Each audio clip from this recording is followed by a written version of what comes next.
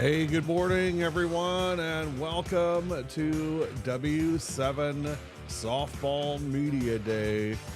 This is our third year of doing Media Day, and each year it seems to get bigger and bigger, and we've got a great slate of guests for you today. So I know everybody's at work, so just keep your computer on and just keep it nearby. Make sure you still get your reports done and all of your assignments done for the day. And kids, if you're watching, you shouldn't be watching. You should be at school learning today. But we're glad to have you along. We've got 17 coaches joining us today, and we've got a big man in the leadoff spot. Let me bring him on here, and we'll get this thing going.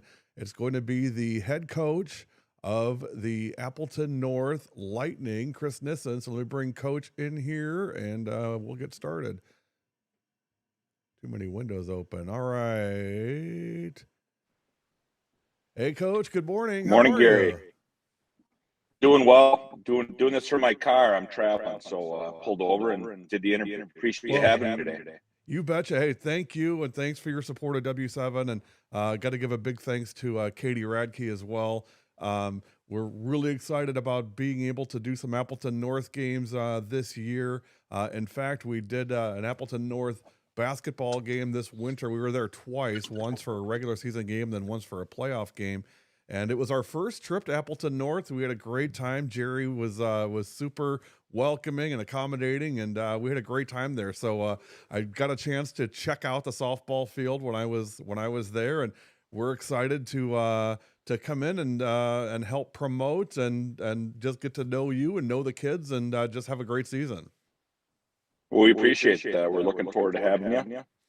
Well, let's get in and talk about, let's start with last year, Coach. 2025, we've got it on the screen here, 11-14 overall. Of course, the FVA, which I know I'll get some pushback on this, but I'm still in the firm belief that the FVA is the toughest conference in the state. And I think, if you look at the top 5 teams, I don't know if they can make an argument.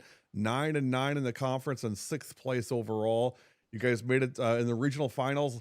I can't tell you how many games I've seen in postseason that are 1-0 games, and I guess what comes away on that for me is even more so than basketball and volleyball, softball is really won and lost in the margins, isn't it?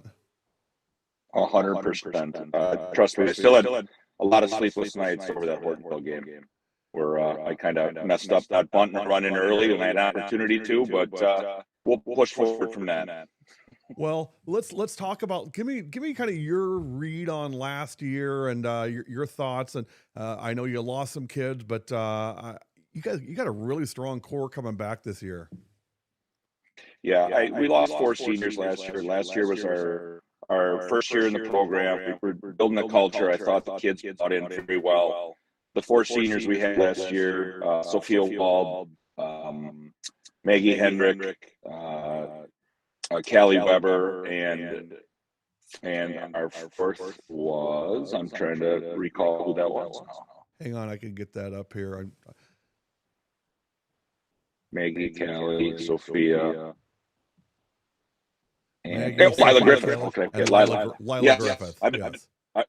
I've only coached Lila since she was 9, but just great kids, great leaders. I thought they did a fantastic job. Sophia had a rough season because she had injured in the summer before, was really unable to recover from that. So we actually put a lot of pitching pressure on Charlotte, which she handled obviously well. But with that being said, we have some pitching help for this year, albeit young, but we're not going to, we'll be able to pitch Charlotte 50 to 60% of what she did last year to make her a little bit more effective towards the end of the year and certainly for the summer. But I overall loved how the kids competed last year. We had a lot of 1-run games, whether we won them or lost them. First game against Kakano, we were 0-0 into the 5th. To be honest, I think we weren't on a lot of people's radar. Nobody was thinking they had to do much when we rolled in, and then after the first time through the FVA, that changed. And I heard a lot of that from the coaches. in I don't know the how close conference. you are with Tyler So Gunther, the head basketball coach, but what's funny that you say that because Tyler told me the exact same thing with basketball. I mean, I don't think anybody expected them to be as competitive and as tough as they were. So it seems like it may be kind of a lightning culture thing that's happening up there around girl sports. I think so. We're going to get girls back in. And Tyler does a great job. Him being first year this year, the softball program, we had the girls in 3 days a week lifting weights in September, 2 night open hitting since September, and everyone's bought in. Everyone's showing up and they're fighting for each other, and that's what it's about. The results will take care of themselves, but just love the culture that the girls are bringing. They're fantastic kids. What can we expect to see this year, Chris, as far as identity wise for Appleton North? I know we're early, so there's a lot still kind of be determined, but just, your initial read on what the 2026 version looks like. We have developed a fairly high softball IQ. We really work on that a lot. We're still young. We'll start 3 freshmen, 4 sophomores, 2 juniors, and a senior. But even though that's just an age, in my opinion, a lot of these kids have played high-level softball. Right. They've been in pressure situations. We look at that as pressure's a privilege, right? We'll be fast. In our opening scrimmage against De Pere, I thought we had fantastic at-bats. We were attacking early. We barreled up a ton of balls. Our defense, we kind of moving some kids around here and there. And to be honest, in the scrimmage, we didn't get a lot of opportunity to work on defense, so we work on that a lot. Our pitching is young but solid. Well, you had 10 strikeouts out of 12 batters, so that's a pretty good scrimmage, I guess. And De Pere, I mean, that's a good program. 100%. They've always been a great program. So we actually want to work more on pitching the contact. So it wasn't technically what we expected because we think we'll have a solid defense. But to be fair, our pitchers have great stuff. For as young as they are, they spin the ball incredibly well, change pitches, and take any advice that we give them. I'd love to get your insight on this. I got a chance to talk to Charlotte this winter. She came on during one of our basketball games, and we had a chat. What really strikes me with her is she seems very even. A lot of times you get kids, especially at that age, there's a lot of high and low swings. I mean, to me, every time I've dealt with Charlotte, she seems, it's never too high and it's never too low. And boy, you got to love that in a pitcher. Yeah, she is absolutely that, Gary. She's a very black and white person, very even keel, incredibly hard worker. Nobody works harder at their craft, in my opinion. She could give herself a little more grace if I'm being honest. Right? Yeah, I'm with you on that. Own biggest critic. Yeah, I'm with you there. She's her own biggest critic, but we enjoy having her. I'd like to see her smile a little more. She's the ultimate competitor, and she wants to go out there and. She doesn't have a whole different mentality than Carly Meredith had last year. She's not interested in anyone putting the ball and play on her. Yeah, it's interesting that you say that because I mean I think we're at a flex point in the conference, and maybe I would never say Kaukauna not going to be what they are because they're always phenomenal, but I think that there's some opportunities here. Is it fair to say? Do you think that that Charlotte could be maybe the best pitcher in the conference? Is that a fair statement? She's in the conversation for sure. I mean, you have Grace Donosky, who's a fantastic pitcher. You have Kylie Maffey, who also is a fantastic pitcher. And Bella as well at Kimberly. Yes. So Charlotte's definitely in the conversation. To be honest, last year, I thought she should have been a first-team all-conference pitcher, which ended up going to Susan Bowles. No disrespect to Susan, but she was a hitter than a pitcher last year in the conference. So, yeah, definitely Charlotte is in that conversation. Well, make her hungry for this year, no doubt about that. What do you see, this year, Coach? I mean, you guys were 9-9 in the conference last year. What's the next step for this program, and how do you get there? Continue to work hard. I think our next steps, Gary, our goal is to compete for the conference championship this year. To be completely honest, I mean we have high hopes. I think that's a very fair goal. I think that's a very fair goal for you guys. we are young, but we're talented, and the kids have worked hard. They put themselves in this position. There's still going to be 5 really good teams in the FVA, and any given night, it's going to be about consistency. To go back to your Charlotte point, you can't get too high, can't get too low. Just keep working through, and it's about accepting failure in this conference, right? We talk about that all the time in our program. The best softball and baseball players fail 60 to 70% of the time, and it's how you deal with that. Yeah, no question about it. Your read on the conference this year, Chris? I mean, it's the same, the usual suspects, as I would call it, but maybe a couple more too. But give me your read on the on the conference this year. Absolutely. There's always be the queen until stocks up the hill. Right? So they lost. Luke Carly on have good income back. The South team will be solid. They probably have the hitter in the conference back. To be honest, good. A rumor there that lost their catcher, which is it's just fortunate to a jury, but they'll be a really solid team. And Horton will be incredibly good. And this year, fun as well. They do it nice every year. He puts Brian a ton of work into that. Brian, I talked to Brian the other night, and I got to tell you, he wasn't overly pleased about not cracking that top 10 in the preseason rankings. And knowing Brian as I do, I think he'll play the disrespect card really well with his kids and say, yeah, gee, I guess we're not one of the best around. I guess we got to prove it. And again, as a coach, I mean, you got to love opportunities when you kind of get to play that card a little bit. Absolutely. And I'd rather be the hunt. A lot of the time, I think the kids will as well. I don't know that we actually did that this year, so we'll change and settle that. Yeah, I think you guys are going to have a hard time staying off the radar this year, to be honest. I think there'll be a lot of teams looking for you guys throughout the year this year. How do you measure success, Chris, at the end of the year when you put all the jerseys away? And I mean, obviously the records say what the records say, but when you look at the program and look at the end of the year, how do you say, hey, we've made progress this year? What are the I guess the things you look at? We look at getting 1% better every day. The entire program, just the city to look softball, you get better. We're much a woo over me culture, and we look at process over results. To be honest, and so you your best effort and control. You can control and cut the chip over they make. If we go out and compete ourselves in games, put our foot forward, we can stay away from injuries. The 12 of May and the Red Falls does, I consider that a successful season. Well, I'm really excited. Let me put our schedule up here. So we're going to see Appleton North as of right now, Chris, and I mentioned it on our podcast this week. I mean, it's our schedule is what I call a house of cards. I mean, just like everybody else's, I guess. You hope for good weather and you pray that you get all these in. But, we're going to see you guys getting some really, really good competition. I mean, you guys didn't line up any green puffs for us. We're going to see you at Fox Valley Lutheran. We're going to see you in a home and home with Fond du Lac. You guys at Fondy on a Thursday and at your guys' place on Friday. Nina, who's in the top 10, and then Hortonville. I mean, we're coming in hot with Appleton North this year, Coach.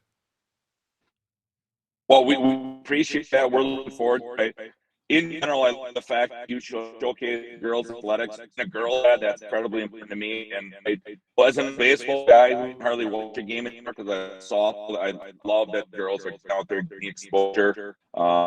And we on top of the league game, went out and scheduled one that was to play. We're looking to play some high bass, so we had to get some competition in our schedule. Yeah, you guys, it's definitely a competitive schedule for you guys this year. Of course, the conference, but also non-conference as well. Taking on FVL. I mean, that's going to be fun seeing Charlotte against Madison Babcock at FVL. That game might go 27 innings, Chris. I mean, we'll have to see what happens before somebody scores. It could be. Hey, Coach, I want to thank you for the time and thank you for your support. We really appreciate you and appreciate Appleton North, and looking forward to seeing you guys on April 27th and getting some time together this year. Thanks a lot. Appreciate everything for the girl. Have yourself a great show. Looking forward to watching it. Will do. Chris Nissen, the head coach for Appleton North. We're going to take a quick break. When we come back, it's going to be Kaylee Gendrich from Sussex Hamilton coming up next. You're watching W7 Media Day live.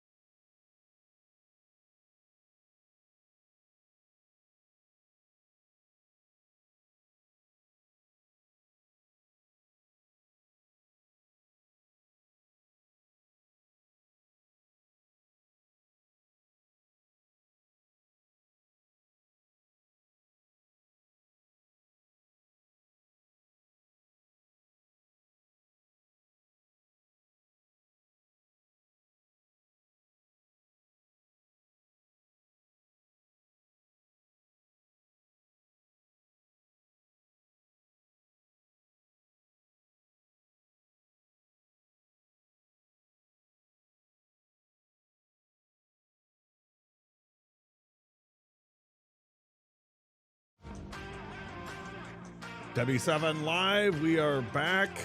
Media Day rolls on. A great visit with Chris Nissen, the head coach for Appleton North. And coming up next, there's never a day I don't talk to her and feel better about myself and feel better about the world, because she's just so positive and she's got so much energy, and she's absolutely one of my favorite people in the whole world. It's going to be the head coach of the Sussex Hamilton Chargers. It's Kaylee Gendrich. Coach, welcome. Good morning, and thanks for joining us here on Media Day. Hey, thanks for having me.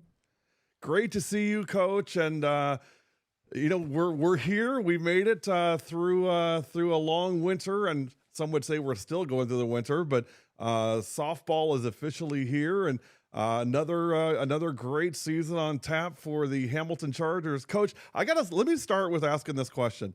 It's in all sincerity I ask this: is there a season yet in your reign here at Hamilton where you have not gone to Madison? Do believe there are a few, but that's, I don't like to talk about that. I like to talk about today's practice, the next game, just to keep my girls in the present moment. But, I get humbly asked this quite often. And, honestly, there's not a season and experience there that I don't take for granted. Yeah, so that's the political answer. The real answer is no. There has not been a season yet that this team hasn't made it to Madison, and Kaylee's done a fantastic job. For those of you who don't know her, what I would suggest you do is just go to a Hamilton game, even if you don't have a kid there playing. Just go and take it in, because it's really an event, an experience onto itself. I mean, she's ready to break down walls coming through the dugout for games to start, and I will tell you that passion and that intensity really bleeds over to her players and the whole program, and that's one of the big reasons I believe why Hamilton has been so successful over the years. Of course, really great players. Coach, let's start with last year. You guys got over the hump last year, got a big quarterfinal win, and moved on to semifinals. A tough game against, of course, the eventual state champs, Kaukauna, 2-0. But again, 26-4, 18-1 in the Greater Metro Conference, and a really great group of seniors and some really big W7 favorites in that list. Maya Tabalovich, Lauren Bickler, Haley Schomburg, and Tori Hausman. You've got some big shoes to fill this year, Coach. But before we get into 2026, give me your read on 2025. 2025 was record breaking.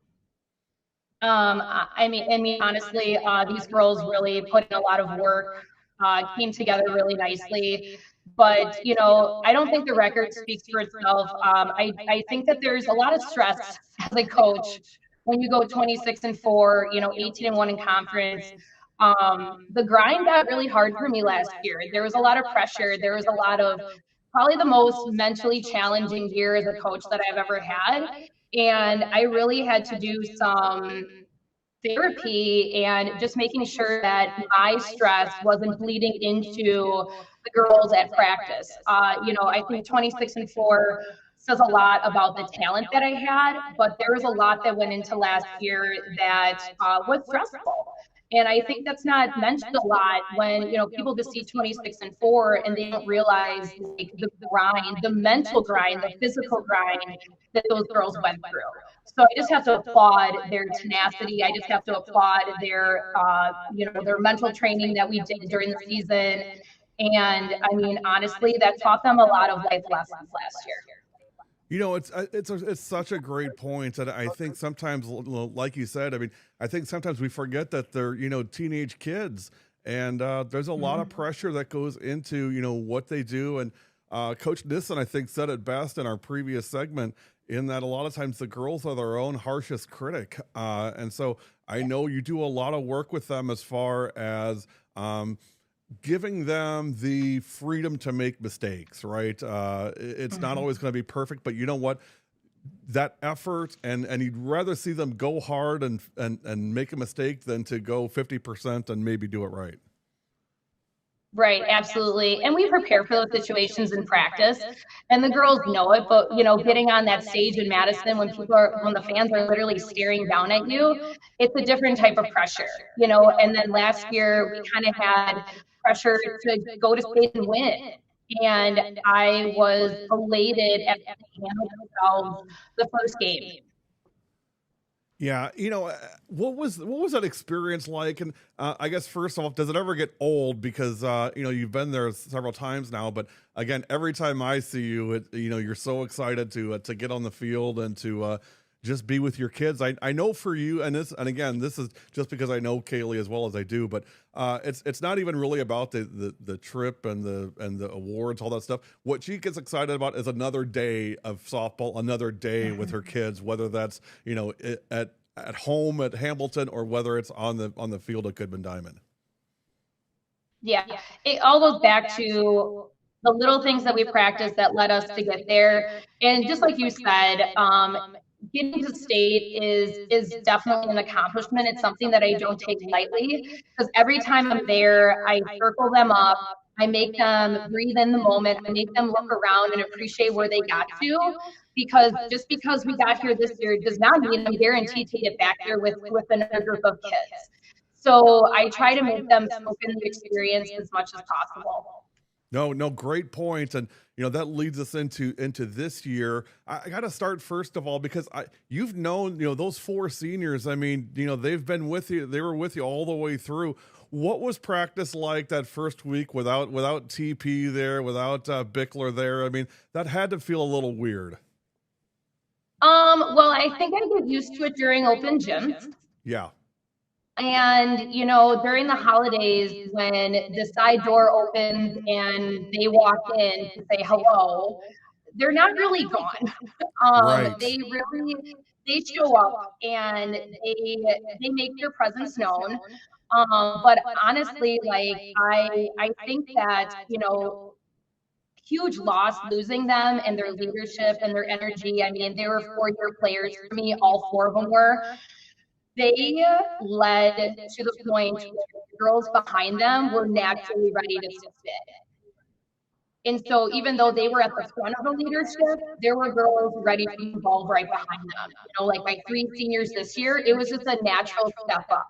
Like I had Glennon, a junior this year, naturally stepping up in the outfield because I don't have any seniors out in the outfield this year. They were naturally, every group, every next class, it's like, it's just what we're about. You're ready to step into that leadership.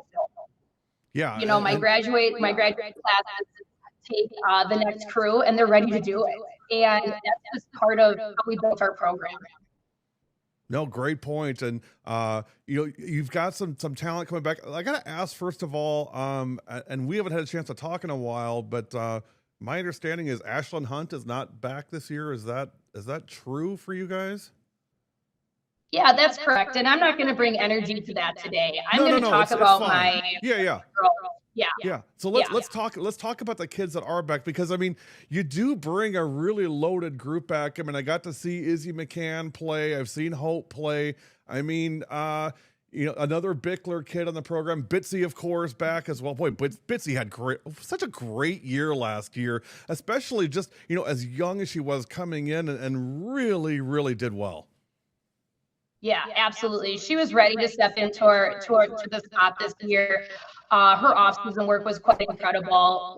We beat Hartford 11-1 the other night with her on the mound, and she has definitely taken the next step to improve her game on the mound. When she stepped off, I was like, I'm so impressed with you. Just her overall persona on the mound, just her calmness on the mound, and I knew what she needed to work on in the off season. And watching those pitches get called and to be truly effective in the circle the other night, I was elated. I was so excited for her. I was impressed with her at state. And again, just you talk about the maturity level.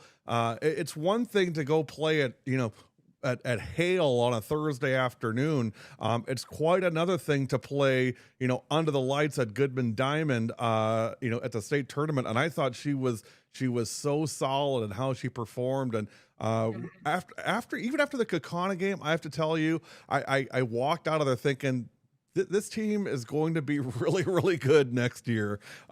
Yes, you lose some seniors, but my gosh, you're still loaded and you still got a great crew coming back. Tell me about, just in the first couple of weeks here, Kaylee, I mean, your thoughts on what you're seeing so far and your outlook for 2026 with these kids. Well, I have 11 returners. That was all on that state crew last year, which I look at 11 of them as having veteran experience now, whether they're sophomores, juniors, or seniors.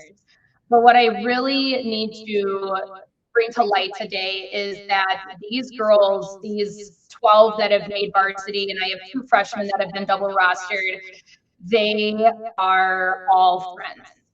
They have built this sisterhood, kind of, I don't know, for the lack of a better word, and it's so refreshing to come to practice and knowing everybody has each other's back. The other night after they beat Hartford together, they went out to Cops and had a cheeseburger and ice cream because they wanted to spend more time together. They are true. This team chemistry that they have taken upon themselves this year to build, because they found it as a priority, is going to be a magical component that we're going to add to 11 returners coming back to the squad. I think we're going to be really hard to beat this year, because we have the magic of, hey, I'm going to play for this girl next to me, and I'm also going to play for 4 down the line here. They all like each other. They all support each other. It doesn't matter what position they're playing. It doesn't matter if they're a first string pitcher, second string pitcher. It doesn't matter. These girls have a true connection. You know, and at the end of the day, that's going to be unstoppable, Gary. Yeah, no, Kaylee, agree. And for any young or aspiring coaches, I mean, if you can get your program to the point where it's a player-led program and the coach is there to help empower the kids, you've really got something. And I could tell even in the games that we did with you guys last year, it's definitely a player-led program. And you talked about the pressure, Kaylee, and talked about kind of the stress that with last year. I can't believe it's going to get any better this year. I looked at the preseason rankings. I mean, you guys are number 2 behind, of course, you know, the Ghosts of Kaukauna. Is it I guess state or bust this year for Hamilton? I mean, is that a fair thing to say? No, I mean, I think it's a fair thing to say, but you know, that's not how I'm going to coach my kids. I do. So, I mean, honestly, I'm going to throw it back on these girls. These girls are playing with like a looseness about them this year, to where I don't think they are carrying in that pressure. And if they're feeling it, I honestly don't see it, because what I'm seeing at practice is laughing and smiling and taking risks and failing. And when they do succeed, there's girls freaking out for their players that just made an amazing play. You know, that's energy that I'm not giving them. They're doing it naturally. So there's a very different component to our team this year. So you think about pressure, my girls would be like, where? Well, and that makes it doubly fun, right? Because a lot of times, you in a way, a lot of people feel you got to choose one or the other. Do I want to have fun or do we want to win? But if you can put both of those together, like you said, I mean, there's magic in that for sure. Your read on the conference this year, Kaylee? I mean, you guys have been the top of the mountain for a long time. I mean, what do you see in the Greater Metro this year? Definitely in the Greater Metro. I tell my girls this every year, like, we have been historically on the top. However, you know, we're going to get everybody's best game. Yes, you will. Because everybody wants to take down the conference champ from the previous year, right? So of course, you know, Germantown is always going to play well against us. The Brookfield schools are always going to play well against us. You know, Costa East has a really nice freshman pitcher this year. So I don't look past anybody. And I try to tell my girls not to do the same either. Yeah, you know, you guys get everybody's banquet game, right? I mean, you know, if one of your opponents can knock you guys off, that goes to the banquet. I mean, hey, you know, we may have only won 4 games this year, but look who one of them was against, right? So I mean, yeah, you're right. You've got to bring your best every night, because you guys are going to be a target. But I mean, that's nothing new for you, Kaylee. I mean, you know, you've kind of been under that microscope for a while now. When you look at this year, and look at your schedule, I mean, what do you see? What are some of the obstacles you guys are gonna look at this year? Because one thing I love about you is you will play anybody, anywhere, anytime, and I really love that, because the treat for us as fans is we all get really great softball out of it. Right. So when I actually work on building my schedule in mid-May, basically I make a list of potential, you know, non-conference games. So I love that I can control the 10 games that I select. The conference games I really have no control over. So this year, Right. honestly, we started at our sectional. We started at state, who was there last year, and compared what we were bringing back. And honestly, I tried to hunt down the state's best pitching, because that's what you have to go against to get to the state tournament every single year. You can't play teams that aren't making it deep into the playoffs. They're not going to make you better. So, I mean, we're playing the Arrowheads again. We're playing Fox Valley Lutheran for their excellent pitching staff. Sun Prairie East was at state. Cedarburg was at state. Muskego made it to the sectional final. Bradford was in the state championship. Green Bay Preble lost one game all year. And that was a sectional final for them. So yeah, they're so good. John does such a great job at Bradford. Yeah, he does. Yeah, so I mean, it's definitely no cakewalk this year again, Kaylee. Which again, I guess to me that always is it's great preparation for a postseason run because you guys come in pretty well tested, battle tested, and there's by the time we get to the first week in June, there's not a lot you haven't seen already. No, and that's why you do that. And that's why, honestly, like the last couple of weeks is when you do have to go play a tough team in a non-conference schedule. So it's where you place those tough non-conference games that's really important too.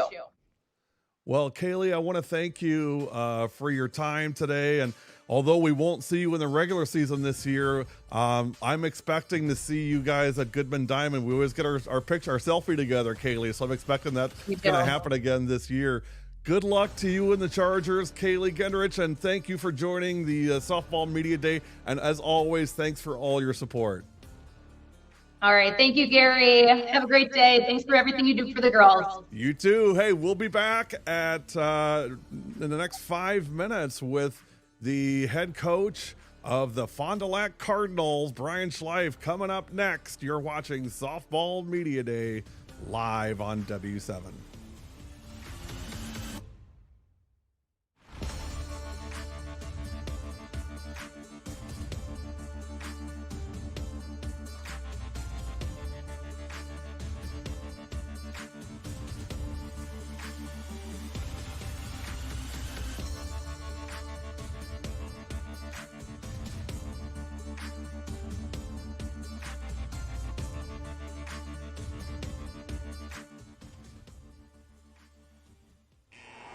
It gets to the point where you have to start giving up sports, then it's time.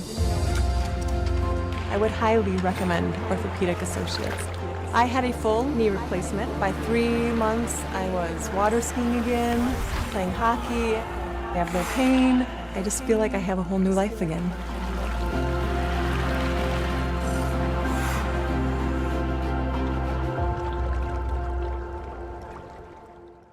If you don't know W7, you don't know Kewaskum softball.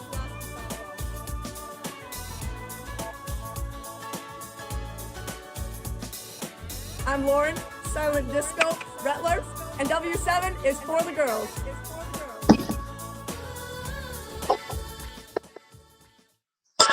W7's got it right, covering girls' high school sports all the time. 100% free, 100% live. W7 for the girls. If you don't know W7, you don't know Superior Softball. I'm Haley Zembo. I'm Emma Ray. I'm Indigo Fish. And W7 is for the girls. If you don't know W7, you don't know Superior Softball. I'm Kenzie Longley. I'm Stella Ewell. I'm Vanessa Veit.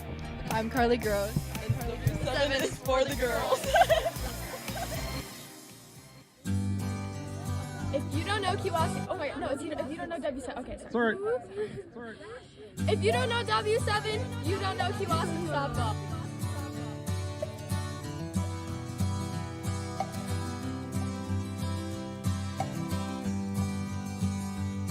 I'm Macy Savish, and W7 is for the girls.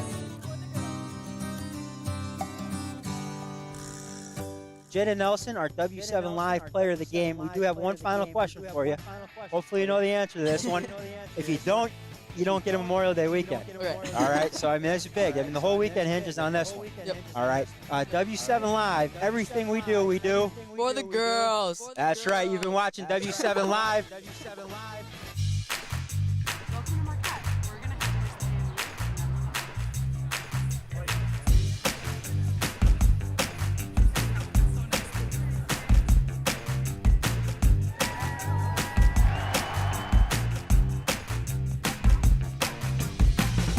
Welcome When you arrive ready for something good, you'll leave connected to something greater. Marquette University. Marquette University.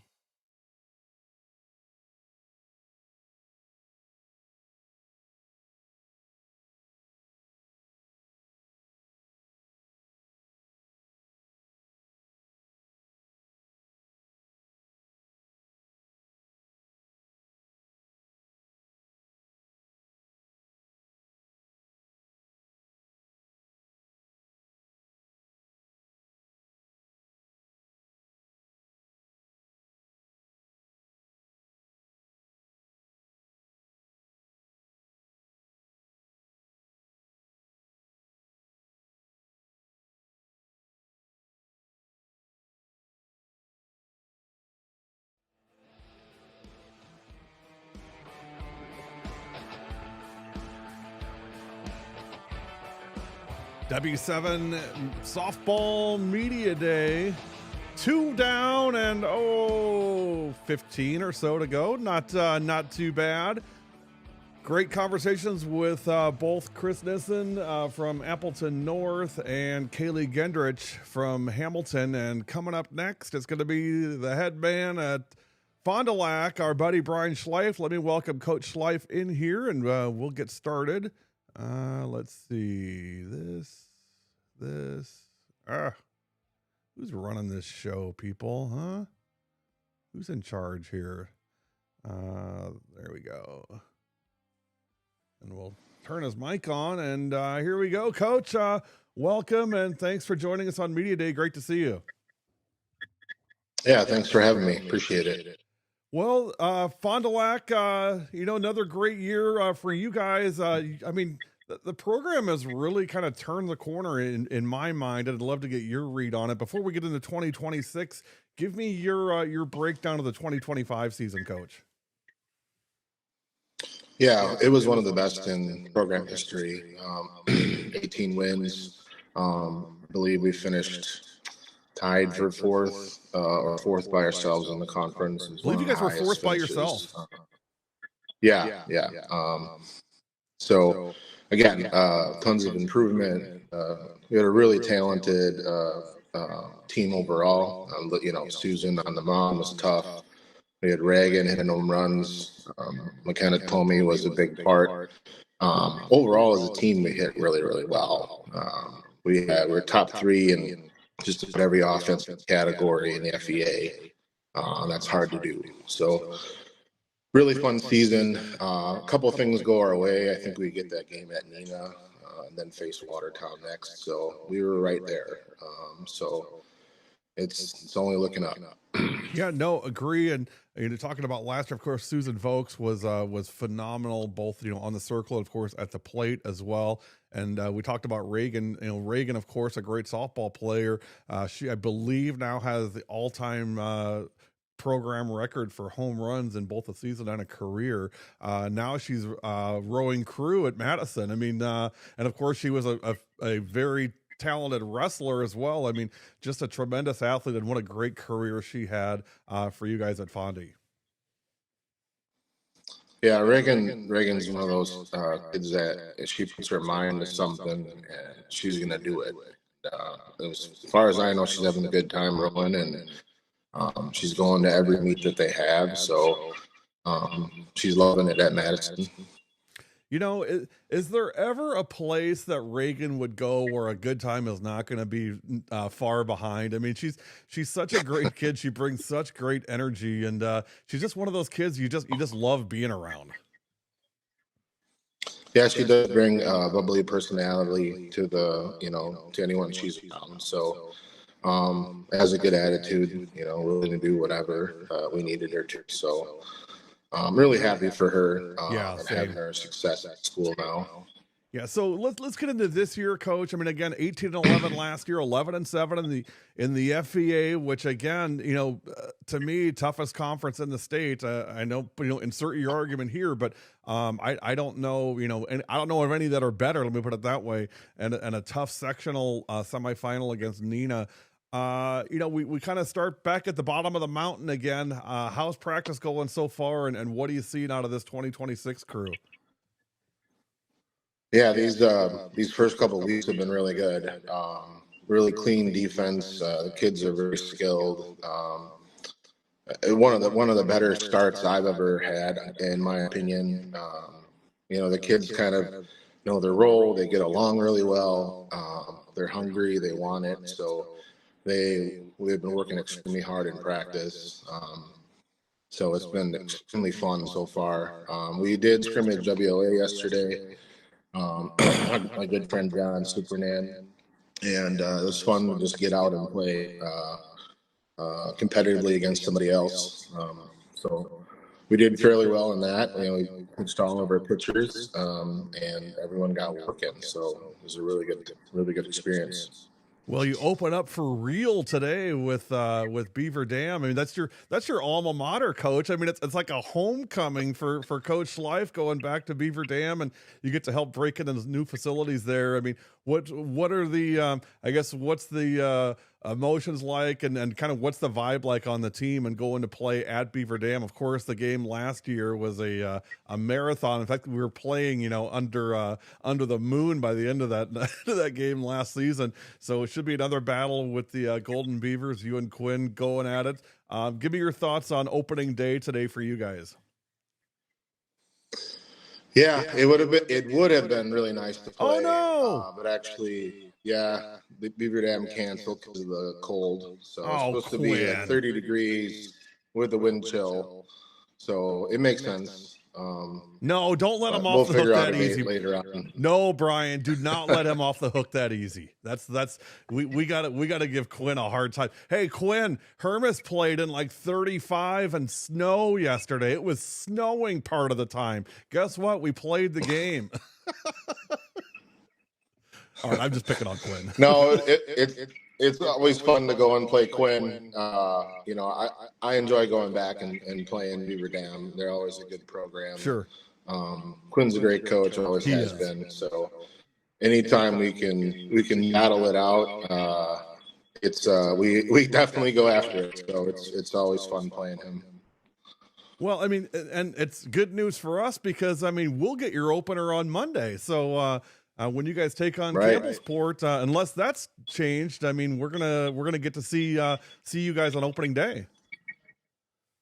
Yeah, no, and Campbellsport's got they have 2-3 pitchers that are really solid. Dan Heisdorf's a really good coach, has been for Dan's a great guy. Yep. Again, the teams around Fondy and the Fox Valley, it just no matter what division is always really good. They're gonna have good kids. Those kids work year round. Sometimes it doesn't matter the division always. We play Laconia too this year. Again, Scott does a great job. He's got a very good junior pitcher. I believe she's a junior now, so super talented. So yeah, really excited for Dan. It was kind of one of those things we both were like, we're on spring break. Let's see if we can't get one in before we hit conference play. So I'm really excited to play him. Yeah, no, that'll be fun for sure. And we know Dan and the kids really well at Campbellsport too. And let's get into talking about some of your kids though, Coach. You've got some great 26ers coming back. McKenna Schultes, Bree Mentink, Mallory Thorpe, Elena Fink, Tristan Ernst. You've got some kids that have seen quite a bit over the last 3 years. So you hate losing that class from 2025, but to me, that 2026 class, they're almost like super seniors as much as they've played. Yeah, those girls are 4-year starters for sure. Super veteran presence, and Mallory, Tristan, and Bree and Lily Birschbach are the captains this year, and they really do a really good job of keeping everybody upbeat and in line and focused. Just like yesterday, it was really awesome to see everyone up and cheering, supporting each other. It was really fun. But yeah, really excited to have those seniors back for one more season. Again, all of their averages are 300 or better. Having Lily back, she was 509 in the FVA last year. She's a big bat for us. She'll bring the home run power for us. But after that, we're going to be fast in the bases, athletic, drive runs in that way. So we're may not hit as many home runs as last year, but we will certainly, put the pressure on the defense. Maddie Gow really worked really hard in the offseason to get stronger. She's going to be another power bat for us as a junior. Then I have some talented freshmen, sophomores. They're going to be up. Sophia De Leon, she's going to skill infielder. She's going to hit in the middle of the order, play second and third for us. Ava Martinez is an elite freshman coming in. She pitches and play infield, a big bat. So she's going to be part of our lineup for sure this season. Then I got a couple other girls in the mix, Lexi Pago and Hobson. Both kids can hit a ton for being just freshmen. Those kids are all products of youth program and their hard work with their travel clubs. So, super excited to get these girls facing some really good competition this year. Forgive me if you've said this already, Coach, but I mean, do you have a number one pitcher in mind, or is it going to be, try to figure that out over the course of the year? Yeah, I mean, Mallory Thorpe comes back. I mean, she's going to pitch quite a bit, but then we got a transfer from Camel Sport, actually, Casey Hall. She's tall, 5'8", tall pitcher, talented, and she's going to pitch a ton too, along with Ava. So we necessarily don't have an ace, but I would say Mallory fits that if anybody. But again, her and Ava. And see, I mean, those girls, they're going to be our pitchers. So, I mean, we're going to have each other's back. If one girl gets hit and we got to switch it out, it's, we're not going to miss a beat, in my opinion. So, we don't have Sue to, strike out 12, 13 kids a game. But we got kids that work year round at it, and they're ready to go. So. When you look at this year, Brian, I mean, goals for you guys. I mean, of course, you finished fourth last year. Is an FVA, contending for an FVA title, in the goal list this year for you guys? Yeah, Fondy's never had one, so that is definitely on our list to compete for a conference title. But again, like you said, the FVA is super tough. There's 5-6 teams that you got to bring your best every game. And that's what I love about this conference. And like I said, with all our veterans coming back, we're locked in and ready to go. I think we can play with anybody. I mean, you just talk to Nissen. He's got 2 stud pitchers. They're going to, do really well for him. And Matthews at Nina, Connor's got good pitching, good hitters, up and down the lineup. I mean, Oshkosh West is a freshman that just had 3 bombs the other day. I mean, it's, every team's going to be stacked and ready to go. So I believe we can play with anybody. Well, and we're going to get a lot of chances to get a really good look at your team and your girls this year, Coach. I mean, of course, we're going to see you on Monday against Campbellsport, but also we're going to travel with you over to West Bend East in April. By the way, get ready for 126-mile-an-hour winds. I mean, I don't know what it is over there, but I mean, it is always just crazy windy. And then we'll get a home and away with Appleton North, and then we'll be back at your place May 9th on Saturday for Hartford and Notre Dame. I mean, some really good competition. And again, knowing you, I mean, you like to play, teams that are going to challenge you guys, and no shortage of challenges on your schedule this year. Yeah, exactly. I'm excited to face Notre Dame. Kaya Waldrop, I've known her dad for 20 years playing slow pitch, so I'm excited to play against those girls. And Hartford's going to be really good again. They got some talented freshmen on their roster. Overall, I mean, we play Slinger too. We try Bayport, we play also. So, I mean, just teams that are going to get us ready for the playoffs. That's the biggest thing. Like I listen to the Hamilton coach, and I'm on the same page. Like, we try to find teams that are very good at good pitching, just so our girls can be dialed in when it comes to playoff time. Because we expect to make a deep run. So that's our team goals for sure. Yeah, it's going to be interesting. Of course, I love your facilities. Over at Fondy, it's great doing games there, and it seems like it's always high energy and a lot of fun. What, when you look at, this coming season, I mean, at the end of the year, when you kind of put everything away, I mean, what do you look at to say, hey, this is how the program advanced again? Of course, the record's one thing, but what are the measurables you look at to say, hey, we took another step forward this year? Yeah, the biggest thing is our program culture. Just when the freshmen come in each year, they kind of know what to expect.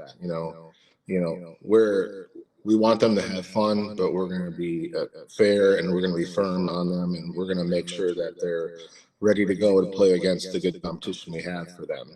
And that trickles down all the way to the youth program. Outside of the 8th grade class, 7th grade down, there's 10, 12 kids per class. And that's something, again, that myself and my staff got to work with right away when I got hired in 2020 to really boost the numbers. I mean, we went to elementary schools and we did sessions. I mean, we offered free pitching lessons. I mean, anything like that to get more girls into softball, and it's only getting better. We have, travel softball is a big deal, so we offer Fun Diffusion as a part of it. But the girls that are more talented or want to play on bigger stages, they go play Velocity, the Bandits, Aces, or anything like that. And it's awesome to see very few kids that don't play travel. So that is very different from when I started. So the reps year round make a difference, and those kids play that put the work in. So. Well, I mean, there's no doubt the program is very healthy. I see a lot of stuff with Fusion and what they're doing. So, keep up the great work. We're looking forward to seeing you and the girls on Monday. It's been way too long. Excited to give Gary a hard time when I'm up there as well. So, look forward to that, Coach. Sorry it didn't work out for today for you guys, but again, our benefit, we get to see on opening day on Monday. Yeah, it's going to be exciting. I'm excited to see you and excited to get going on Monday. So appreciate you having me. Thank you, Brian. Brian Schleif, the head coach of the Fond du Lac Cardinals. When we come back, don't call him Navas. It's Navis, Josh Navis, the head coach at Waupun. Coming up next, you're watching W7 Softball Media Day live.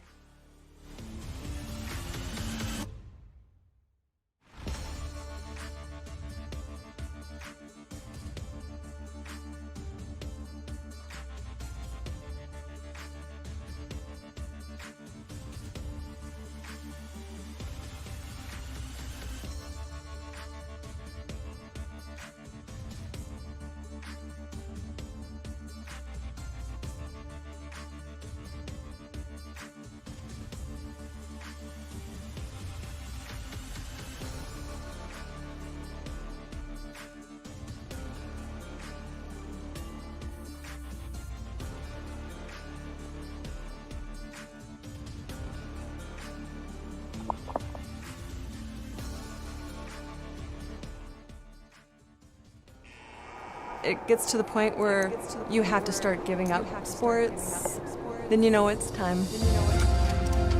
I would highly recommend Orthopedic Associates. I had a full knee replacement. By 3 months, I was water skiing again, playing hockey. I have no pain. I just feel like I have a whole new life again.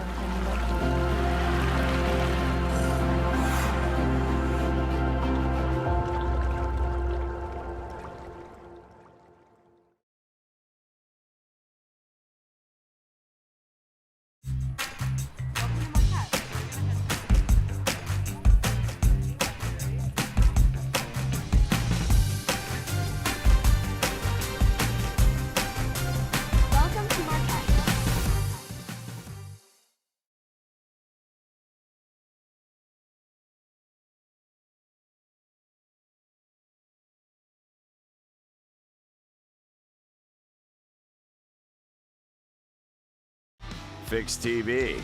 Live contents like never before. Switch between multiple live channels with ease. Access anytime, anywhere with our user-friendly app. Fix TV brings the action right at your fingertips. Download now. Available on all devices.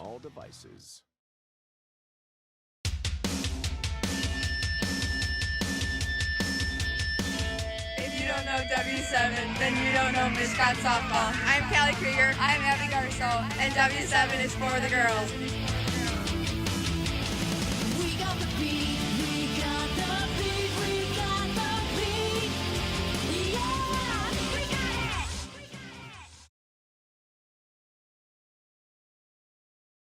it. If you don't know W7, you don't know True Austin Softball.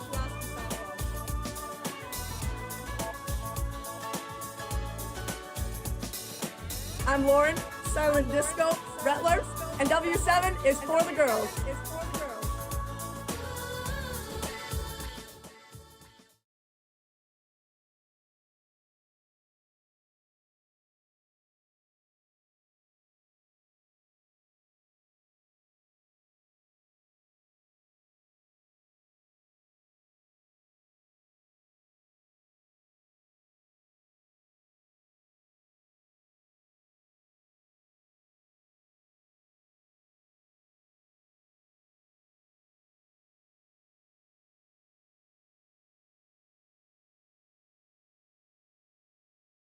W7's got it right.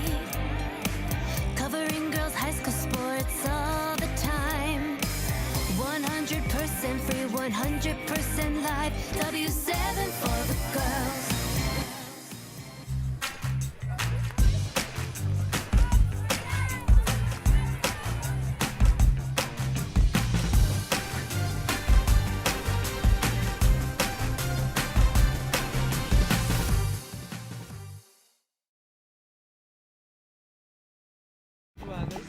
Okay, here we go. Okay, ready? 1, 2, 3. If you don't know W7, okay, if you don't know, okay? 1, 2, 3. If you don't know W7, you don't know Oak Creek Softball. I'm Sierra Kilborn. I'm Riley Gonzalonic. And I'm Matt Nicole. And W7 is for the girls.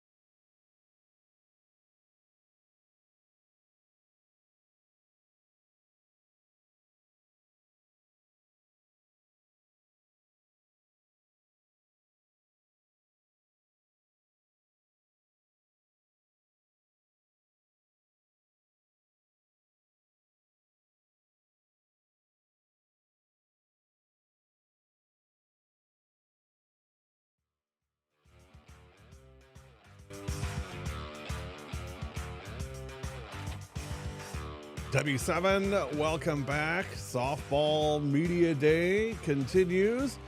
Gary Wilberman, we've had 3 fantastic guests, and there's no reason to think that our 4th is not going to be just as awesome. He is the head man at Waupun. It's going to be Josh Navis. Don't call him Novice. I keep telling you guys that. Let me see if I can get Josh on here, and we'll get started. Let's see. There's 1, 2, and 3, and hello, Josh. How are you? Hey, there I am. There you are. Hey, welcome, and thanks for taking the time to join us on our Softball Media Day again this year. Appreciate it.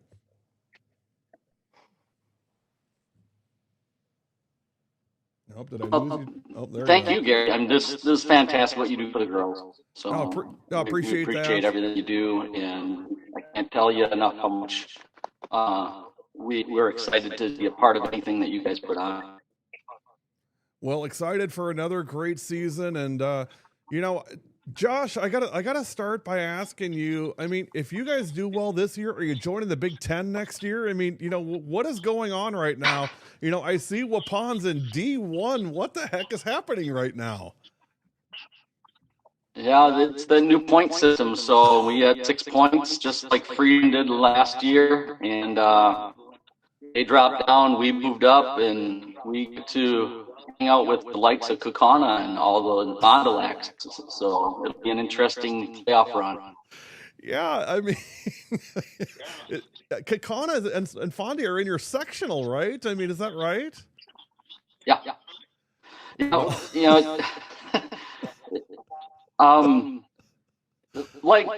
Like Coach just before me goes, I mean, this area has great softball. So these girls, our 8 seniors that we have, they played against these girls. They're ready. If they're in a year that you want to be at D1, it's when you got 8 seniors. 7 of them starters. So, and we'll see on our 8th one and how she's earning some time in outfield as well. So it's definitely the year to have that. Well, it is, and kind of like I talked with Brian in the last segment from Fondy. I mean, it's not even just 8 seniors. I mean, it is 8, battle tested. These kids have been, have played a lot of softball and a lot for you. I know a lot of club ball, but I mean, yeah, they're seniors, but I mean, they're coming in as seniors. A lot of times, kids leave as seniors. And it's a weird way to put it, but I mean, these kids have seen a lot in their time at Waupun. Think about it. Most of them were even managers when they're in 8th grade. So they've been in this program a long time. But they played in 3 sectional championship games, 1 state title, and they have some experience that I tell you. 2 days ago at practice, I mean, it looked like season born. Even Ryan Abish, our third base, she goes, "This is really cool, a faster playing, and it's just really fun to watch the level of these girls." And they share it. The first week is sort of our tryouts, or we call it evaluation week. Yeah. And all of them were teaching up younglings and really sharing their knowledge and experience with all the girls. Because of that, I have a culture. We have a JV2 team this year, JV1, JV2, and varsity program, and they want to be up for this 50th year of our Waupun softball school programs. It's pretty neat. We're continually passing on this great softball knowledge here in Waupun. Yeah, I mean, it's such a great program, and I certainly wasn't making light about you guys having to play Kakana and Fondy. I have no doubt in my mind that you guys can play right with anybody. I mean, you've shown that. I mean, it's a great program. It's a mature program. If I'm some of those D1 programs, I don't know that I'm super excited about Waupun joining in that sectional, but Addie Braun, of course, has had such a great career. You do have 3 seniors to replace, and I mean 3 pretty good ones. I mean Caroline Rowan and Kaylee. I mean that's a lot of production that you've got to replace, and not just production, but also some really strong leaders too. Well, I talking to Maggie Kluge is our in the catching spot this year, and obviously Kaylee Westfall. I mean, she's literally the player in the history of our program. She's got every record except 3 in those 3. She's 7th, and she's at DePaul and doing well for them. But they just play their own game. You replace people like that. You just try to have the girl who's replacing them be as good as they can be. And talk to Maggie about that, and she's been fantastic through her off-season work and coming up. She's caught acts since she's been in 8th grade. Because we bring up our 8th graders, catchers and 8th grade pitchers come up as our managers, so they see a lot of that stuff, and we've seen caught her for a long time. What do you see this year, Josh? Kind of, look at. I mean, the conference is different. There's no more East Central Conference. Are you guys in that Glacier Trail? I mean, where are you guys? Even I don't even know where you are. Where the hell is Waupun at anyway? Right. Well, we're the neat thing about Waupun. We're an hour from Madison. We're an hour from Milwaukee, and we're an hour from Green Bay. So we don't have a lot of time, too long to travel, but we have to travel. Yeah, right. They put us in the Capital North, So Yeah, you know, you that's go from weird. one fire to the next. Yeah, Capital Yeah. North. I So mean, we gotta. how do you fit there?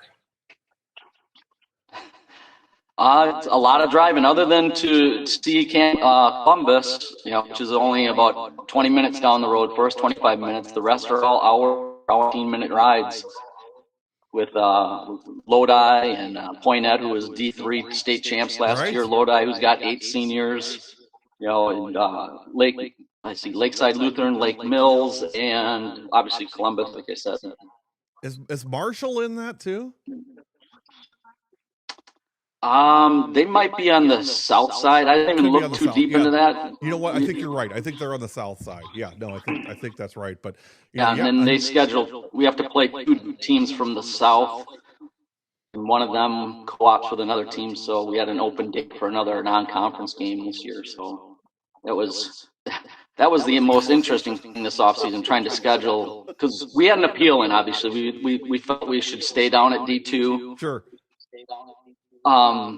So I had to wait so long to schedule games, and once we found out we were in D1, then I was contacting as many D1 teams as I could, and they already had schedules full on dates that we had. We had Fond du Lac, and then coach forgot about prom, or they moved prom on him, so we had to cancel that game with them. But Madison Memorial stepped up for us, so we do have one Division I team that we played. We tried to get as many as possible, but it was so hard because of the appeal that we had in, and my cat just fell off the table. This has got to be the most entertaining. This has got to be the most entertaining interview of the day, I would say, so far. But the nice thing is, once we had some dates, we knew we were going to play. I didn't even care who we played. If they were going to say yes to us, we're going to play them. You know, and a lot of teams stepped up that in years past, a lot of teams don't want to play us. You know, and I don't know why. You want to play as best as you can, and that's what we were searching for. But we still got Lamira, got Cambria Friesland, who's a great, D school. Laconia, obviously, and then New London's coming down by us since we traveled up there the last couple of years. So we got a lot of really good non-conference schedules for our girls to compete in. Josh, in the preseason schedule, or in the preseason rankings, you're ranked number 9 in Division II. I mean, yeah. I think Max Preps is still working on where they're putting everybody. That was nice of the other teams to recognize our girls in the hard work that they put in the last couple of years. But we will be probably in looking at our sectional. I mean, we could literally be undefeated, win the conference, and still be ranked 7th. Yeah, no. Yeah, once we get to seeding, so that's how good that sectional is, and we certainly are looking forward to playing them all. It's a challenge, but you know what? Again, I talk about those, these seniors, Addie always comes to mind first, Addie and Carly both. A couple of years ago when you guys won state, let's be honest. Even yours truly here didn't think you guys were going to make it. Not only do you make it to state, but you go through and win both games and you win a gold ball. So, I'm truly not going to, have a lot of, sympathy for you guys, because I know how strong the program is. I know how strong the coaching is. I know how strong the leadership is on that team. So, I have no doubt that you guys will be a very, very tough out, regardless if you're playing in D2 or D1. I know you're playing in D1. So, I think it's going to be fun to watch. I think the upside for us as softball fans is we get to see some really, really great ball, and your kids will play against the best of the best. And after 2 years ago, Josh, I never count those kids out, especially Addie. Yeah, well, between adding to Addie, you have Hannah Beatty and Amelia Jones, Leah Bawalda, Aubrey Farley, all career batting averages over 300. So I think their career started when they were freshmen and sophomores. Yes. So it's where you'd think the batting averages were a little lower, but they're not. And with Carly being absolutely just shut down. Now it's shortstop for us the last couple of years, and Ryan Babish is one of the best third basemen the program's ever seen. So she's a I mean, tremendous athlete. we are Coach. really looking forward to Ryan is these such a great girls. athlete and such a great competitor. I've really enjoyed watching her compete all through high school. And again, when I think about the gold standard of like a small town program that really does things the right way and that really develops kids. I mean, Waupun to me is always near the very top of the list, and I'd expect no different this year. How do you talk to your kids, Coach, just about the season that's coming? Because again, I mean, there are a lot of things different this year that you guys haven't had in past years. I mean, how do you approach that with the kids? Is it just, hey, it is what it is, we're just going to go play and we're going to put our gloves on and go out in the field and play? Or is it, hey, we've got to be aware of these things that are different from last year?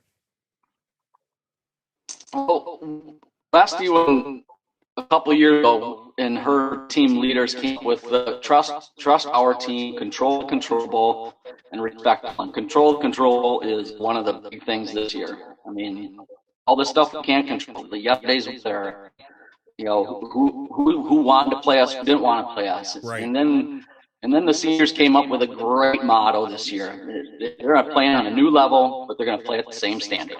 Love that. And they're just a great, amazing group of young ladies, and I can't ask for anything better. Especially 2 days ago, it was all the coaches looked at each other, and we just collectively just said, "Wow." Well, I talked to Kaylee about and talking about. Go ahead, Josh. Oh, go ahead. Sorry, Gary. No, go ahead. Well, and so we're at practice, and you talked about watching Ryan play at such a high level. That's how the practice is. So you think, you just can't click and turn it on. You're not practicing at those levels and at that speed. You just don't see it happen on the field. And Ryan and all the girls, and even her sister Alexis, who's a sophomore, starting second for us. I mean, they're nothing but high level, high speed, expectations, and one not afraid to fail at practice, and pushing themselves. So, and that's where we're really learning our output, because we got to replace one harder. So we'll find out who's going to replace that. And we got a lot of competition going on. Reagan Holtz and then Bailey Albus Senior. So we're really looking forward to seeing where all these girls are going to take us. And then when seniors leave, we have Corbin Menzel and Glenn Krause, pitchers for us that are just absolutely be varsity starters on every program in this state. And I guarantee you that's not hyperbole by any means. I mean, both are throwing above 60, great movement pitches. And Caitlin, the lefty, Corbin's in a great way with a two-seam that's great. It's incredible how the future also set up, and they get to learn from these great seniors.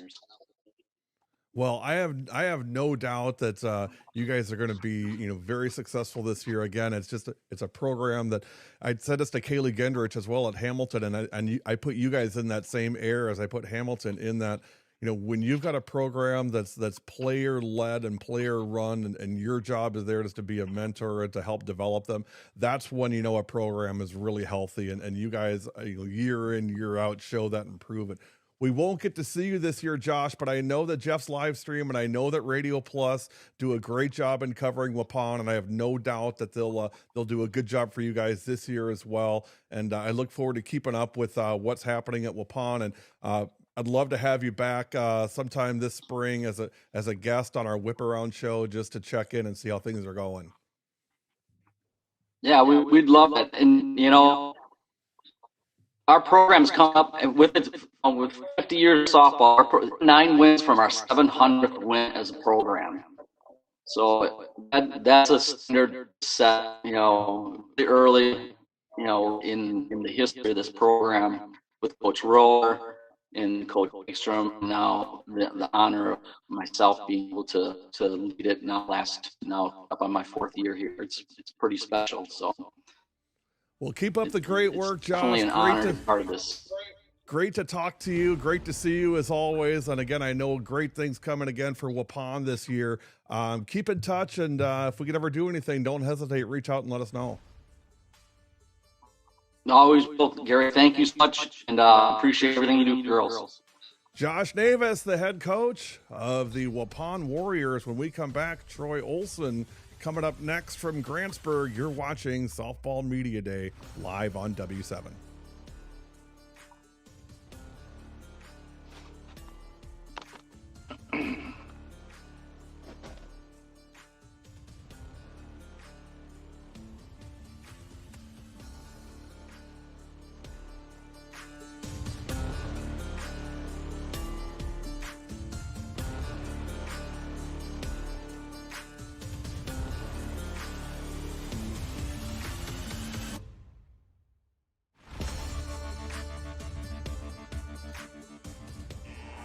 It gets to the point where you have to start giving up sports, then you know it's time.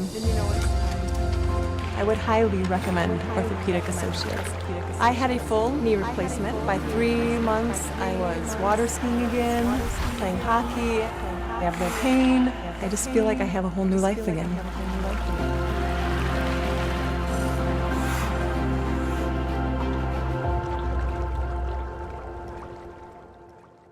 My younger brother got me into cycling about 15 years ago. After I was injured and the cartilage started to wear out in my left hip, I just became sedentary.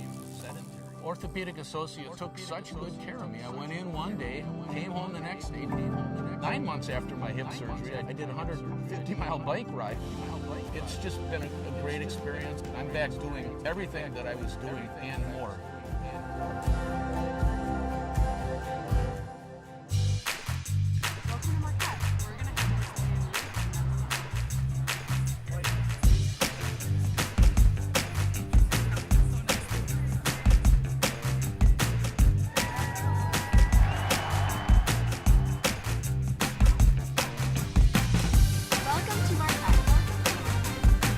When you arrive ready for something good, you'll leave connected to something greater. Marquette University. Marquette University.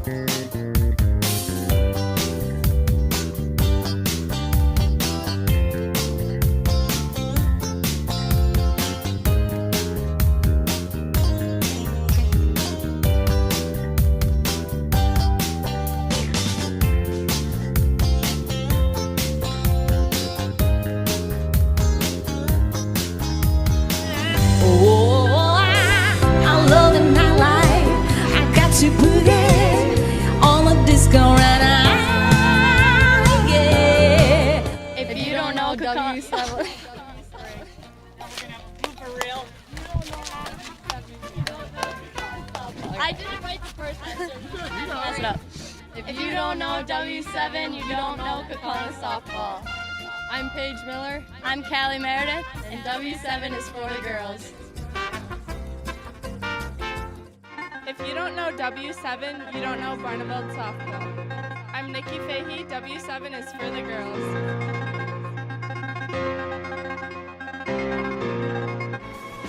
There she goes.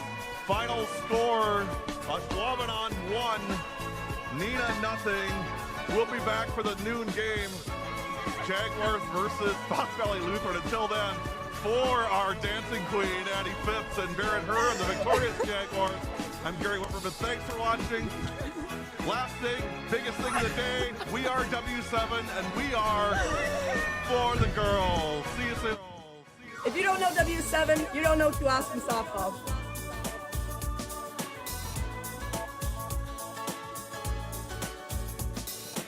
I'm Lauren, Silent Disco, Rattler, and W7 is for the girls.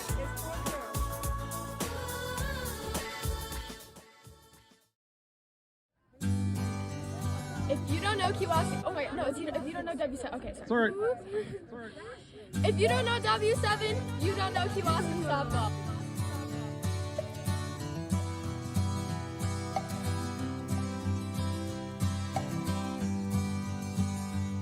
I'm Macy Savish, and W7 is for the girls.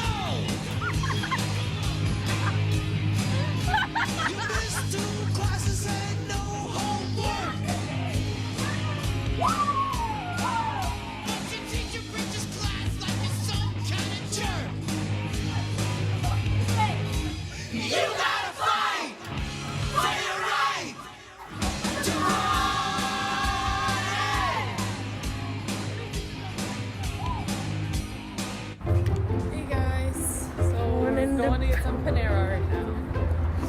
Can't figure out how to get it right. Can't work the camera, but it's fine. But we're fine.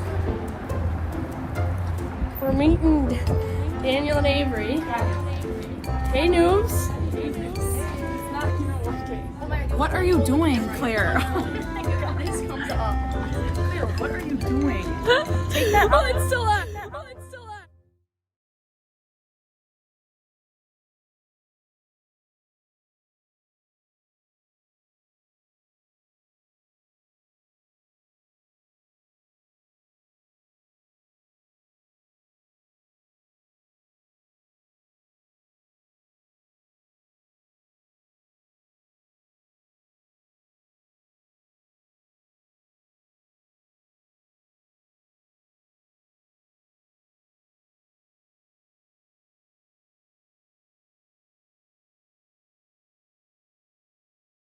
No need to ask, it's smooth operator. Smooth operator. Smooth operator. Smooth operator. Coast to coast and lake to Chicago, West and Maine.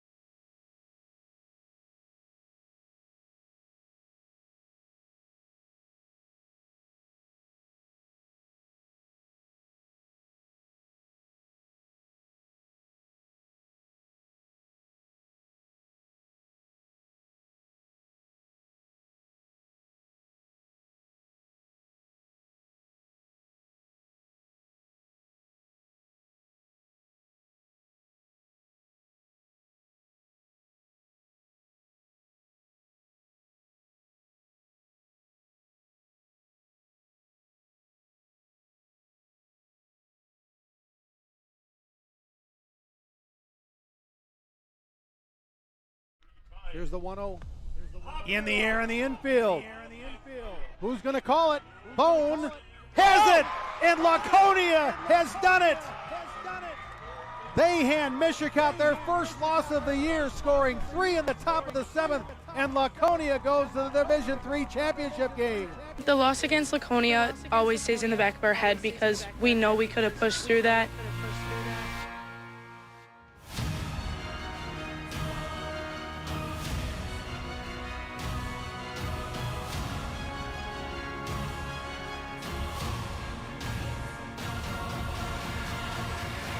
Let's go in there and show them where Mishicot is and what we can do. Come on. The Mishicot.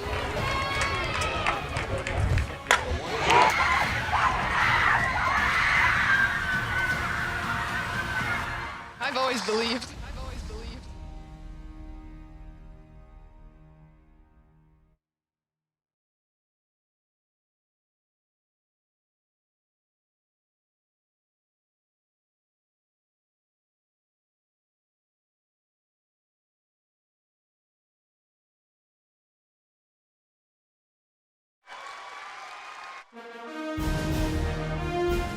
And will Coach Matt Stubbe from Germantown please come forward and receive the team trophy.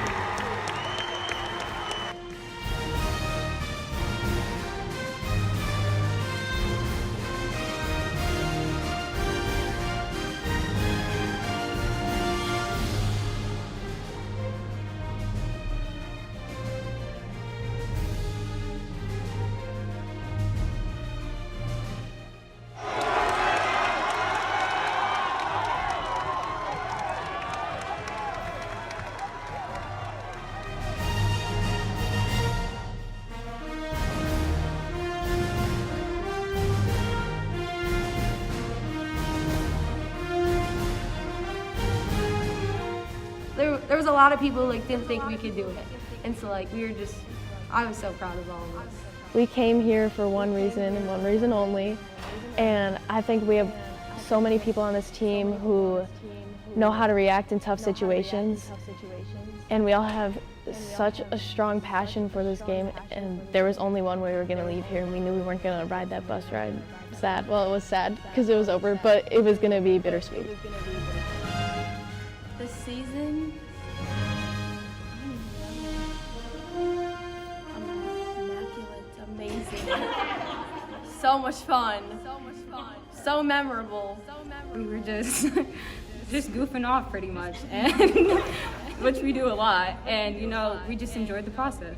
Some of us have been friends since like 6th grade before that, so I think like knowing it's the last time I'm gonna play with these girls is gonna be really sad. I would not take back or regret going out again this year, and just the love and support I've gotten from everybody means a lot. I feel like it's kind of bittersweet because I'm done playing high school basketball and I'm done spending every day at practice with these girls, but just knowing that we did everything we could this last year means a lot.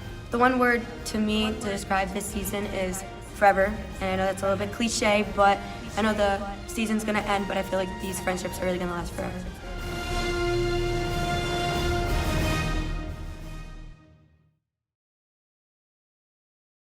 If you don't know W7, you don't know Judah Albany softball. Okay. Me first. I'm Sierra Davis. I'm Gracie Freetag. And W7. And W7 is for the girls. I'm Sierra Davis. And I'm Gracie Freetag. And W7 is for the girls.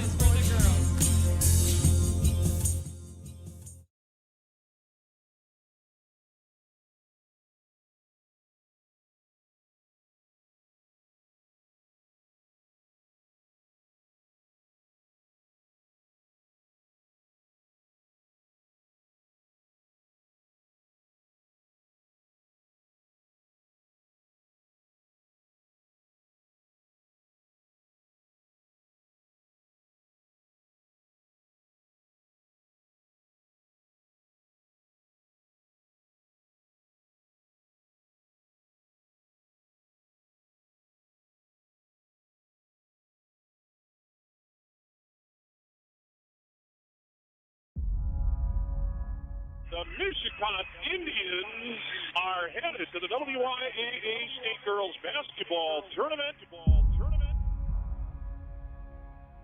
It was not easy, but the Indians are part of the D4 Final Four.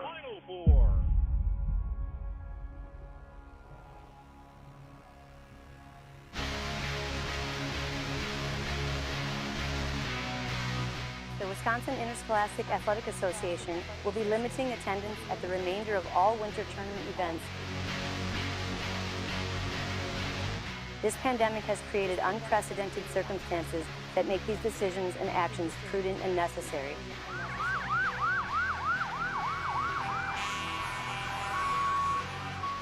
Cheerleaders, pep bands, school photographers, videographers, and on-site sponsors will be prohibited. The policy limits attendance to the state tournament to 88 tickets per team. Think of it as a private party, invite only. One team, one community, one heartbeat. Krieger with 3, with 2, with 1, half court heave on line.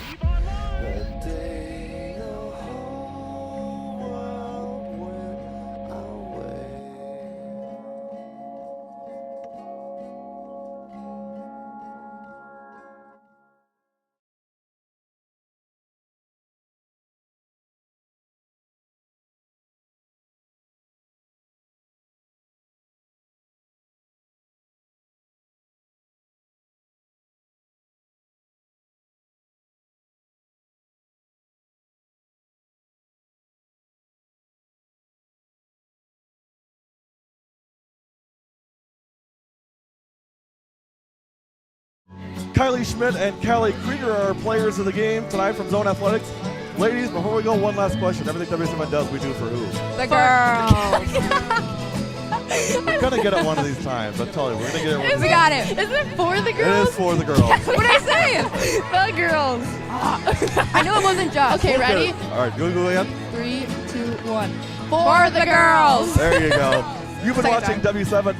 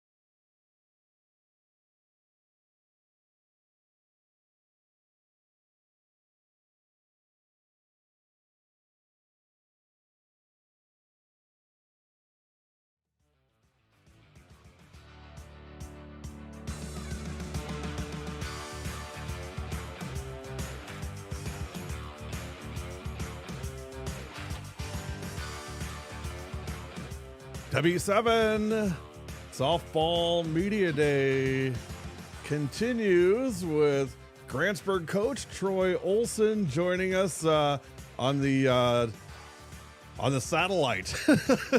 He's joining us via satellite in his car somewhere in the Grantsburg area. Coach, great to see you, and thanks for making the time to join us today.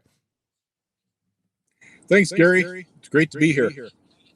Well, hey, first and foremost, happy softball season. Who's your companion in there? Is that Pipe in there?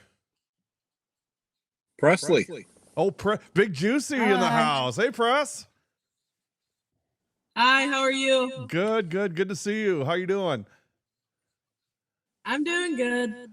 Well, hey, let's talk some softball. And Press, you can join in anywhere here. So your opinion's always welcomed, and maybe even more coveted than your dad's. So feel free to jump in anywhere throughout this. But hey, Coach, first and foremost, I got to just thank you and Press and Pipe and Ruby and the whole crew over there just for your guys' constant support of W7, and it really means a lot to me. And it's great to see you guys. Well, we really appreciate what you do for girls sports and for covering, Grantsburg. Well, and it's a fun program, and you guys are always in the conversation every year. Last year, no exception. 20-5 last season for you guys. 9-0 in the Lakeland West, another conference championship. And another battle with Fall Creek that goes all the way to the wire. And you guys came up just a bit short. But again, a great season. Give me your readout on 2025, if you would. It was a good season. We just kind of stumbled a little bit there against Fall Creek. But, that's what happens when you're playing top-end teams. Yeah, 20-5. I mean, I would say probably 100 wins over the last 5 seasons for you guys. I mean, consistently 20-win seasons. So certainly you guys are an elite program. Thoughts on the team this year? I mean, is it going to be? I mean, can we expect? Are you guys expecting another run and maybe this year get over the hump and get back to Madison? Well, we always expect that, Gary, but it doesn't always happen. Right. No, what's it gonna take this year, Coach? With the group of kids that we have, that is definitely our goal. Yeah, I say only, but you lost 2 players, of course, Whitney Myers being certainly the headliner there, Ashlyn as well. So you got a lot of kids back, but Whitney's not an easy player to replace. No, we'll miss that bat in the lineup. She was a phenomenal defensive player as well. But, we've got some young kids that have really stepped up this year, and it looks like our freshman group is going to be able to help us right away. And you got an experienced catcher back in Ruby Rengo, of course. And I see another Rengo on the roster here. Is that Little Rengo? That's Little Rengo. What are your thoughts on this year's team? I mean, what's going to be the strength of this team, or what's the identity of this team, Troy? And I know it's early, and we'll figure it out as we kind of go along. But when you look at this group, I mean, what do you see? Our strength is definitely going to be pitching and defense. Yeah, no, they love defense. Well, that's just kind of, that's almost like the Grantsburg kind of like way, isn't it? I mean, it's kind of that blue collar, bring your lunch pail to work and, put your head down and get your work done. Well, we talk about this quite a bit, Gary, and the better defense you play and the better pitching you play, the less runs you got to score, right? Yeah, no, absolutely true. The less mistakes you make, the easier things are. I was talking to one of our coaches earlier today, Chris Nissen at Appleton North, and my comment to him was it's kind of all in the margins, right? That's the great thing and the tough thing about softball. Basketball, you can have a night where you turn the ball over a lot and maybe you don't rebound as well, and maybe you miss some 3-point shots, but softball's one of those things where it's such a game of seconds and inches that the precision that you need is pretty high. Yeah, when you figure the ball is only in play for about a minute and 30 seconds in the entire game, you don't have much room for mistakes. Yeah. Hey, put Press on. Press, give me your take. I mean, 2027 here, you and Piper, of course, a senior this year.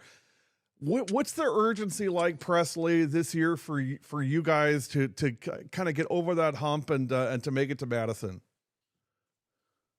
Yeah, I mean, we definitely have a lot of urgency to get back, but I think definitely just what's going to help the best this year is how cohesive we are. We've never had a team, I feel like, so cohesive before, and we all get along so well. So outside of the coaches, Presley, have you guys talked about, goals that you have? I know the coaches always, hey, of course you want to win your conference and, do well in the postseason, but, when you guys get over to Culver's or, wherever you go, I mean, and you sit around the table, I mean, do you talk about, hey, this is what we want to do this year? This is what I expect us to do this year. Yeah, I mean, we talk about it all the time, even in study hall. We're watching game film every single day. Yeah, so I mean, we definitely have a huge goal to win state this year. So, and I can definitely see that. I mean, I've known you since you were an 8th grader, and Pipe since she was a freshman. I mean, I gotta believe the motivation's pretty high. And what's it like playing with these kids, Press? I mean, you've played with them a long time. I mean, yes, you're a veteran class, but I mean, you guys have played together for a lot of years now. What's that like being able to I guess have that chemistry with your teammates? Yeah, I mean, now I feel like it's just normal for us because we have just been together for so long. It feels like sisters. I mean, we get sick of each other sometimes, but it's so much fun. Yeah, no, I gotta believe the chemistry is just so high in this group. Coach, what's it gonna take? Do you think what's got to be different this year than the last couple years for you guys to make the next jump within your program? Well, the easy thing to say, Gary, is it takes not having Fall Creek in our sectional. That helps, right? Right. Not to have to see Brad at sectional finals isn't going to break my heart any. Yeah, so they moved up, right? I mean, they're what, D2 now, is that right? There's D3. D3. Now, I don't know if they're, I mean, I know they lost a lot of kids as well. So, I mean, it's going to be kind of maybe a different year for them. But, I'm looking at the preseason rankings. I mean, the pollsters didn't do you any favors putting you guys at number 2 already to start the year. I mean, so, you guys are going to have a target on your back, which is really nothing new for Grantsburg. I mean, you guys have always been such a great softball program that I think you kind of expect that. But, day in, day out, I mean, you guys get everybody's best game. Yeah, that's kind of what we expect. And that's how we like it as well. I mean, that's just part of being Grantsburg softball in northern Wisconsin. Everyone's coming after you. Yeah.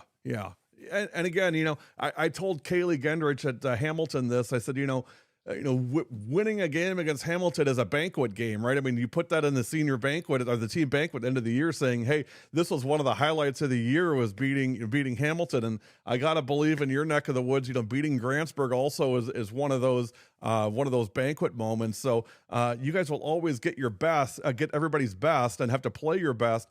Your schedule this year, walk me through kind of some of the highlights of the schedule this year and some of the games you guys got circled on the calendar. Well, we host a tournament coming up on April 11th. Colfax is going to be there.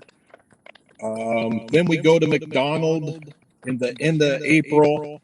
I believe those will be 2 teams that at the end of the season we'll have to work our way through to get to where we want to be.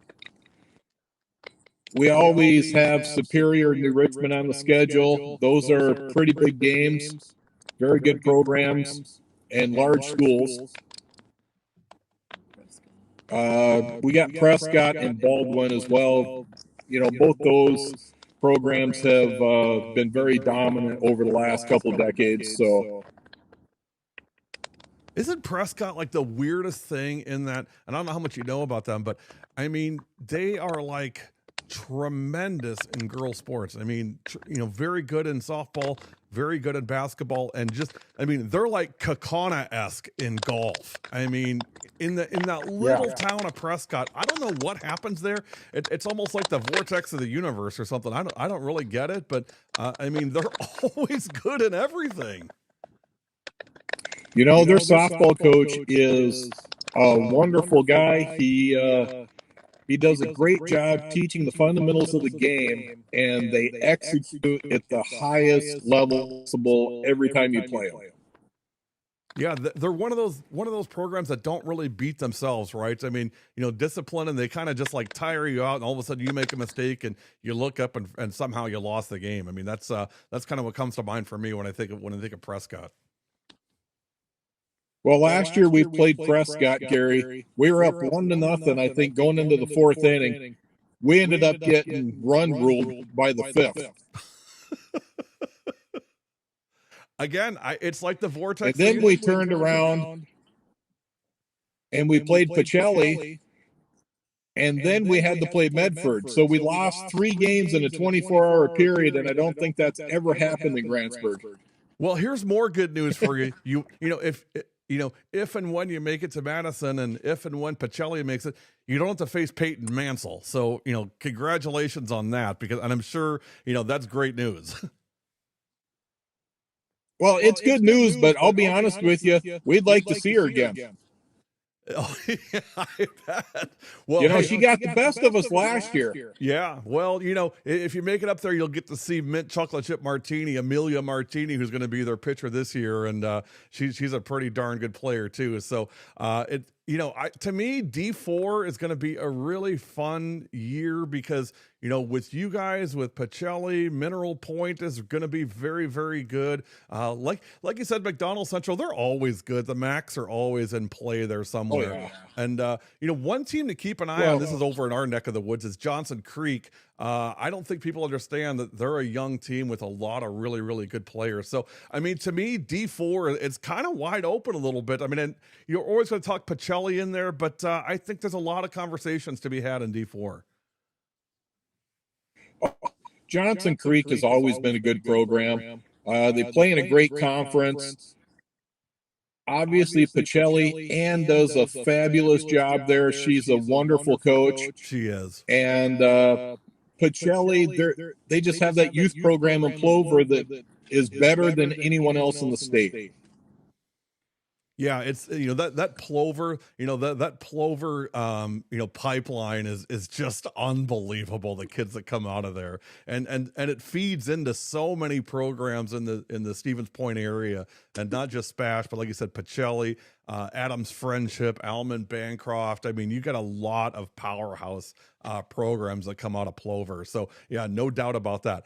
Okay, Presley, to finish out here, we're gonna ask you some rapid fire questions. Are you ready? Sure. Okay.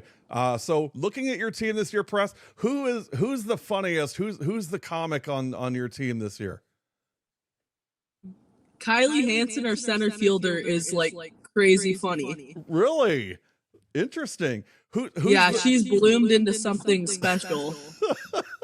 Who's the book nerd? Who's the one that's always bringing chemistry homework and doing, algebra problems, between innings? I'd probably. This is a hard one. Okay, let's come back to that one. Who's in charge of the music? Who makes the playlist? Who runs the Spotify? Who's? I got a feeling this is you, Press, but maybe not. Piper and Rappin' Rube. Rappin' Rube, that's right. Rube's definitely has. I could definitely see Rube's doing that. What about Jaden? Give me something. Give me a fun fact about Jaden Armato that people may not know.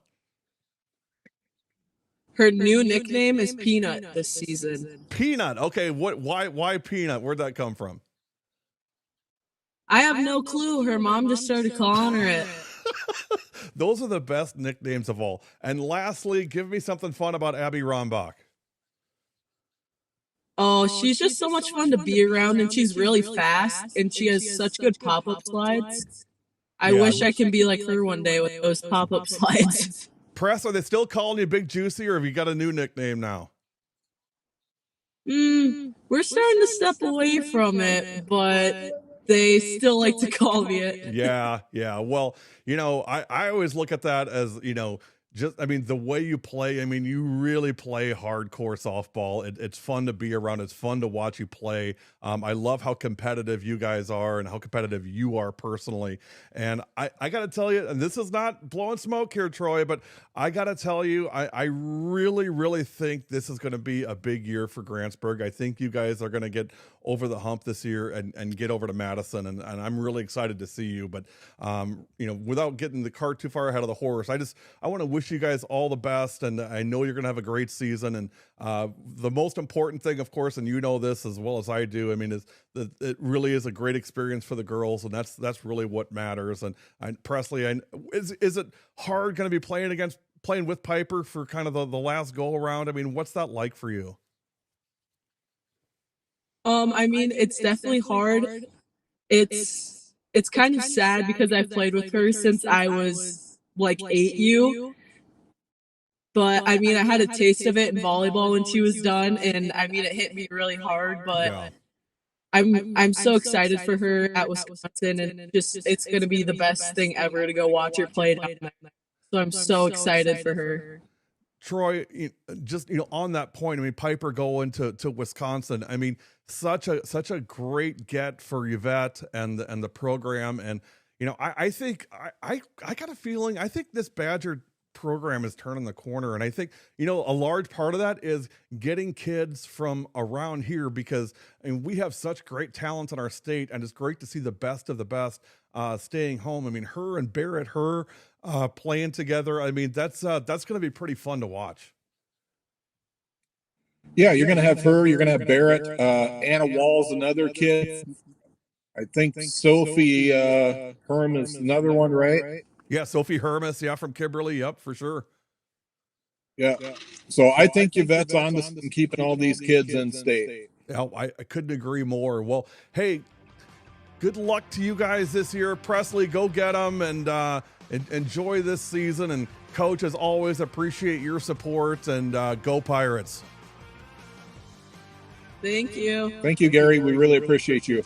Appreciate you guys. Keep in touch. We'd love to have you back on in season for Whip Around and just get an update and see how things are going.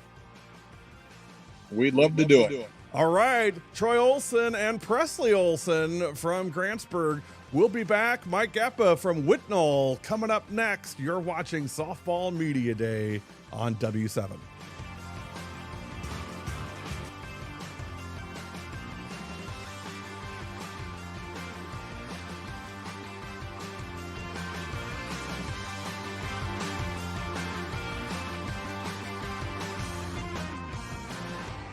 It gets to the point where you have to start giving up sports, then it's time. I would highly recommend Orthopedic Associates. I had a full knee replacement. By 3 months, I was water skiing again, playing hockey. I have no pain. I just feel like I have a whole new life again.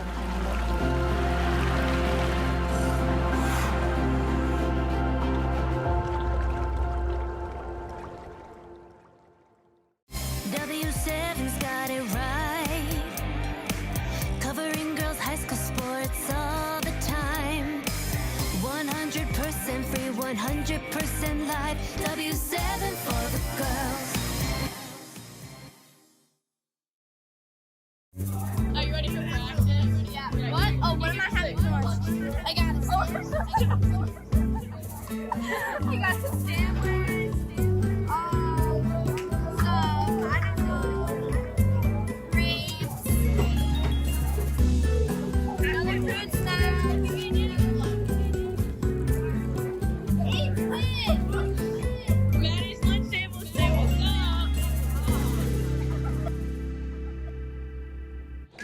This is Jasmine Projectors from Pius Basketball. You're watching W7 for the girls.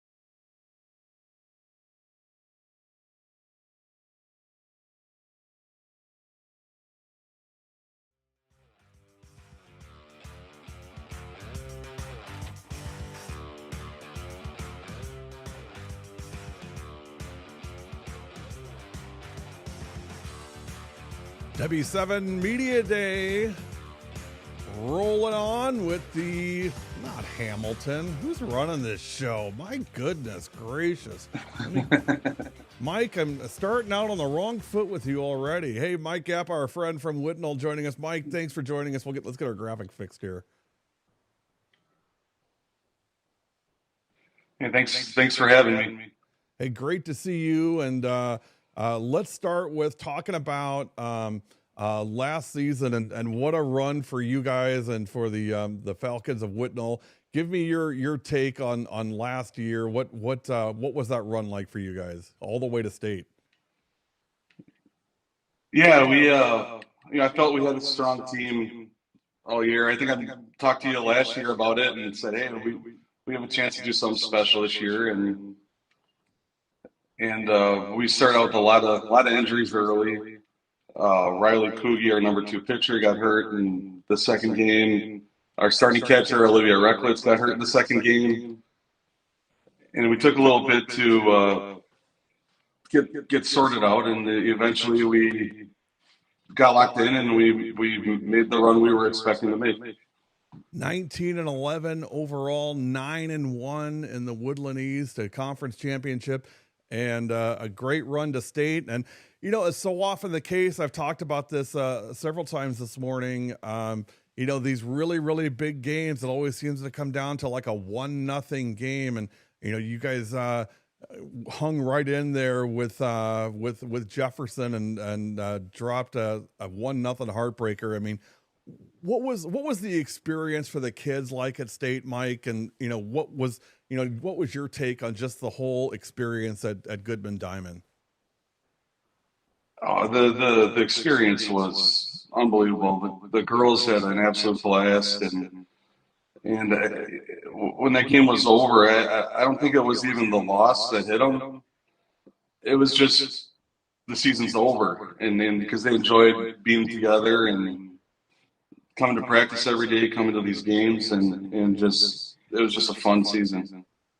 It's such a finality to it, isn't it? I mean, yes, it's over, but I mean, it doesn't, especially with these kids. I mean, it's hard for them to kind of visualize, hey, at some point, we're going to be done here, and then we got to put all the gear away and, wait another year. And I know they play club ball and they work out and stuff and see each other in school, but still, I mean, it's not always an easy thing to deal with. Yeah, no, it was hard. I mean, throughout the summer, they kept saying, "Coach, we can't wait for high school to start again." And I'm like, "Yeah, we got 8 more months." but it is quite a countdown. But glad it's here, and getting into this year. First of all, you've got a couple big seniors to replace in Sarah Baestra and Natalia Olenichek. That's first. I guess to me, that's top of mind. What's it like being at practice without Sarah and Talia there, because they've been such a big part of your program? Well, I'll tell you what. With Natalia gone, it's a lot quieter. Yeah, I can see that. She was a ball of energy, and Sarah, she was a great leader, and she pitched the majority of our games last year. And, so both of them are going to be missed, But pitching wise, Riley Kugi is healthy, and she's looked fantastic against Waukesha West on Wednesday in her scrimmage. And we have a really talented freshman this year, Reese Johnson. She's a left-handed pitcher, and she's throwing high 50s, hitting 60, and she looked great Wednesday. And so I think pitching wise, I think we're going to be, if anything, stronger. Well, I mean, that's scary for everybody else in the Woodland to hear that. Yeah, we have depth. It was wild for tryouts. I knew we had a lot of freshman pitchers coming in, but we had more than I thought. We ended up with 6 freshman pitchers. And you guys, Mike, you're a part of that Angels program, Milwaukee Angels. Is that right? Formerly, not Angels. What is it? Remind me. Oh, it was Milwaukee Angels. Oh, it was Angels. Oh, formerly. Okay, gotcha. I guess my point is, you get to see a lot of these kids, year round, not just, during softball season. So, I mean, it's got to be great to be able to get the ball back in the dugout again. Is the goal? I mean, is it reasonable to say that, Whitnall is probably poised to make another run back to Madison? Do you think that's a fair statement? I think it is. We have the way practice has gone. I mean, the effort we've seen from everybody has just been incredible.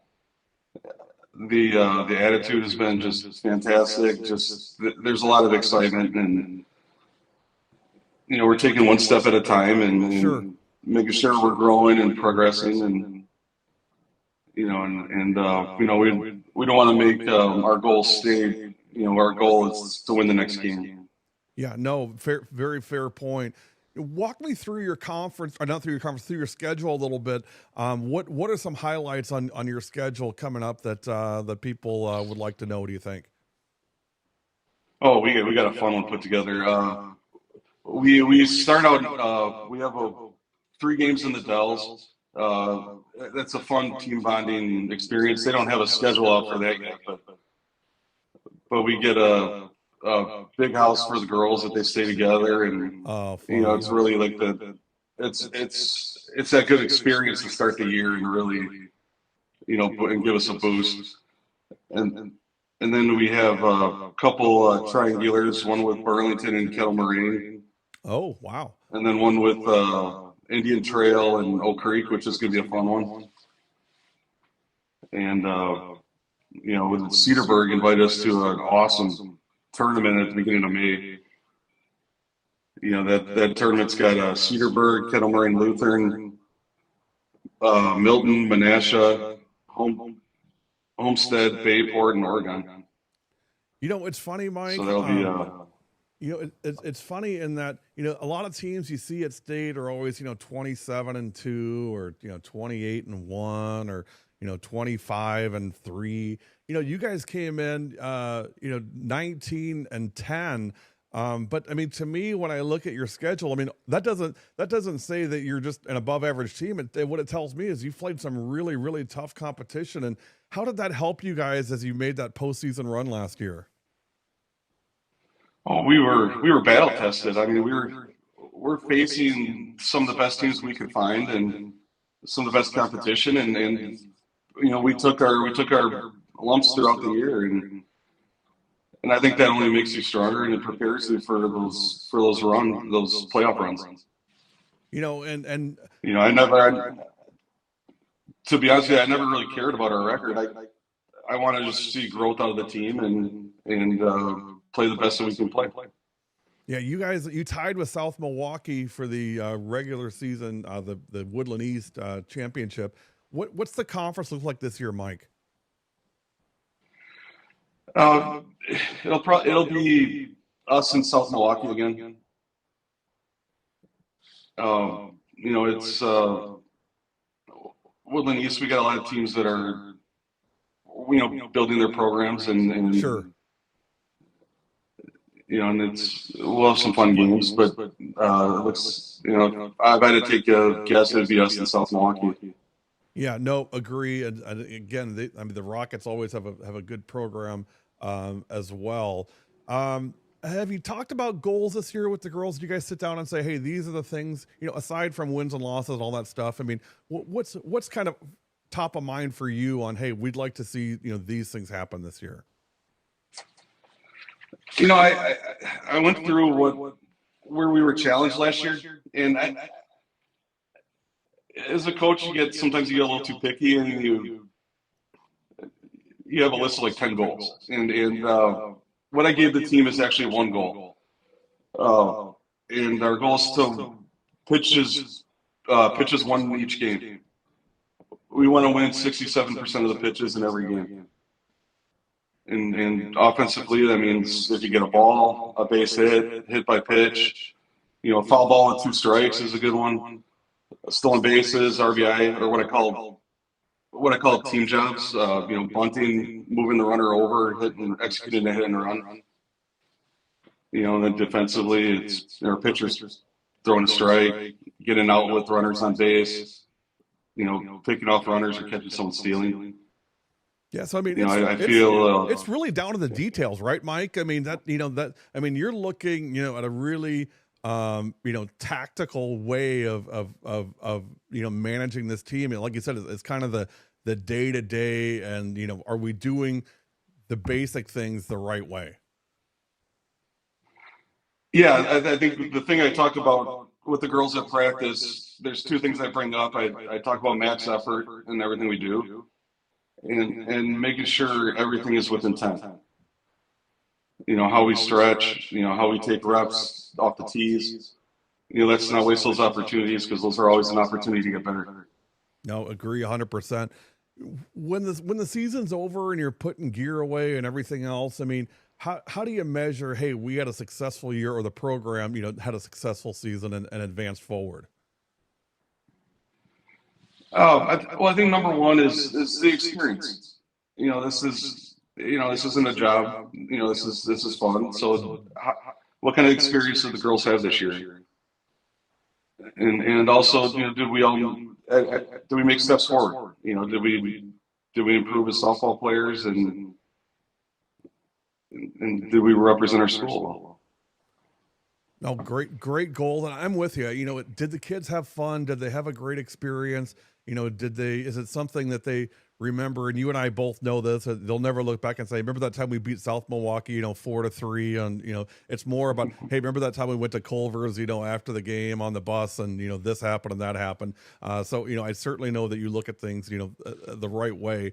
Let me ask you probably the biggest question of the day for you that I have, and that is, if I were to see Riley Kuge, what could I ask her to get her to actually talk? She's so quiet. It's hard to get two words out of Riley. Maybe you got to hand her a Starbucks.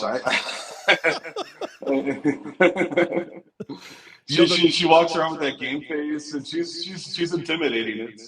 She is intimidating. And the thing, all kidding aside, the thing I really like about Riley is exactly what you're saying, and that is she has that game face, and she's really one of those kids. I talked about this with Chris Nissen at Appleton North this morning. She's a lot like Charlotte Radke, the pitcher up there, in that they never get really, really high, and they never get really low, which, as a coach, and that's something you've got to appreciate, having a kid like that on the field. Oh, absolutely. I try to get her to show some of the more of the positive emotion, because she is hilarious, but she stays at that even level throughout the game, and I'll take that. Yeah, no, again, her softball IQ is very strong. Her awareness on the field is very good, and I tried to get her to talk a couple times. It's not happening, but you know what? That's okay, because all these kids are different, and kind of what makes them what they are are things like that. So I just enjoy watching her play. I think she's going to have a big season this year. I think you guys are going to have another great year. And Mike, I want to thank you for your support of W7 over the years, and appreciate it. And while we won't see you in season, in a live broadcast, I'd love to have you join us, or I won't ask Riley, but maybe bring a player as well and join us for one of our podcasts this spring during the season. Oh, absolutely. Just give me time, and I got some goofballs that I think you'll have some fun with. Fantastic. Hey, Mike, great talking to you as always. Appreciate the time, appreciate the support, and good luck this season. Go Falcons. Yeah, thanks, Gary. Good luck with everything. We appreciate you. Mike Kappa, the head coach of the Whitnall Falcons, looking to make another trip back to state this season. And we'll keep an eye on Whitnall. Coming up next, another coach that's, she's been to state once or twice, maybe has a couple of gold balls to go along with it. It is Don Shimmick, the head coach of the Mishicot Indians. Coming up next, you're watching Softball Media Day on W7 Live.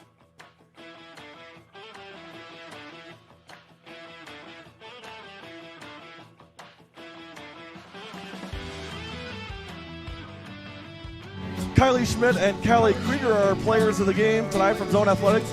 Ladies, before we go, one last question. Everything W7 does, we do for who? The girls. We're gonna get it one of these times. I'm telling you, we're gonna get it one of these We got times. it. Is it for the It girls? is for the girls. What did I say? The girls. I knew it wasn't just. Okay, ready? All right, Google it. 3, 2, 1. For the girls. There you go. You've been Second watching W7. If you don't know W7, you don't know Judah Albany softball. Okay. Me first. I'm Sierra Davis. I'm Gracie Freitag. And W7. And W7 is for the girls. I'm Sierra Davis. And I'm Gracie Freitag. And W7 is for the girls.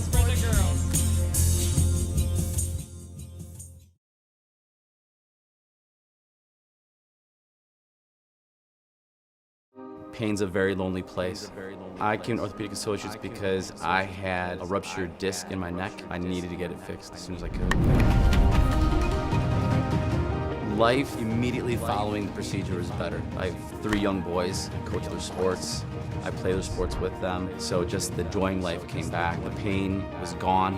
The entire standard of life became better.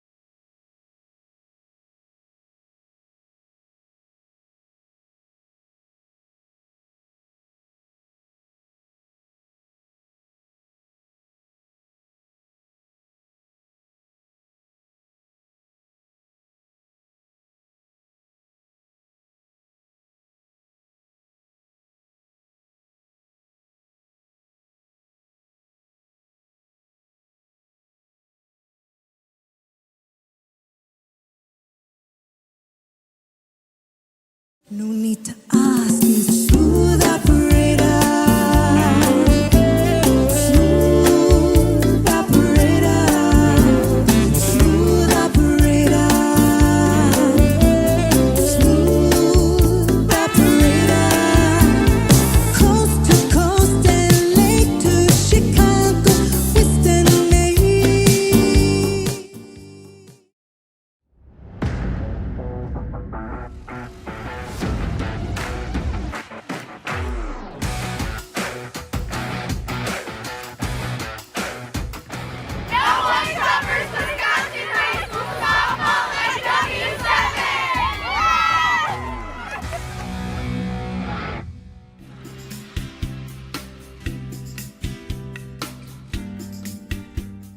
If you don't know W7, you don't know Germantown girls volleyball. I'm Lauren Sitter. I'm Abby Liker. And W7 is for the girls.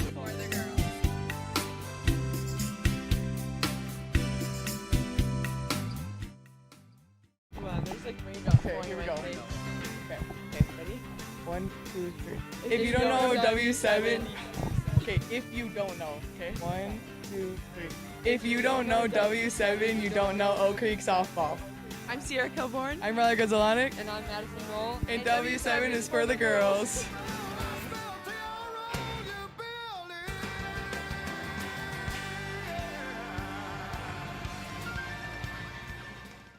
If you don't know W7. For real.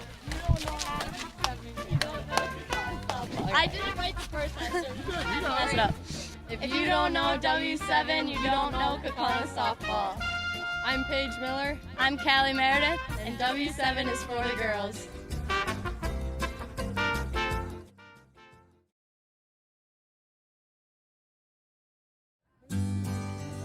If you don't know Kewausee, oh my God, no, if you don't know W7, okay, sorry. Sorry.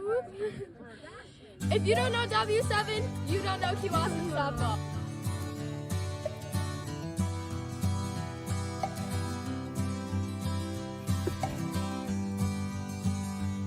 I'm Macy Savage, and W7 is for the girls.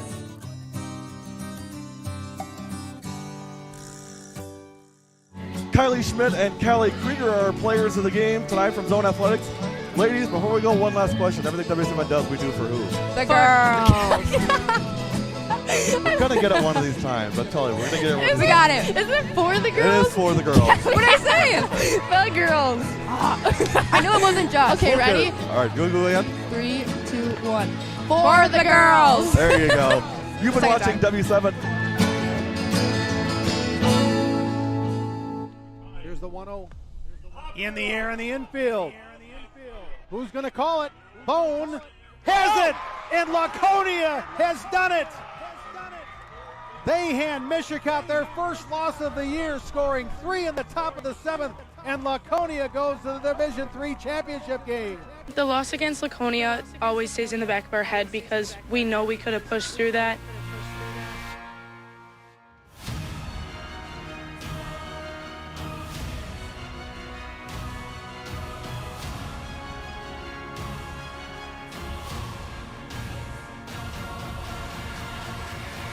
Let's go in there and show them where Mishicot is and what we can do. Come on. The Mishicot.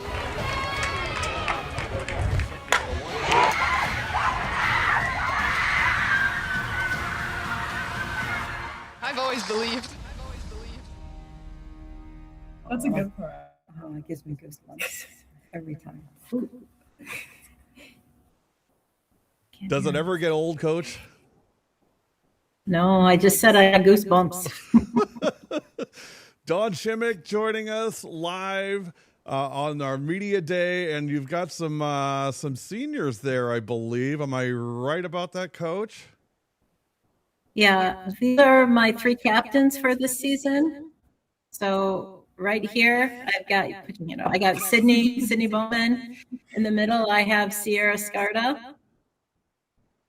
And then I have Zeta Strupp, our first baseman. Well, talk about some big personalities. So, Sierra, first of all, let me just apologize to you for calling you sassy last year, but it was a pretty sassy move in that state tournament, getting that big hit for you guys. Let's start with last year. I mean, it was a magical year, no doubt about it. Sierra, what sticks out for you from last season as you kind of look back at 2025? Honestly, just our team and how close we were together. And since we were so close, we just clicked on the field as well. Yeah, it was a fun year, and Zeta, a great state tournament for you as well, both at the plate and in the field. What was that experience like, Zeta, just, playing at the state tournament and just being a part of that whole experience?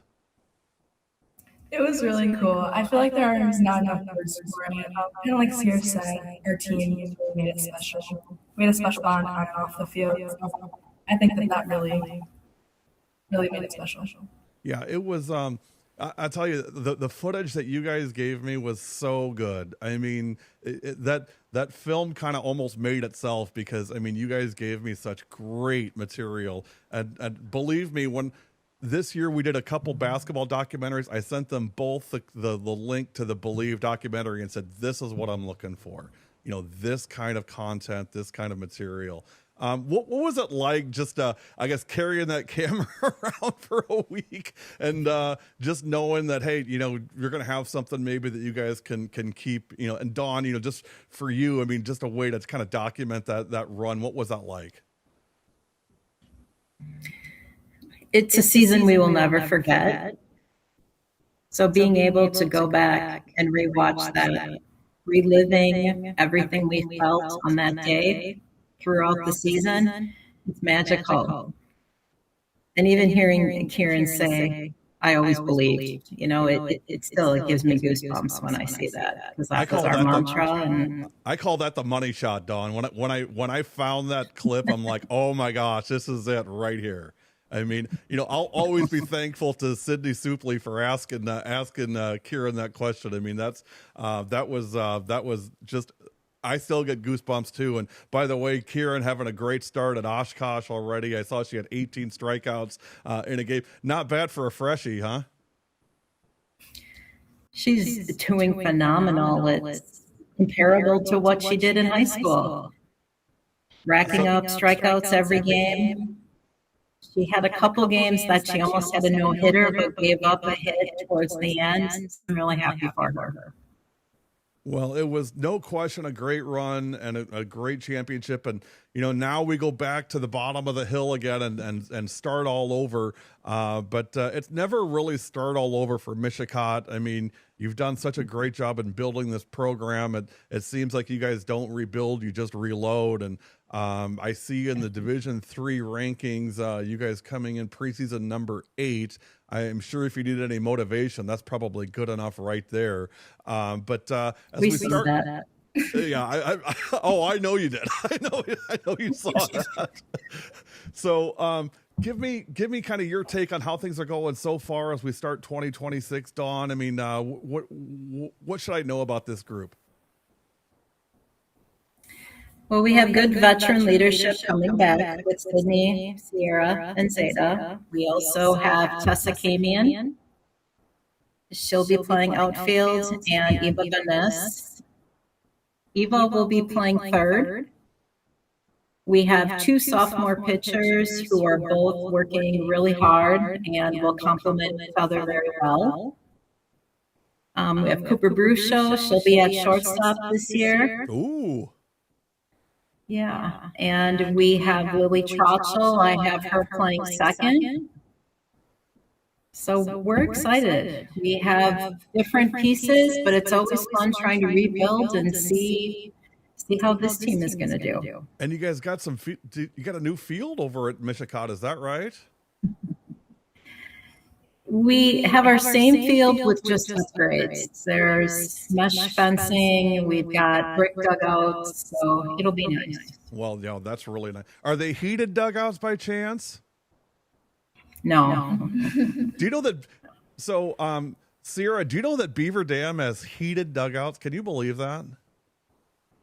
That would be really nice. I would love that. You know what? I know your coach wouldn't love it though, because she's old school and she doesn't want you guys getting comfortable over on the benches because it gets too warm over there. You won't want to go back out on the field. So just be happy that Dawn's not putting freezers in the dugout. So you're pretty good. You're pretty good without it. And you guys are Mishicot strong anyway, so I'm not too worried about toughness there. Dawn, goals for this year for this team? I mean, to me, it's always, you guys are always in the conversation, for a state run, but I guess how do you keep it fresh every year, and how do you keep it from just being kind of routine? And not that it is, but how do you do that? Well, the foundation has been laid by classes before, so the girls know what the standard is and what I expect. Today at 1 o'clock, we're leaving for Pigeon Forge.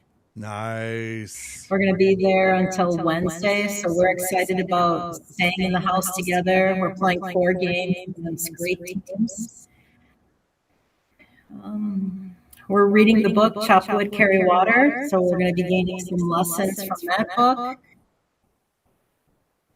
And Dawn's a social studies teacher, if you don't know, so she's got a great strategic thinking mind. I know that for a fact.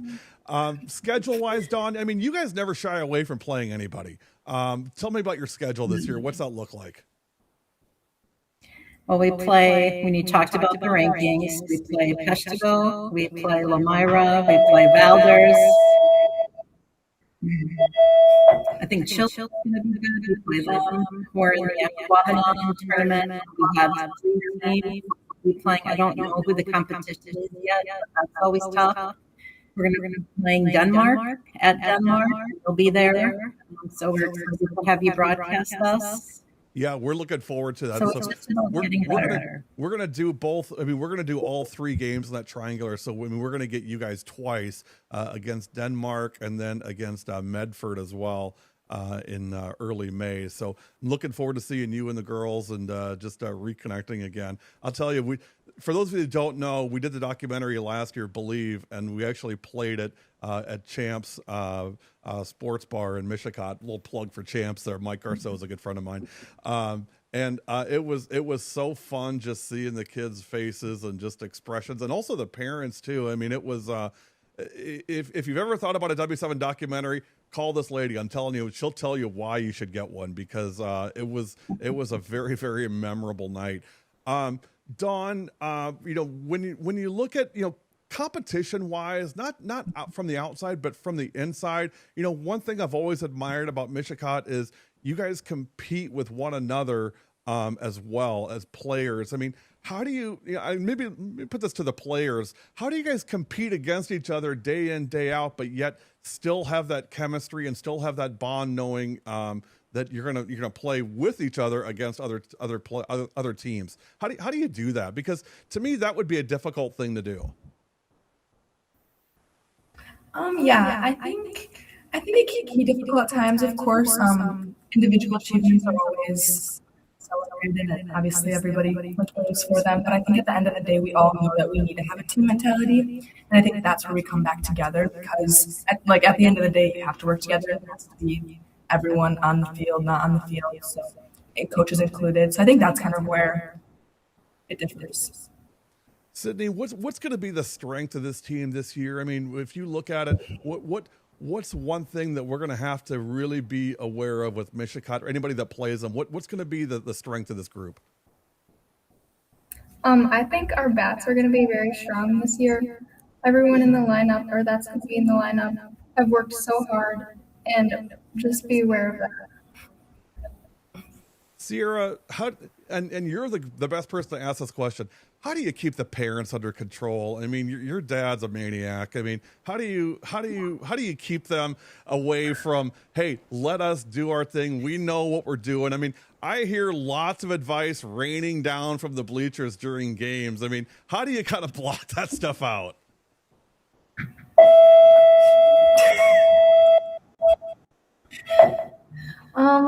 I just tell myself not even to listen.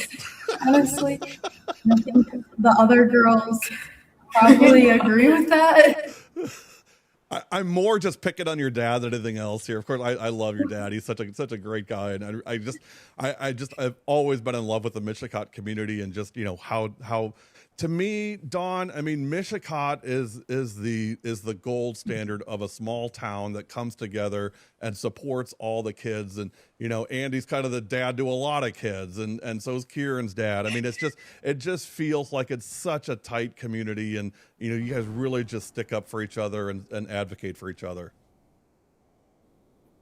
The parents are wonderful, and many of them are some of my best friends.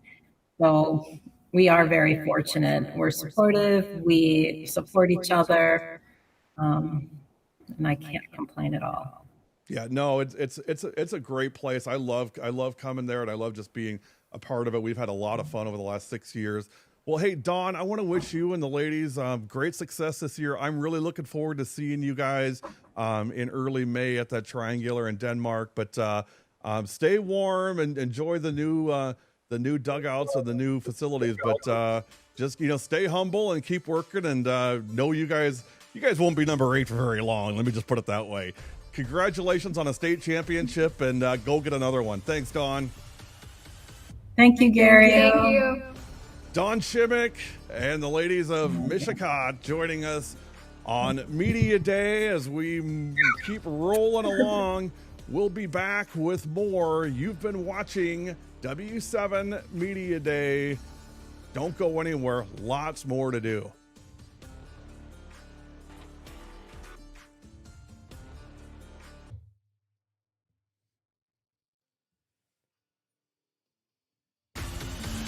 No need to ask me, smooth operator. Smooth operator. Smooth operator. Smooth operator.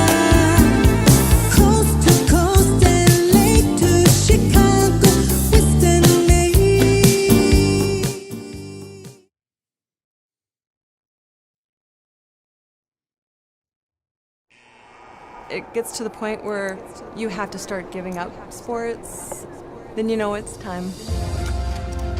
I would highly recommend Orthopedic Associates. I had a full knee replacement. By 3 months, I was water skiing again, playing hockey. I have no pain. I just feel like I have a whole new life again.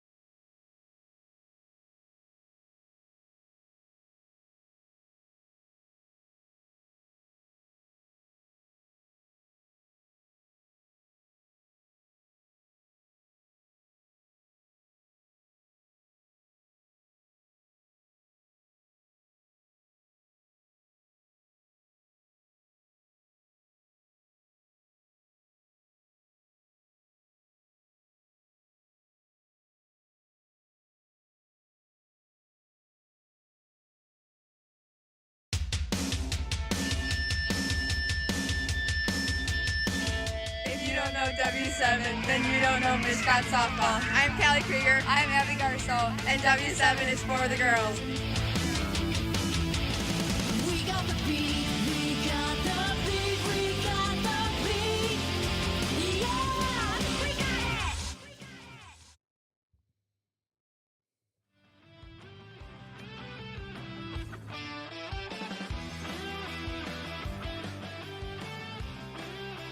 W7, we are back. Softball Media Day continues. And our next guest is the head coach of the Oregon Panthers, beg your pardon, Scott Burkus. Coach, thanks for joining us and welcome. Appreciate you taking the time. No, thanks for having us. It's always great to talk about Panther softball. Well, and certainly this year, for sure, a great run for Oregon last year, making it all the way to Goodman Diamond in the state tournament. Before we get into 2026, Coach, just to look back at 2025, 24-4 in the Badger Large, second place, 12-2 in the conference, and a great run to the postseason, and ended with a quarterfinals loss to Sussex Hamilton, which certainly nothing to hang your head about there. But give me your take on last year and what that was like for you guys.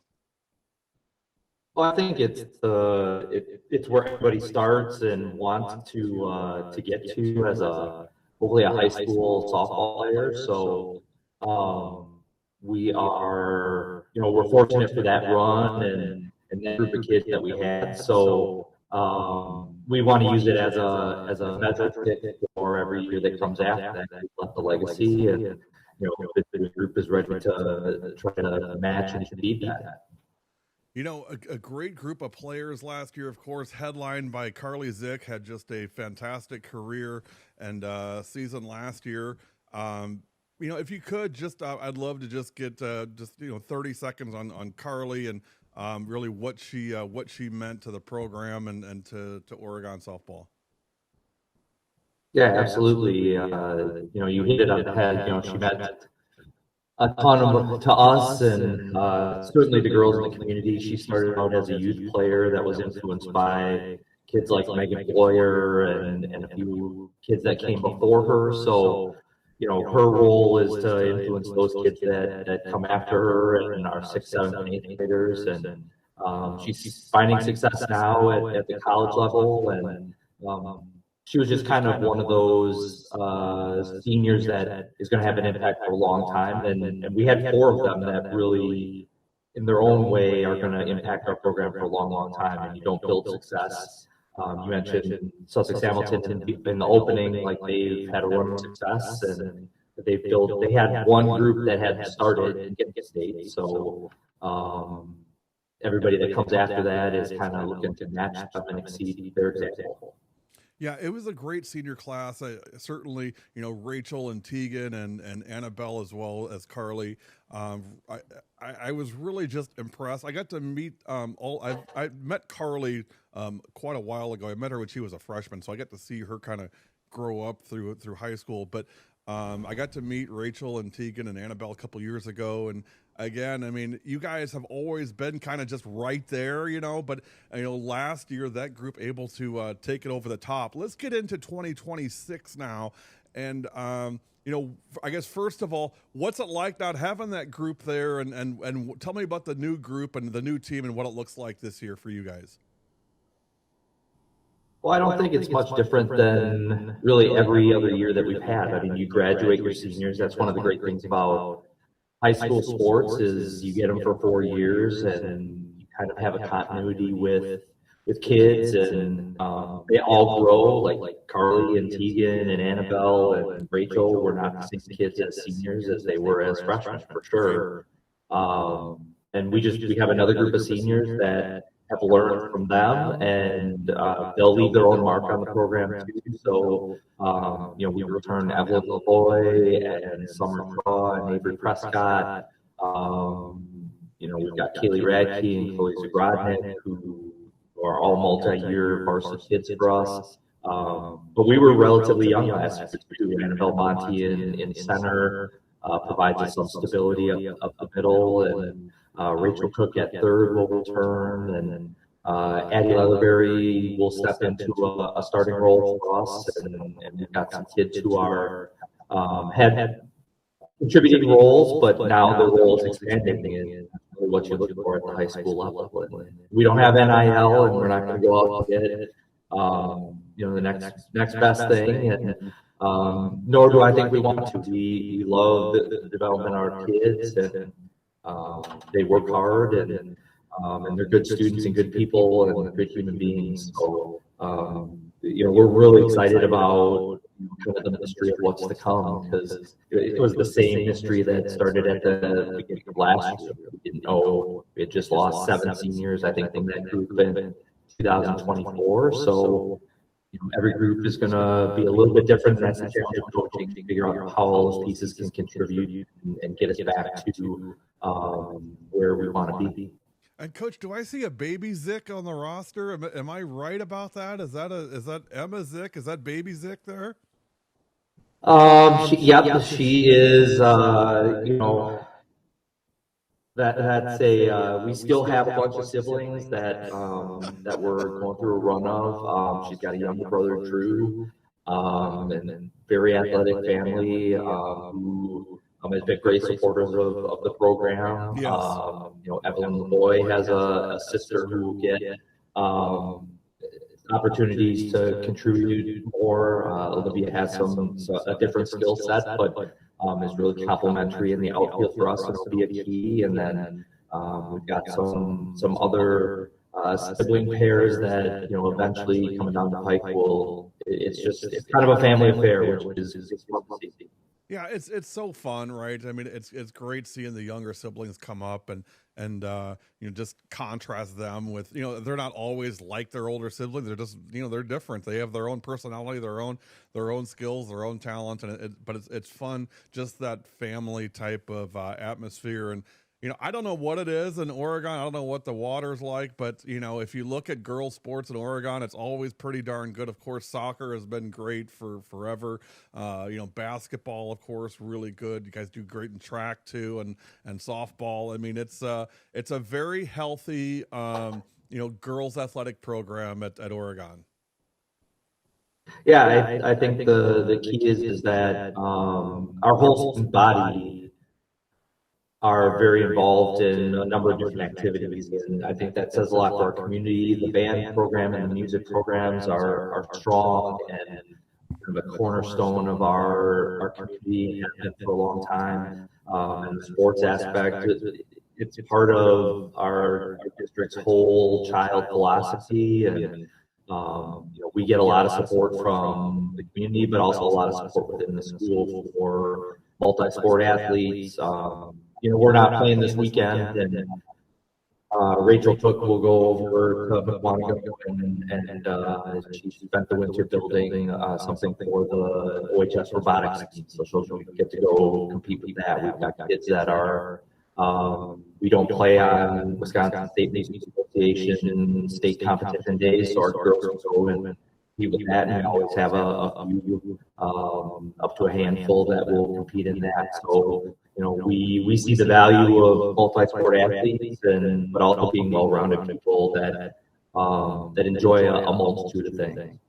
It's interesting. There's a lot of talk about, and I think rightfully so. I mean, the Fox Valley is kind of the pocket of softball, but I'll tell you, I mean, the Badger Large that you guys are in, I mean, it is a tough conference with Watertown and Milton and Waunakee. I mean, you got some really great competition right in your own backyard. Yeah, we just got done, with all the previews for our local reporters and media outlets. So that was one of the things that I kind of talked about. It's like in the Badger, as well as like many other conferences around, like you are going to get top to bottom. It is not a day that you can show up and not play well.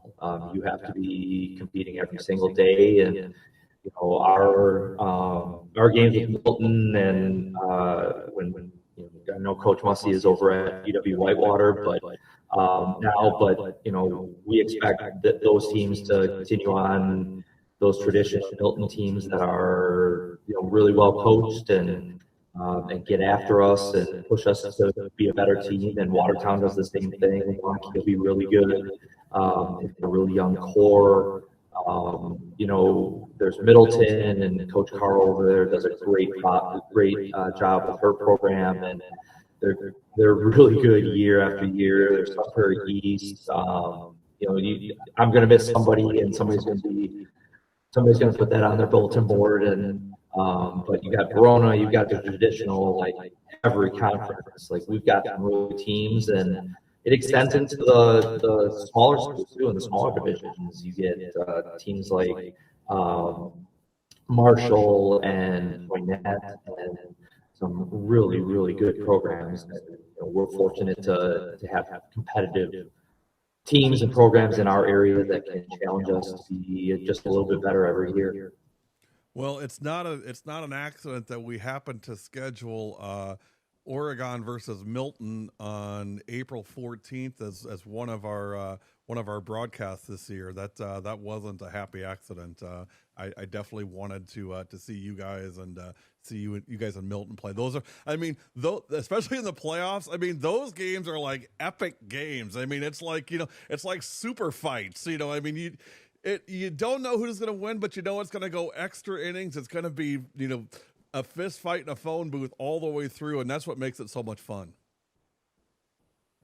Yeah, I mean, our girls love that competition, and we have a lot of respect for what they've accomplished, and certainly for Coach Mussey. I consider him a coaching friend, and just one of those people that you really want to compete in and beat them, but at the end of the day, that you either beaten a really good team that's well coached, or you've come up just short, and the team that's opposite you has really deserved it because they played their game every day. And we just hope that in the end, we're on opposite sectionals now. They kind of broke up the sectional that we were in and the one over at Middleton. So we'll flop over, and then you take on Verona and Sunbury East and Middleton and Middle Grove, and it's Waukee, and it's just a whole different murderer's row on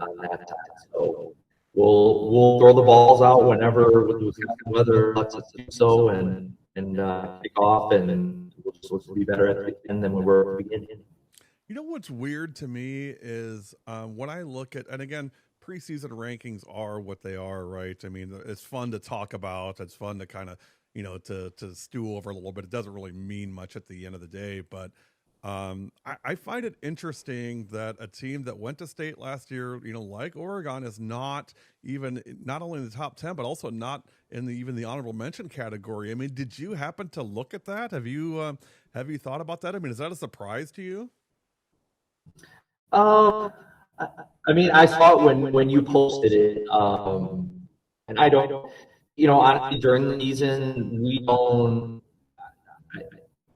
talk about wins and losses. We don't talk about rankings. I know people see it, but we have really made a point of, and I can speak from my side, of just being playing the game that we're in, being in the moment, being as good as to be out day, and you got to compete on the field, and that's really what proves it. And you get another chance and another chance. Eventually you've got to play it, and you got to go home at some point. But I'm not offended by any of those things. I'm not. Who would have known that a kid like Carly would contribute at varsity level what she did, or Annabelle, or Michael last year, or Ashley last year. There's so many X factors, and you hear about is that coaches like that are coming in that can be impact players, and the great thing about softball is it's humbling. So we don't really pay attention to those things, or at least we try not to. You're going to do some things, but we really try to just focus on being in the moment and getting it back every at bat and every pitch. Well, you're no fun, Scott, but no, I am. I know. You're not the first person to accuse me of that. So. But I will say this. I know you're a competitor. I know your kids are competitors, and you can say what you want, but I still think maybe that helps the fire maybe burn a little bit brighter. And like I said, you guys are always in the conversation. I am looking forward to seeing you and the girls on April 14th. It's been a while since we've had a chance to see Oregon play. So other than the state tournament last year, of course, but I'm excited to see everybody and to just really kind of get this season going. I'm sure you are as well, but I want to wish you and the ladies just all the success in the world, and would love to have you back, sometime this spring, just for an update on our podcast, just to talk about how the season's going, and maybe bring a player along too if you're so inclined. Absolutely, we'd be excited to do that in any way possible. We appreciate what you do for softball and for sports. It's nice to have the opportunities to talk softball and talk about other teams in our area and promote sport that we love. And I'm a baseball guy. I play baseball, but there's not a whole lot that could get me to go back to the baseball side after being on the side for 7-8 years. So we're just really appreciative of what you do, and looking forward to seeing you. By the way, I'm with you 100% on that. I mean, and I love the Brewers. I love watching the Brewers, but you know what? 90% of those plays are, routine plays. And this is why I love softball so much is every play, it's a matter of inches and a matter of seconds. And I love that about the sport. It's what makes it so exciting and so fun. No, I gotta agree with you. There's a million ways and there's a million ways to do things. There's a million ways to score a run, and you really have to be, you can't hide anywhere on a softball diamond. It's only that's exactly hundreds of feet deep, and like someone's gonna find you, and you gotta be as good as you can be after you play, and you gotta really be dialed in because kids will you pay, and there are a number of ways to do that. So, like, I love baseball, don't get me wrong. I'm with you. For me, and provided me a lot of opportunities, but softball, I think, is where it's going to be for the rest of the time.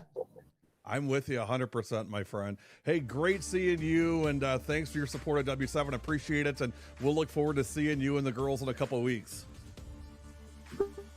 Thank you so much. We'll see you in a week.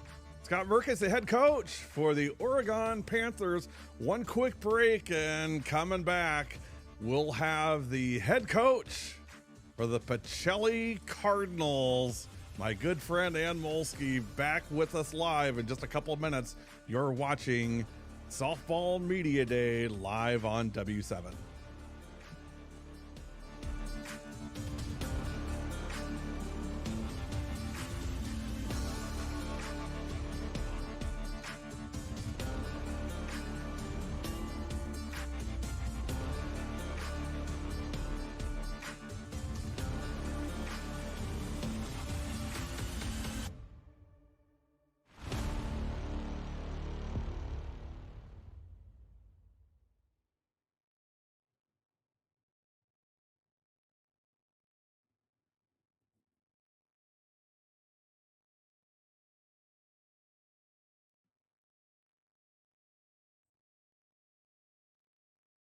W7, we are here with the state champion Pacelli Cardinals, and specifically with Amelia Martini, who we now call, what do we call her, Connor? Mint Chip Martini. So Mint Chip Martini is her new name. So Amelia, first of all, congratulations on a state championship. Thank you. How does it feel? It feels amazing. It's like a dream, honestly. Connor said on air, he said, if Pacelli comes back, we're going to get Amelia Martini some mint chip ice cream. There you go.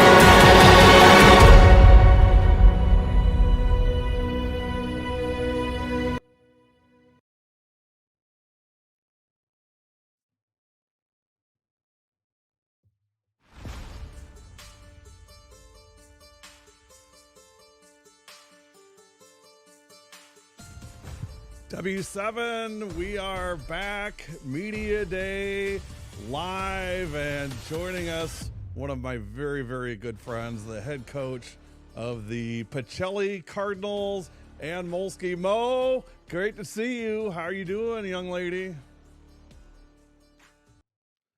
Oh, Mo, are you muted? You're not muted on me, are you? I can't hear you. There I am. Hey, there you are. Good to see you, I lady. was going to say, nice haircut. Oh yeah. Well, this is my softball cut, right? I mean, I do the. There you go. I'm good. I'm really good. It's kind of like the dog getting groomed, for the spring, get all that hair out of the way so he can, run around. That's the way my wife looks at it. It's time for your grooming. So glad to have the short hair back. And hey, great to see you. First and foremost, I mean, I saw you at the state basketball tournament, and how about those Pacelli Cardinals, huh? How about those girls? I'm so excited. I'm so excited for them.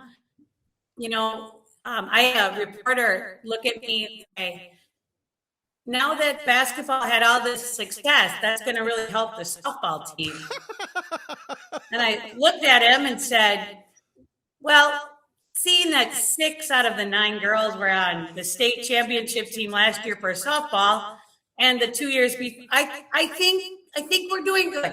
Talk about not doing your homework. Oh my gosh, come on. Pacelli softball, man. You guys don't need any help. Gee whiz. Back-to-back state championships and a silver ball last year. And let's start by talking about last year, Mo. I don't want to get you emotional, and I'm glad Steph's not on because I know she would get emotional, but it was quite a year, and it was quite a senior class, and even just thinking about those girls, I could just get goosebumps thinking about them because they're such all fine young women, and that season, to me, I know it didn't end up the way you guys wanted, but I mean, to me, that was a magical season. And just the 4 years with those girls was what was magical. And I feel like when they were freshmen, we were in that place where we just graduated a really great group of seniors. And they just took it and they ran with it, and they wanted to play ball, and they really solidified that family feeling and that family work that we had. And they were the ones that showed these younger girls who we now have, how does this work? And so, and they're doing great things in college. We're watching them, and, if they're not playing softball, they're doing other things. And it's just really fun. To me, that's the fun part of my job. I get to know them as high schoolers, and then they go off to college and they check in with me and I check in with them. So it's all neat. It's very nice. And then eventually you get their wedding invitations, and then you're like, I'm not that old. I hear you. We, for the first time, actually this year, we had a player a girl that played on W7 that became a head coach. It was, and oddly enough, Callie Krieger from Mishicot. Callie, of course, was on the state championship teams for Mishicot in softball and basketball, and she was an assistant coach for softball. She's also now the head coach of the Two Rivers girls basketball team. So again, I'm with you. It's crazy that the way how fast these kids grow up, and the good thing is, Mo, you and I stay the same age. It never changes. I look in the mirror. It's a little interesting, but we're all good. We're all good. Well, you guys are up in Division 4 now. I mean, you were a D5 and now D4. That's the thanks you get for all your great success. And just looking at the D4 preseason rankings, and who do I see at number 1? But it's the Pacelli Cardinals. I mean, Mo, does it ever get old always being chased by everybody? When you have the success we've had, we tell the girls that we're the bullseye. We're the ones that everyone is looking to knock off. What it does is it really helps us have, we really pad our season with non-conference, some really good games. And when you have a good squad and good team, other teams want to come and play you. So it's like, we're playing Mosinee, we're playing DC Everest, we're playing Merrill, we're playing all these Poinette, we're playing these teams that are higher division, but also really good caliber teams that are going to really challenge us. Because I always say, ladies, we have to be able to meet or match anything above us. Yeah, no, such a great point. And before I forget, I haven't a chance to congratulations on being inducted into the Wisconsin Fast Pitch Coaches Association Hall of Fame. Well deserved. And congratulations to you. And tell me about this year's team, Mo. I mean, I guess, in the first kind of few days, and it's hard to, maybe fully see, but I mean, what's different from last year to this year with this group? Other than, obviously, your 4 seniors aren't there from last year. Well, what's different is that, we had those 4 girls who basically started for 4 years. And there are other girls that have been waiting for their chance. And they've been working in practice. They're right behind them, been watching and working right behind them. So now we've got this new little fresh faces. We still have Martini, chocolate chip Martini. You She's betcha. going to be in the circle for us, or on the right side of the infield. But we've got some other girls who've been waiting for their chance. So it's going to be an interesting. We even talked about this last night. Filling in the spots is going to take us a little time, but we already have a couple girls. Like, I always ask them, what do you play and what do you want to challenge for? So these girls told me all the different positions they played, and then they told me, I want to challenge for catcher. I want to challenge for shortstop. I want to challenge for that. So we've been watching that with practice, and we'll go from there. Well, speaking of that, I mean, it's interesting. We talk about the 4 seniors, but I also need to talk about Maddie Pionic a little bit. I mean, Maddie unfortunately tore her ACL and is going to miss this year, and I know how hard that has to be for her, not being able to be on the field. But I mean, the good thing is she's a 2027, so I mean, she's still going to have her senior year. She'll be back, and I talked to Steph and said, hey, she's going to come back, stronger than ever, knowing Maddie as you and I both know Maddie. But again, to your point, it gives other kids a chance to step up and fill the gap, right? I mean, that's what it's all about.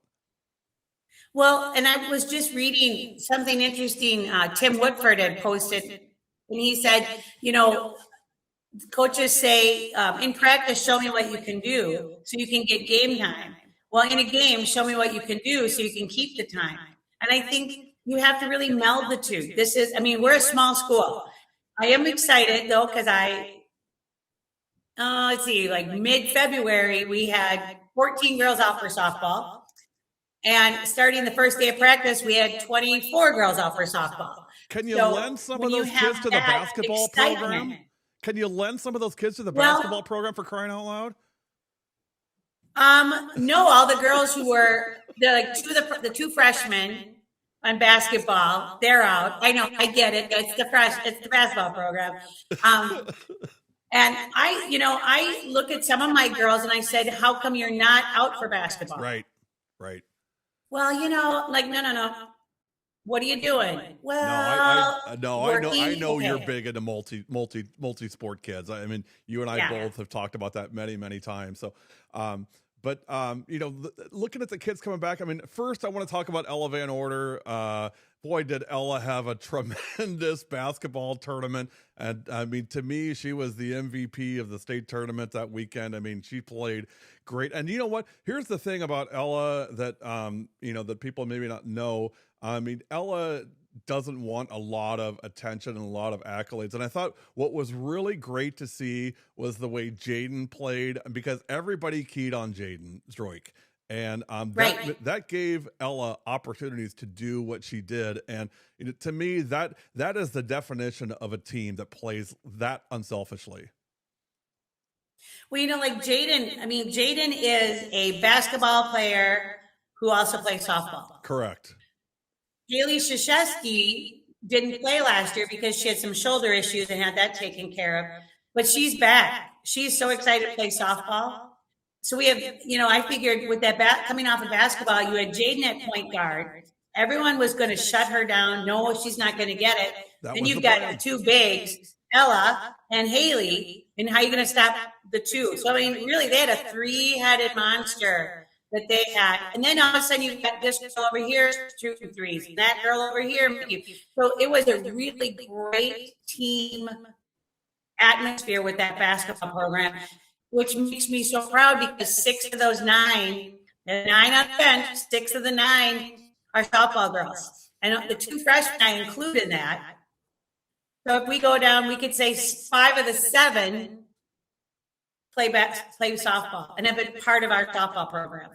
And what's funny is you're talking about that reporter. I mean, to me, I'd flip the question around. It's, hey, the basketball program really benefited from the success of the softball program, and I think both you coaches would say we're both happy for each other. But again, you can't replicate championship experience. You can't replicate that type of opportunity, that type of experience that the kids like Ella and that like Jaden and of course Peyton and Kaylin and Katie and Ava all went through. I mean, you can't replace that. But I will say, I mean, you guys just every year seem to be loaded. I understand we got another Tess in the mix, Ella Tess, coming up this year. Ella Tess. Again, Mo, that's the great part about high school sports is seeing the siblings come up too, and then of course Ava will come back and watch Ella play, and I mean it just goes full circle, right?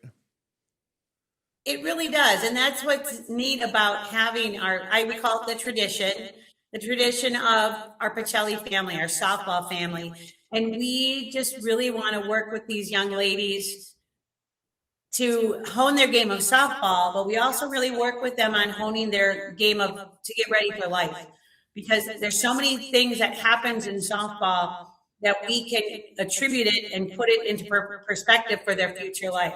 I mean, we just talked the other night about what happened if you get 3 out of 10 on a test. And they're all freaking out. Oh my gosh, coach, I flunked. I said, yeah, but if you hit 3 out of 10, you're an all-star. That's 300. You're fabulous in softball. Yep. Having that mindset, how do you get through the hard things? And that's what we really work with the girls on. Coach, when I look at the season ahead and I look at these kind of preseason rankings I was talking about, maybe Division III, but I don't know that there's a more open race than D4 and filled with really, really good teams. I mean, you guys, of course, Grantsburg's going to be really good this year. Cuba City's always there. Mineral Point is going to be excellent. Tenley Backup and Osti Kinch coming back. They're going to be very, very good. McDonald Central, I don't know what they do over there, but they're rarely in the conversation, but they're always there. I mean, they always play well in big games. And to me, the other team to look out for this year, Johnson Creek. I mean, they come in at number 10, but Logan does a pretty good job over there, and they've got some very good young talent on that team as well. So I mean, it's it's going to be an interesting season, and I think D4 is pretty loaded. Well, I always say, the preseason rankings are nice. I thank coaches, thank you people, but really we've been talking with the girls once again about how Mother's Day weekend is the weekend that we're going to say, okay, where are we? Because we're going to go through our difficult, our trickier games. We're going to go through games that are going to challenge us. We're going to go through games that are going to be kind of an easier try for us. Sure. But by Mother's Day weekend, we're going to know where we are and what we need to tweak, because we should have done all the work, all of April, all of that, trying to get things to this point we want. I always tell the girls we play the conference games to get the regional set. The conference title to get the regional, and then we'll go from there. D4 is tough. There's a great group of teams. There's some great competition. There's some great pitching out there. And we're going to just put our heads down, work, and you say grind, the grind, exactly. We're going to do the work, and we're going to see where we land. Yeah, well, I have no doubt about that. I mean, it's going to be another great season, and I'll tell you, I'm excited to see you and to see Steph and to see the girls. We're going to see you guys April 14th, actually April 13th, when you guys play Almond Bancroft, and and you and I have talked about this many times. I mean, to me, that whole dynamic over in the Stevens Point area with Plover and those kids all feed in and play together, and then they all spread out and play against each other. I mean, you don't need to write storylines for games like those. I mean, the storylines are just right in front of you. Oh, they are. And then you have the parents who have the storylines, and then you have the girls who have the storylines. and the coaches who have the storyline. So yeah, everyone. And the thing is, you go to the ballpark in the summertime and you see all these girls from all these different teams around the area hanging out, being on the same team, doing everything. And then they go to their school and they put on the uniform and then they're glaring at each other.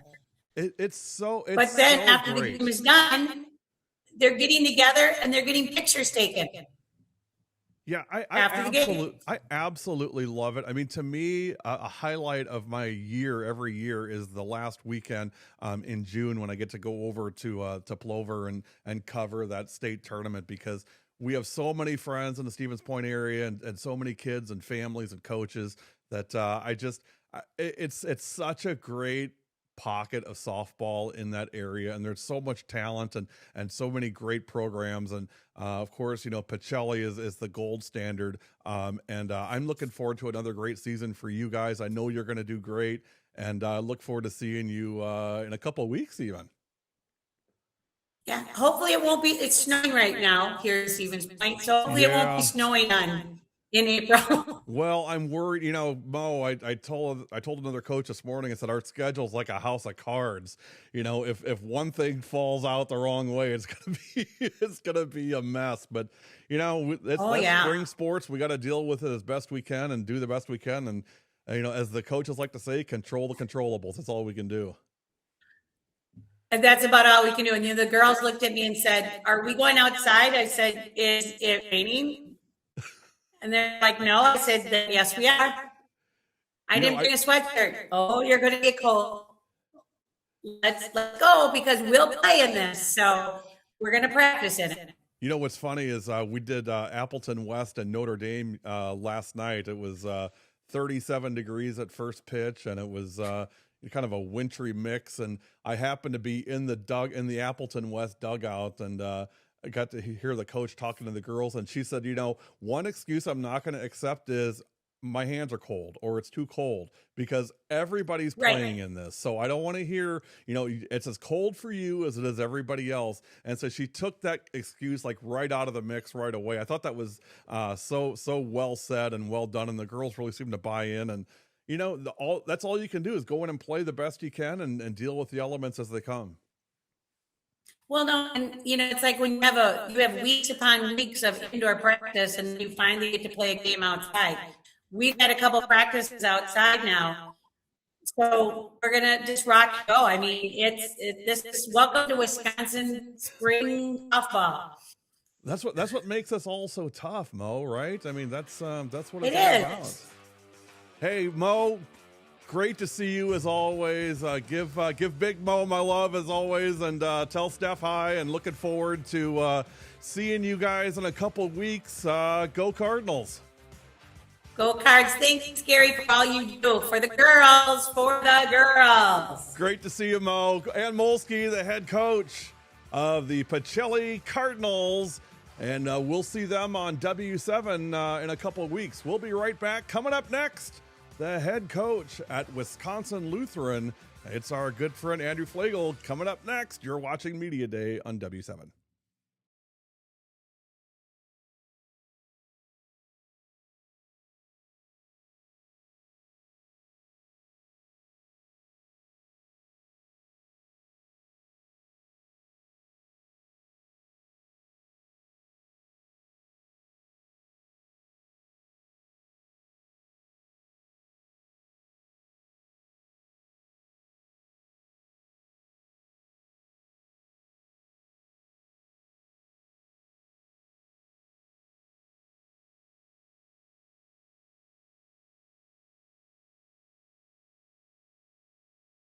Fix TV.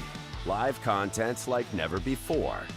Switch between multiple live channels with ease. Access anytime, anywhere with our user-friendly app. Fix TV brings the action right at your fingertips. Download now. Available on all devices. It gets to the point where you have to start giving up sports. Then you know it's time. I would highly recommend Orthopedic Associates. I had a full knee replacement. By 3 months, I was water skiing again, playing hockey. I have no pain. I just feel like I have a whole new life again.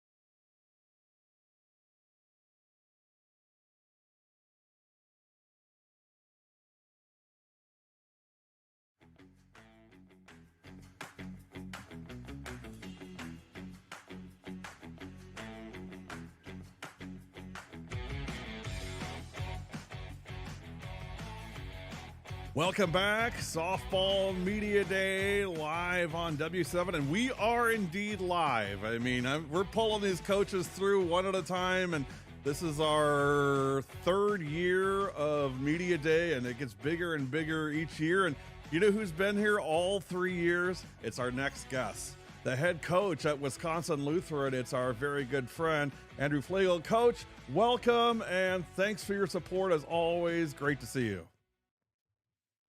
Thanks for having me, Gary. Appreciate it. Well, let's get right in. Let's get right into business here. 21-2 last year, just another phenomenal year for the Vikings of Wisconsin Lutheran. 21-2, 10-0 in the Woodland West, and as seems to be the case the last few years, you guys run into a really good Sussex Hamilton team in the sectional finals that ended your season, but. There's no doubt it's just another successful year and a great year for you guys. Before we get into 2026, Coach, I'd love to hear your take on 2025. Yeah, it was fantastic. It was a good first year. God bless me with the opportunity to be able to work with some fantastic kids and some fantastic adults that I'm glad to have Tom Gridzolanek returning with us this year. We lost 2 games by 2 runs to 2 Final Four teams. Insane. That bounces one way or another. That's it looks a little different, but for the sake of what we had, I'm really proud of these girls, and I think that they're really excited to jump into this 2026 season. It's going to be a little bit weird, I would say. I mean, it's to be the first time in 4 years not to see Sydney Vitonkel on the circle, and of course she's at Madison now. But I don't think you can. I don't think you can overestimate and overstate what a phenomenal career she had at Wisconsin Lutheran, and you've got to be really proud seeing her off to Madison. Yeah, fantastic. She's really excited to be a Badger. I'm happy for her. It's going to be an awesome 4 years for her, however it ends out. But really excited for our kids that we have here at Wisco right now too. I'm just really excited for her and for the team here. Well, and that's my next point, right? I mean, yes, she was certainly a quite a talent, but you guys got some pretty darn good kids coming back. I'm just looking up and down the roster, and you guys, it's not a case of rebuilding. It's reloading, and you guys are loaded. Yeah, I mean, it's a lot of returning characters from last year, which is really great. So there's not a huge learning curve into what we have installed from last year, and we're able to build on those different things and maybe add to our playbook. Amongst those returning kids, you talked about Tom Grudzolanek, of course, Reese Grudzolanek. Reese 2027 just committed to University of Oregon for softball this past winter. So, Reese headed for big things, but she's got more work to do the next couple of years. As you've kind of started the season, Coach, I mean, tell me kind of how it's going and what you're seeing out of this group this year so far. Sure. I mean, I'm going to start with the staff a little bit. We have a little bit of a turnover, which is that happens within these sports. But we have, we brought in 3 alumni with Eva Pinal and Kimmy Wanschneider, who are our JV coaches. Catcher and pitcher, you don't get a lot of direct catcher and pitcher instruction at this level, which is a shame, but I'm glad that we have it, that's for sure. We brought in George Mortal. He was a graduate and just a fantastic add to what we're doing. And then Sarah Tipton, who's our pitching coach at the varsity level and a teacher at the school. So we're really blessed to have them working with our kids. But then, yeah, looking at as far as our roster goes, you brought up Reese. She's committed to Oregon, which is really cool. We have a number of other kids who have made their commitments. Zana Ginther, our third base, she's going to Missouri. We have Grace Soley, our catcher and our captain. She's going to Bryant Stratton. We have Sydney Schrader, who's our pitcher, coming in, going to Western Michigan. And then Sydney Bratz, one of our other pitchers as well, going to Lakeland. So there's talent abound, which is really great. And other players who are going to be finding a home coming up soon. But in the meantime, they're going to go make a huge impact with what we're doing on the field here in 26. Well, and that was my other point. I mean, I've seen Sydney Schrader pitch, and of course we saw Sid Vitonkel, but you don't lose much, with Sydney. I mean, coming in. I mean, she's as you said. I mean, a Division I pitcher at the collegiate level. She's going to be, and she's every bit as good as anybody, and I think she's going to have a great year this year. Yeah, 100% agree. Her mindset going into this thing, she's incredibly selfless, and we decided to do a few different things as far as game plan goes. And she's like, whatever is good for the team, whatever we're going to do. And we just have this genuine trust between her, our catchers, Coach Tipton as well. Like I'm really excited for what we're going to be able to do pitch planning wise. It's interesting, Andrea. Look at the preseason rankings, and I've said this a few times already. I mean, they're fun. They're fun to line bird cages with, and litter boxes with, and that type of thing. But it's kind of it's a little interesting to me when I look at that. I don't see Wisco listed. I mean. And again, knowing the kids coming back, I mean, especially with Zana coming back this year, and again, like I said, Sydney's going to do a great job, and I mean, you've got, Reese as well. I mean, are you surprised at all to see that, or do you not even look at it? Do you not care? Not that you care, but I mean, just are you surprised at all? I guess this is the first I've heard of it. I don't know. I guess good. I don't know. I don't really look at it. I haven't seen anything. So I guess thanks for letting me know. Yeah. So it just came out Monday, the Wisconsin Fast Pitch Coaches Association preseason rankings. And of course, you've got your usual suspects at the top: Kaukauna, Hamilton, Watertown, Sun Prairie East, Muskego, and then Spash, Preble, Bradford, Cedarburg, Neenah. And then the honorable mentions were Ashwaubenon, Chippewa Falls, Hortonville, Kimberly, and Middleton. To me, it's a glaring omission. I'm just going to say that. I mean, I'm not being critical of the organization. It's just, to me, it's a little bit odd not to see you guys in there with the talent that you have. But I guess if nothing else, I mean, maybe it's bulletin board material, maybe it's not. But I think you guys have plenty of motivation already. But nothing wrong with a little bit more, right? Yeah, I guess. I mean, we really focus on ourselves. Like I said, I had no idea it even came out. It is what it is. Like, those are some really great teams that are in there, and we're going to focus on our really great team that we have. Give me your read on the conference this year, Andrew. I mean, the Woodland West. I mean, of course, Ike is always in the conversation. I got to tell you, Pewaukee is a program that's really been on the rise. I think I'd keep an eye on those guys. What do you think? Mm-hmm. Yeah, I mean, Coach Thompson does a great job. She knew her back from my days over at other schools and whatnot, and being able to compete regularly with her is awesome. I saw they pulled out a win the other day, so good for them. I don't know. I mean, and Coach Hogan too. Sorry, I don't want to not include her in that because she's great. And, well, of course she is. Love being able to compete against higher level competitors too, which is awesome. So I wish them luck as they continue on in this. I guess they've played games, but getting into conference season, because it'll be fun playing against them. Andrew, what do you think the identity of your team is going to be this year? I mean, if you had to say it like in a couple sentences, what do you think it looks like? Yeah, I mean, we come up with a word every year. I mean, our whole mantra is 300%, 100% attendance, effort, and integrity. But each team's different, so we come up with one word for our squad, and worked with Grace, our catcher and captain, on what that's going to be this year, and it's focus. And it's something simple, but obviously you got to focus on what you're doing on a daily basis.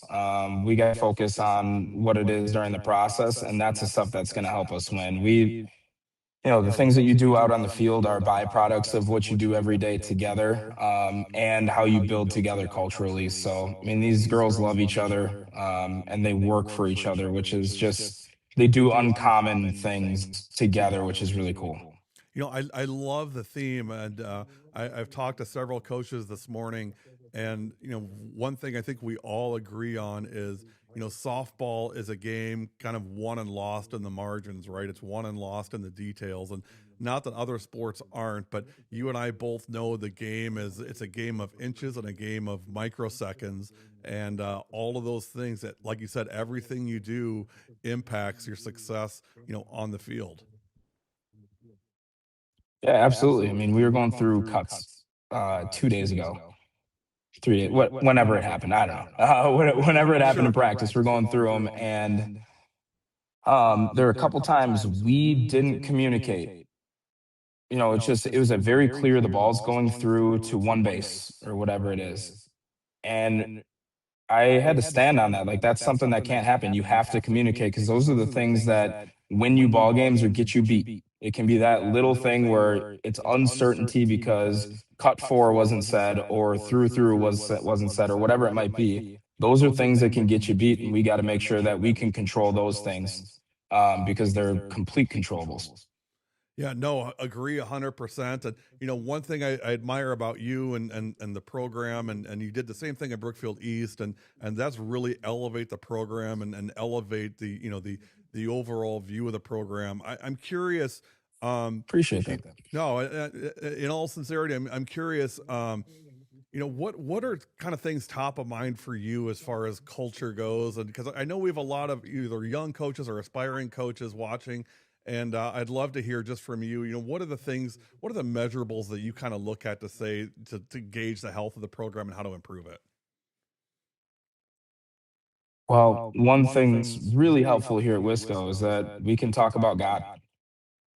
If all else fails, we got God, and He's behind us, and He's blessed us with the ability and whatnot. So who are we to question one thing or another there? So 1000%. He's given us the purpose and our focus. So with that, there's still the day-to-day where we got to take stock of where people are. One thing that we are adding this year that I actually got from my guy Dan Mackel, one of the soccer coaches, or the soccer coach at Brookfield Central, where I'm actually out right now because I teach here. But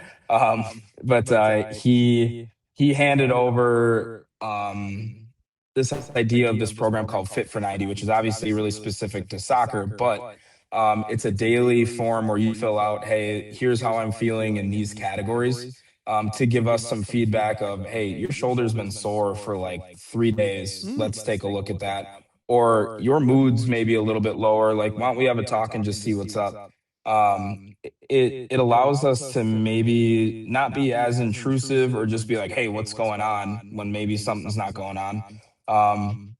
But it allows players to be able to assess themselves too. So a self-check, but also allows us as coaches to have a little bit more insight into, how they're feeling. So I love that's kind of a new thing. We'll see how it works. But yeah, I love it. And, I love seeing coaches that are proactive and intentional about not just the X's and O's of the game, but really the the mental well-being and the mental health of our kids. To me, that's it's such a overlooked thing a lot of times. And we've talked to a couple of coaches today. Kaylee Gendrich was a great example. Of course, I know you and Kaylee are friends.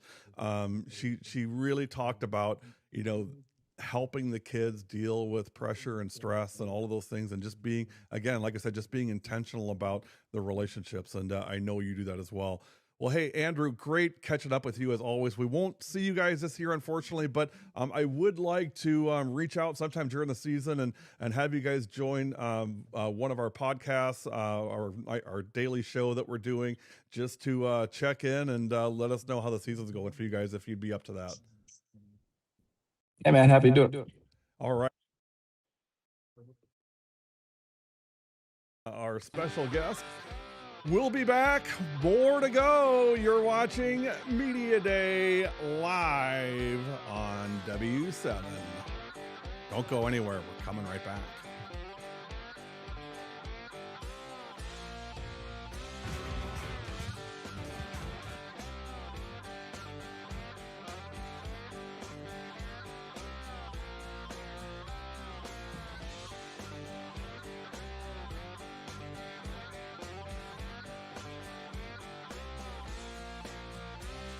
If you don't know W7, you don't know Kewaskum softball.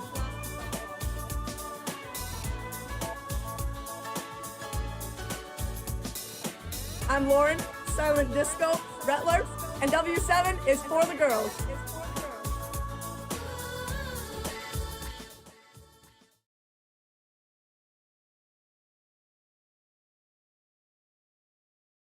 If you don't know W7, you don't know Judah Albany softball. Okay. Me first. I'm Sierra Davis. I'm Gracie Freitag. And W7. And W7 is for the girls. I know. I'm Sierra Davis. And I'm Gracie Freitag. And W7 is for the girls.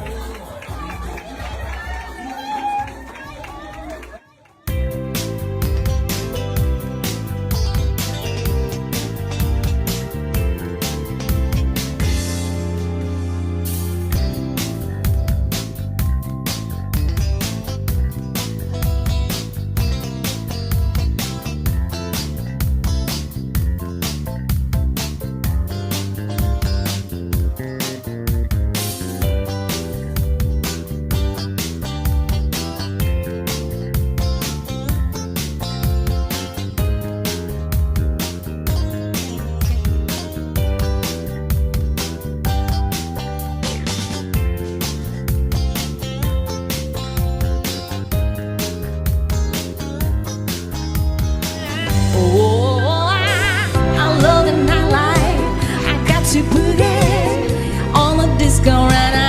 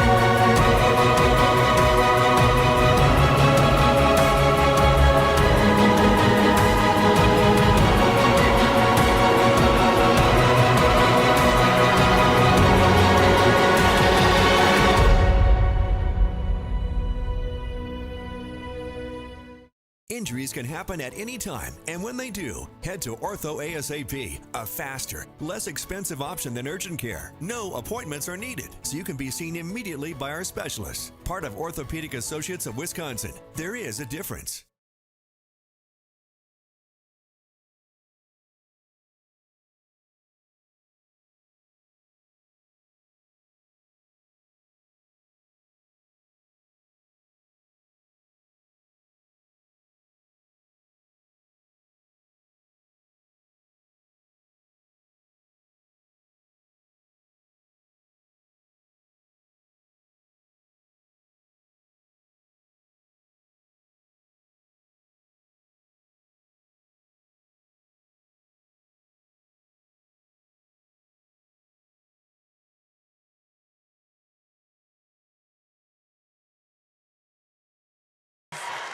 Baseline official didn't see it, but he got a little help.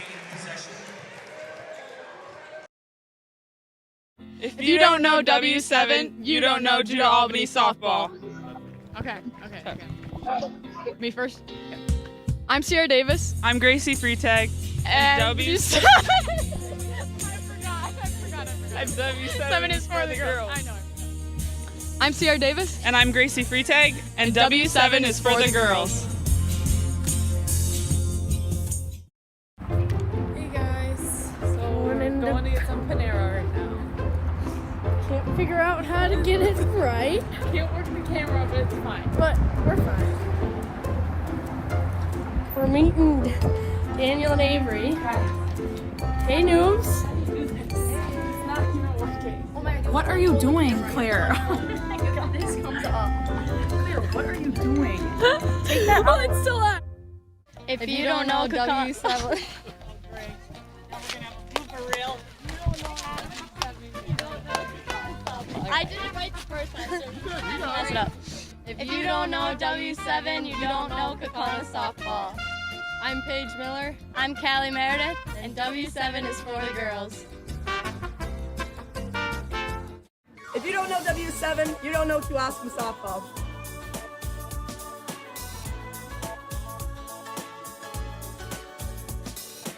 I'm Lauren, Silent Disco, Rettler, and W7 is for the girls. If you don't know W7, you don't know Watertown softball. I'm Abby Walsh, and W7 is for the girls. If you don't know W7, you don't know Superior East softball.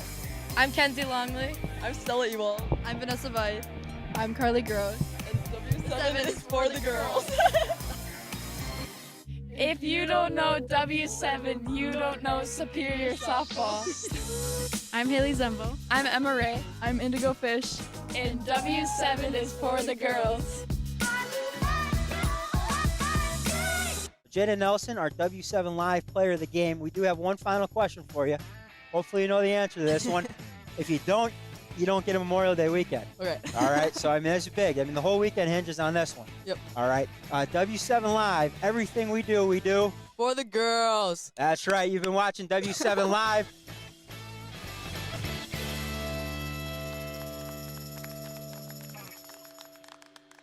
Come on, there's like Okay, here we go. Okay, ready? 1, 2, 3. If you don't know W7, okay, if you don't know, okay? 1, 2, 3. If you don't know W7, you don't know Oak Creek softball. I'm Sierra Kilborn. I'm Riley Gonzalonic. And I'm Madison Knoll. And W7 is for the girls.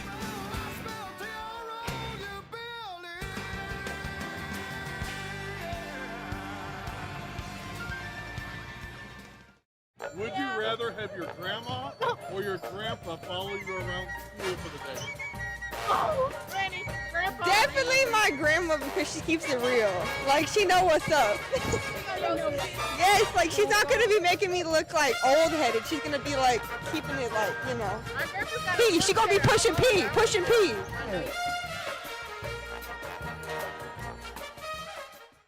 If you don't know W7, then you don't know Pewaukee girls volleyball.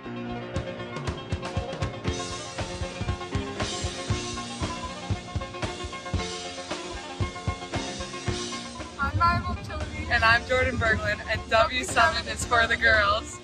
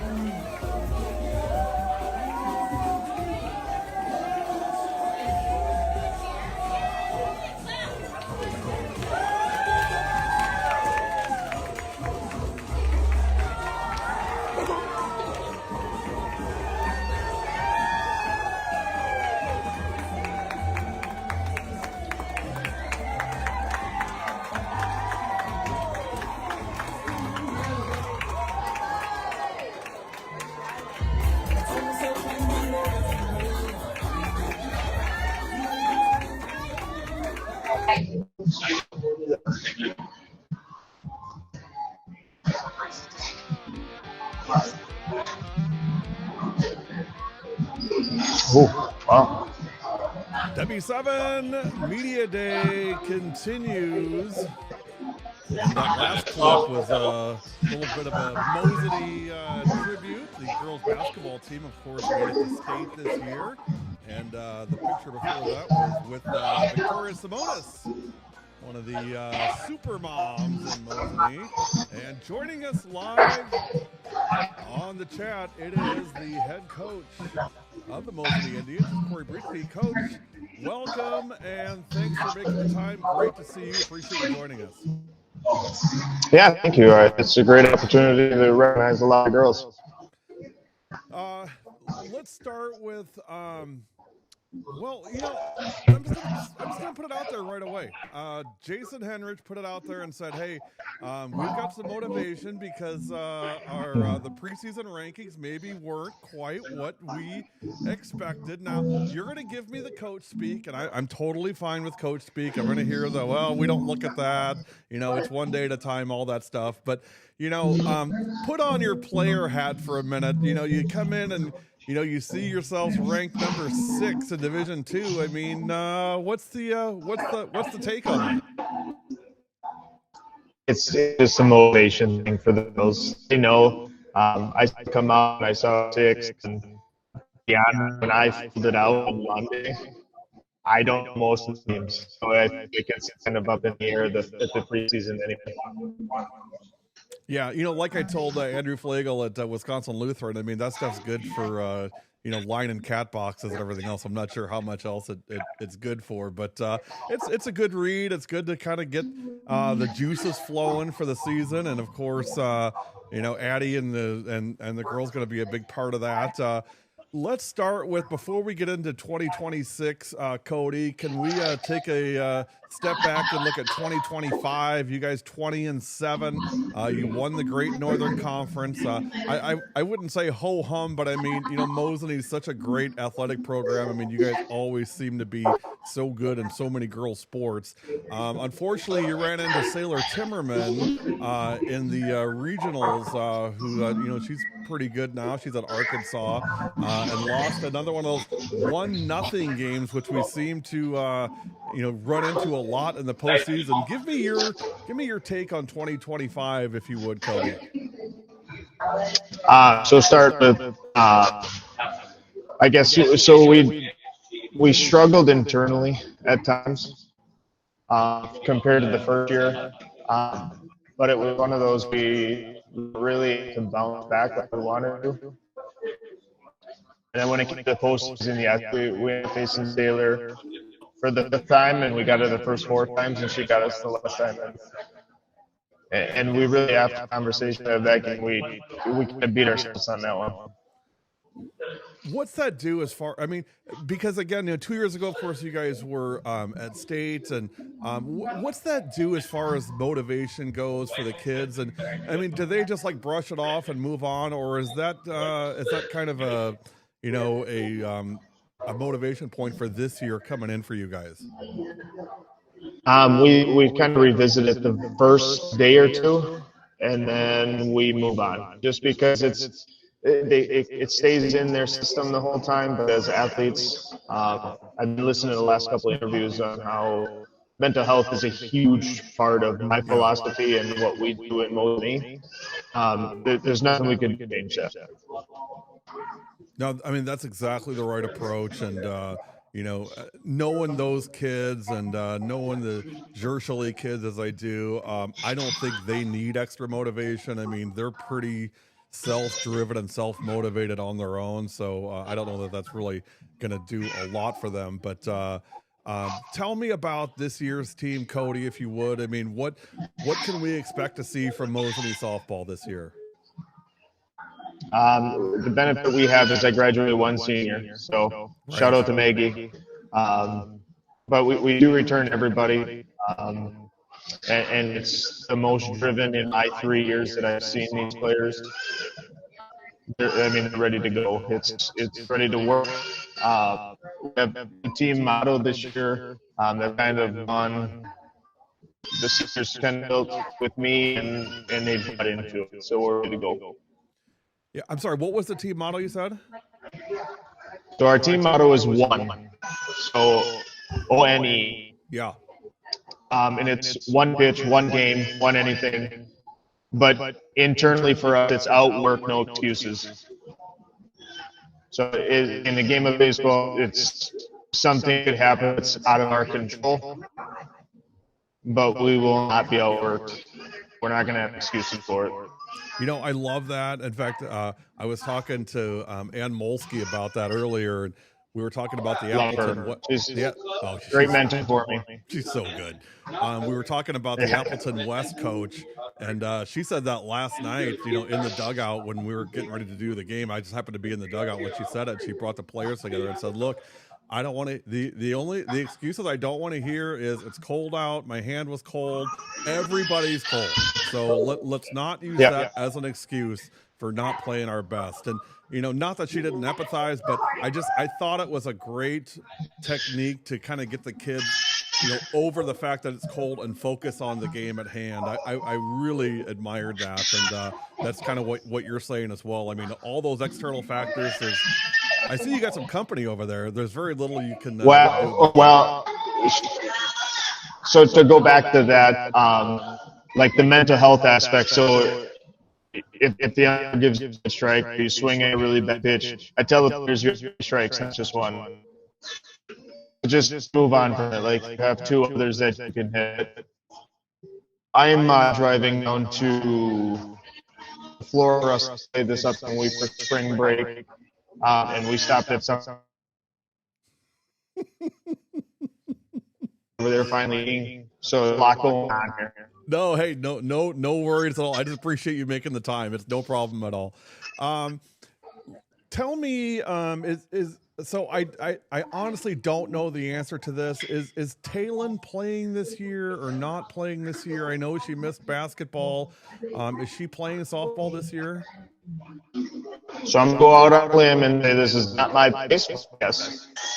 Oh, okay.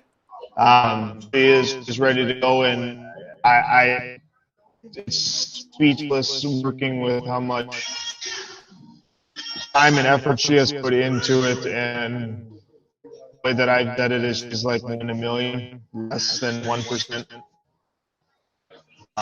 Has put more work in than I've seen any human. And she deserves it. She deserves this opportunity again.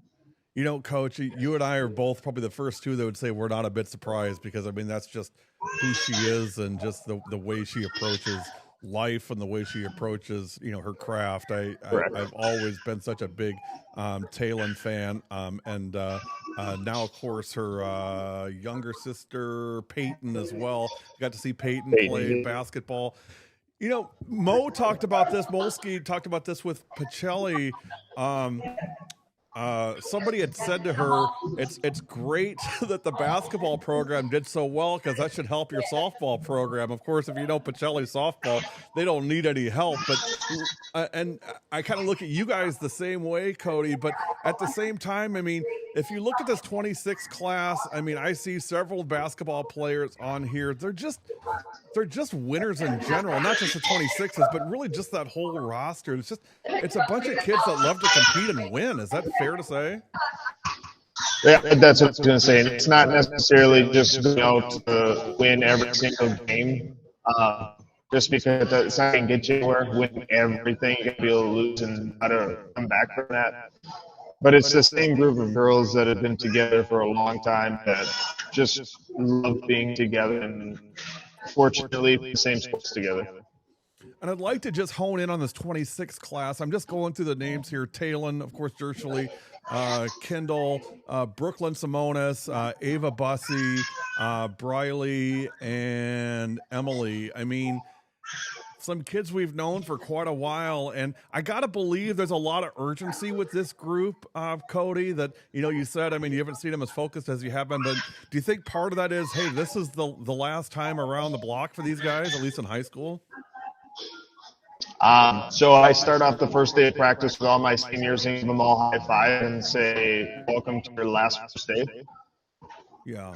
And it gives them that, like, hey, this is it. But I would say if they were juniors and sophomores, they'd still be pretty determined right now. I'm fortunate enough to have softball in the spring. They've gone through 2 sports of it ending and the emotions.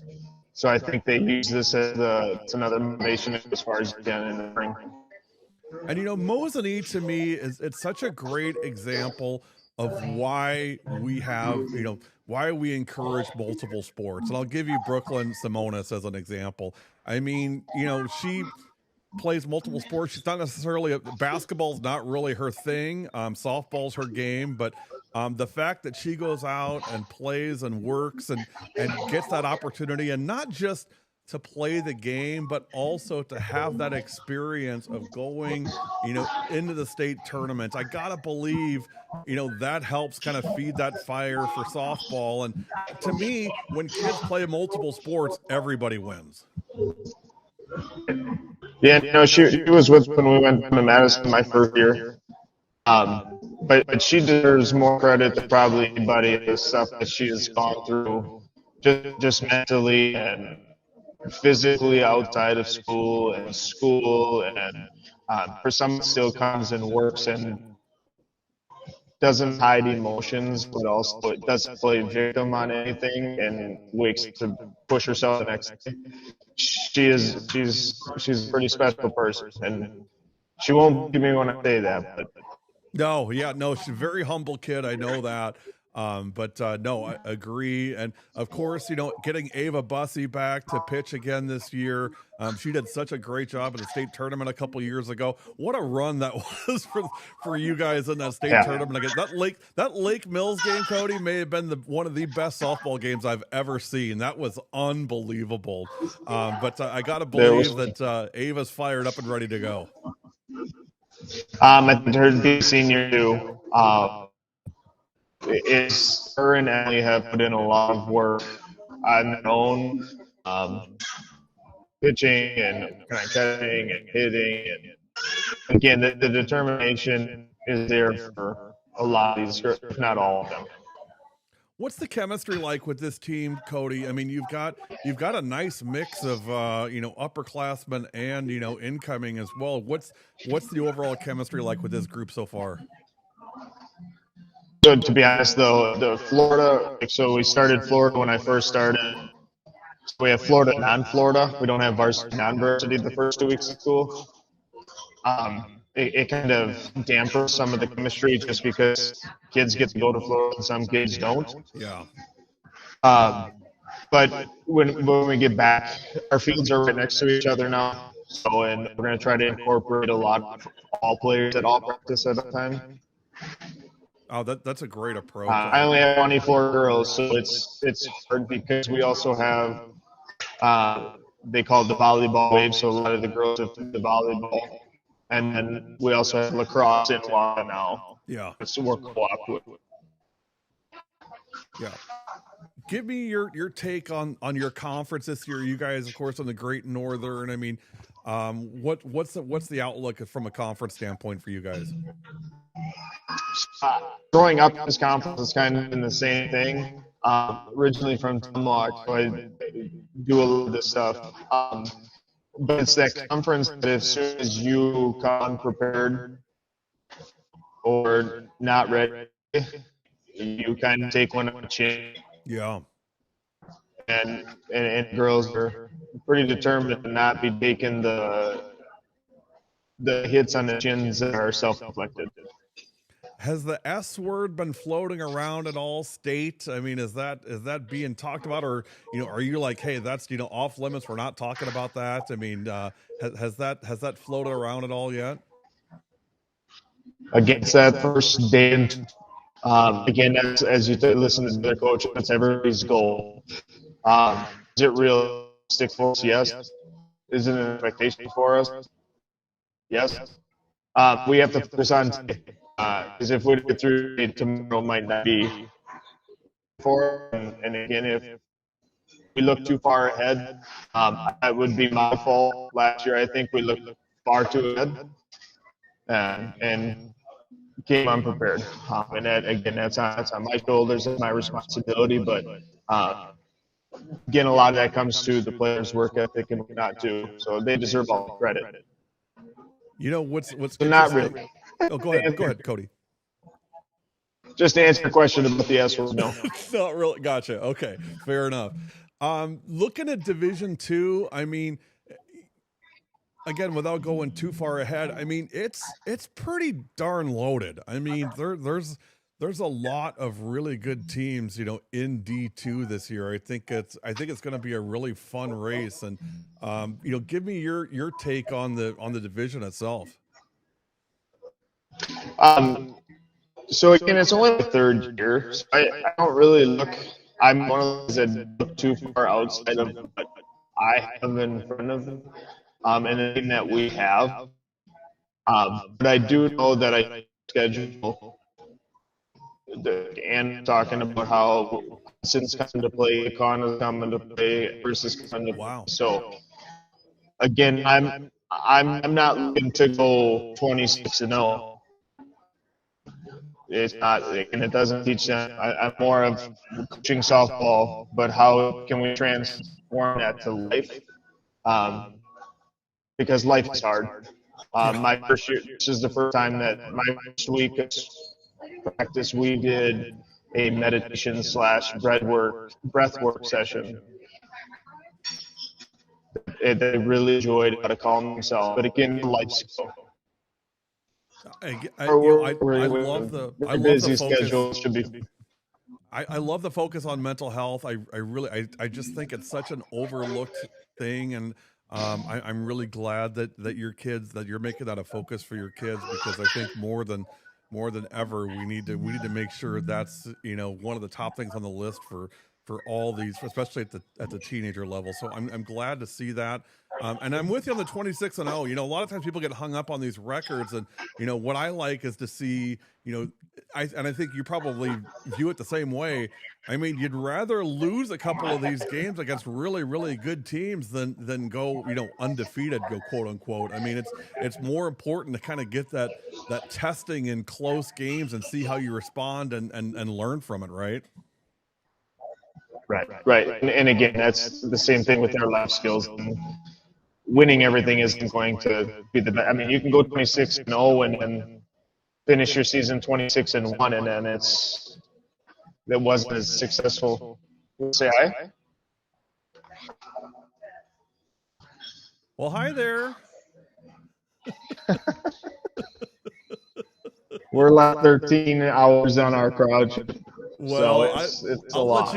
I'll let you get back to it. But Coach, I want to thank you for making the time and joining us. And I wish you and the girls all the success in the world. And, you know, hoping to see you guys in Madison. It'd be great to see this team accomplish that. But either way, I know you'll have a great season. Best of luck, and thanks for joining us today. Sounds good. Thank you. I appreciate it. You're watching W7 Media Day. We'll be back with the head coach of the Notre Dame Tritons. It is Scott Hermes coming up next. You're watching Media Day on W7.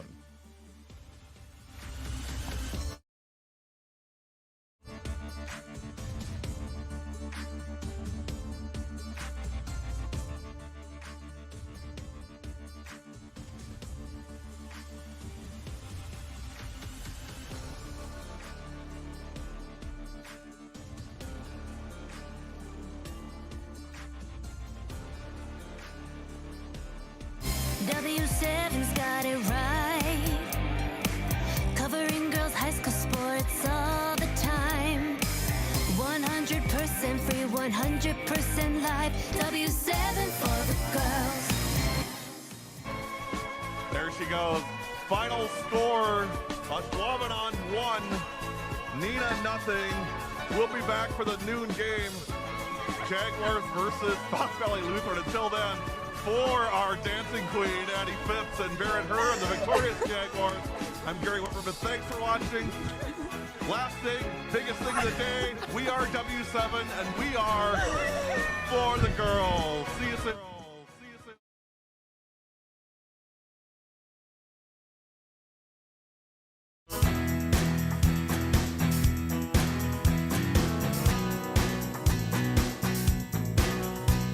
If you don't know W7, you don't know Notre Dame girls basketball. I'm Sylvia Pitchka. And I'm Charlie Apple. And W7 is for girls. I'm gonna soak up the sun.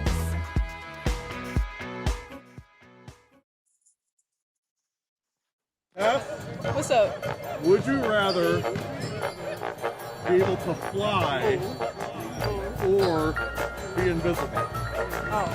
Definitely invisible. 'Cause I could get away with anything. Now, Just keep think in about mind, it. keep in mind, when you're invisible, it's only for 10 seconds at a time. Oh. Does it got like a cooldown, or can I go like 10 seconds and then like Yes, 1 you can second stay on the on? floor and it- This- No. I gotta be invisible. Oh, then I could dunk! No, I gotta fly because then I could dunk. Flying. Final answer. When you fly, you can only fly 5 feet above the ground. You could get there. I think 5 feet. I'm 5 feet tall. You could get there. You could I'm get not there. 6. Not too much. You could get I can there. dunk. I fly. I take my flying ability so I can throw down some nasty dunks.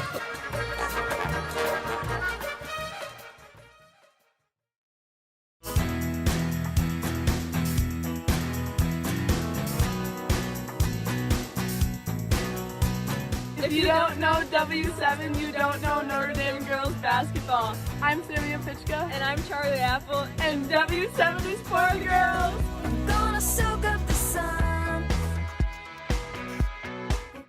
W7's got it right. Covering girls' high school sports all the time. 100% free, 100% live. W7 for the girls.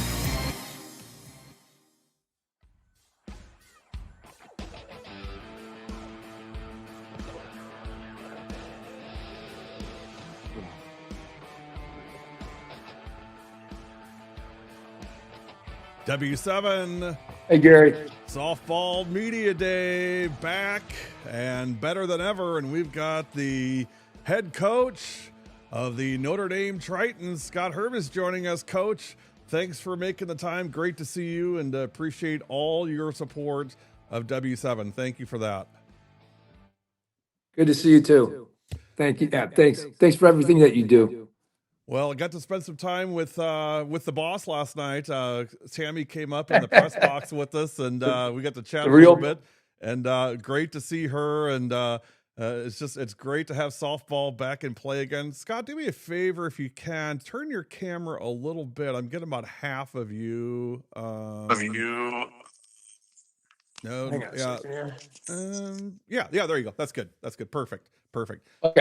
Okay. So season opener last night, 38 degrees, of course, and snow on the ground and snow in the air and wintry mix and all that stuff. And you guys able to knock off Appleton West last night, 17-2. Tell me about opening day and how that was. And I got to tell you, on the drive up there from Economowoc, I'm like, there's no way they're playing this game. And you guys proved me wrong. Yeah, everyone gets the itch. It's one of those catch-22s where we have to do the work. The work we put in, and what we do is we have to do whatever we can to get these games in. Yeah, no, I agree. And of course, you got to play at King Park, UWGB campus. So it's just always a great experience for the kids. I know they enjoy that.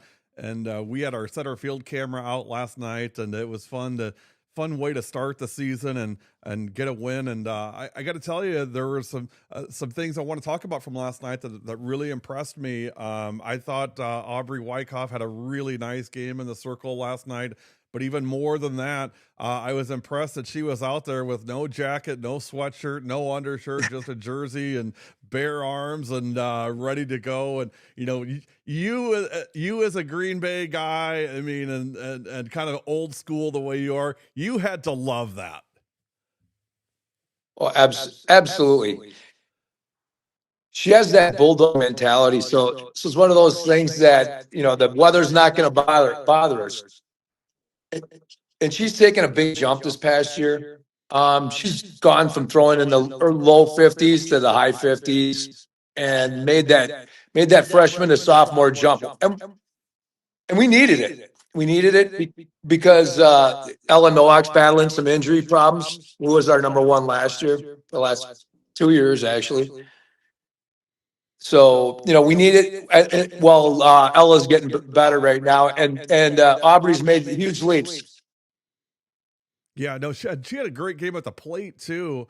I meant to tell her after, of course, Stella Starry was our player of the game, but Aubrey was certainly, right there as well.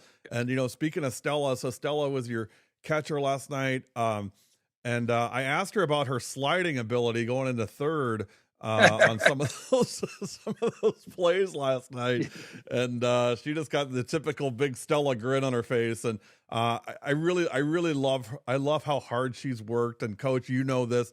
I mean, you guys have really done a great job developing her, but I mean, she's done a lot of work herself to get from where she was to where she is, and I really admire that about her.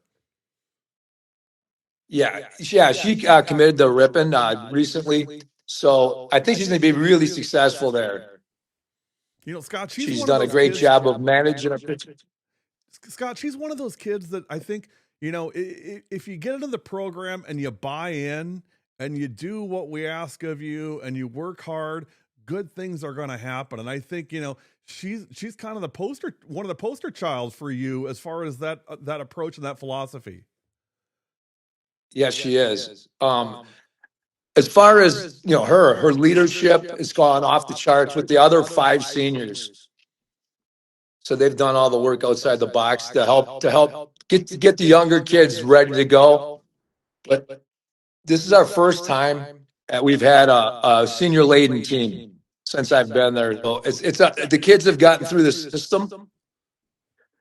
And so that, with that being said, we expect big things this year, Yeah, no, I'm with you 100%. I mean, of course, you lost Maddie Hiltz, but I mean, she was the only senior last year, so everybody else is back. And on top of that, you get Kaya Waldrop back, which is a really nice get to have her back in the lineup. And Scott, I got to tell you, last night before the game, I was over in the Appleton West dugout fixing a camera, and I looked over and saw Kaya at first base, and I can't tell you how much joy it brought for me to see this big smile on her face and just kind of taking it in like, hey, I'm really back now. And, a kid like that, you love to see her be successful, and because how much it means to her and what a competitor she is. And again, the work that she must have went through to get from that knee injury to get back.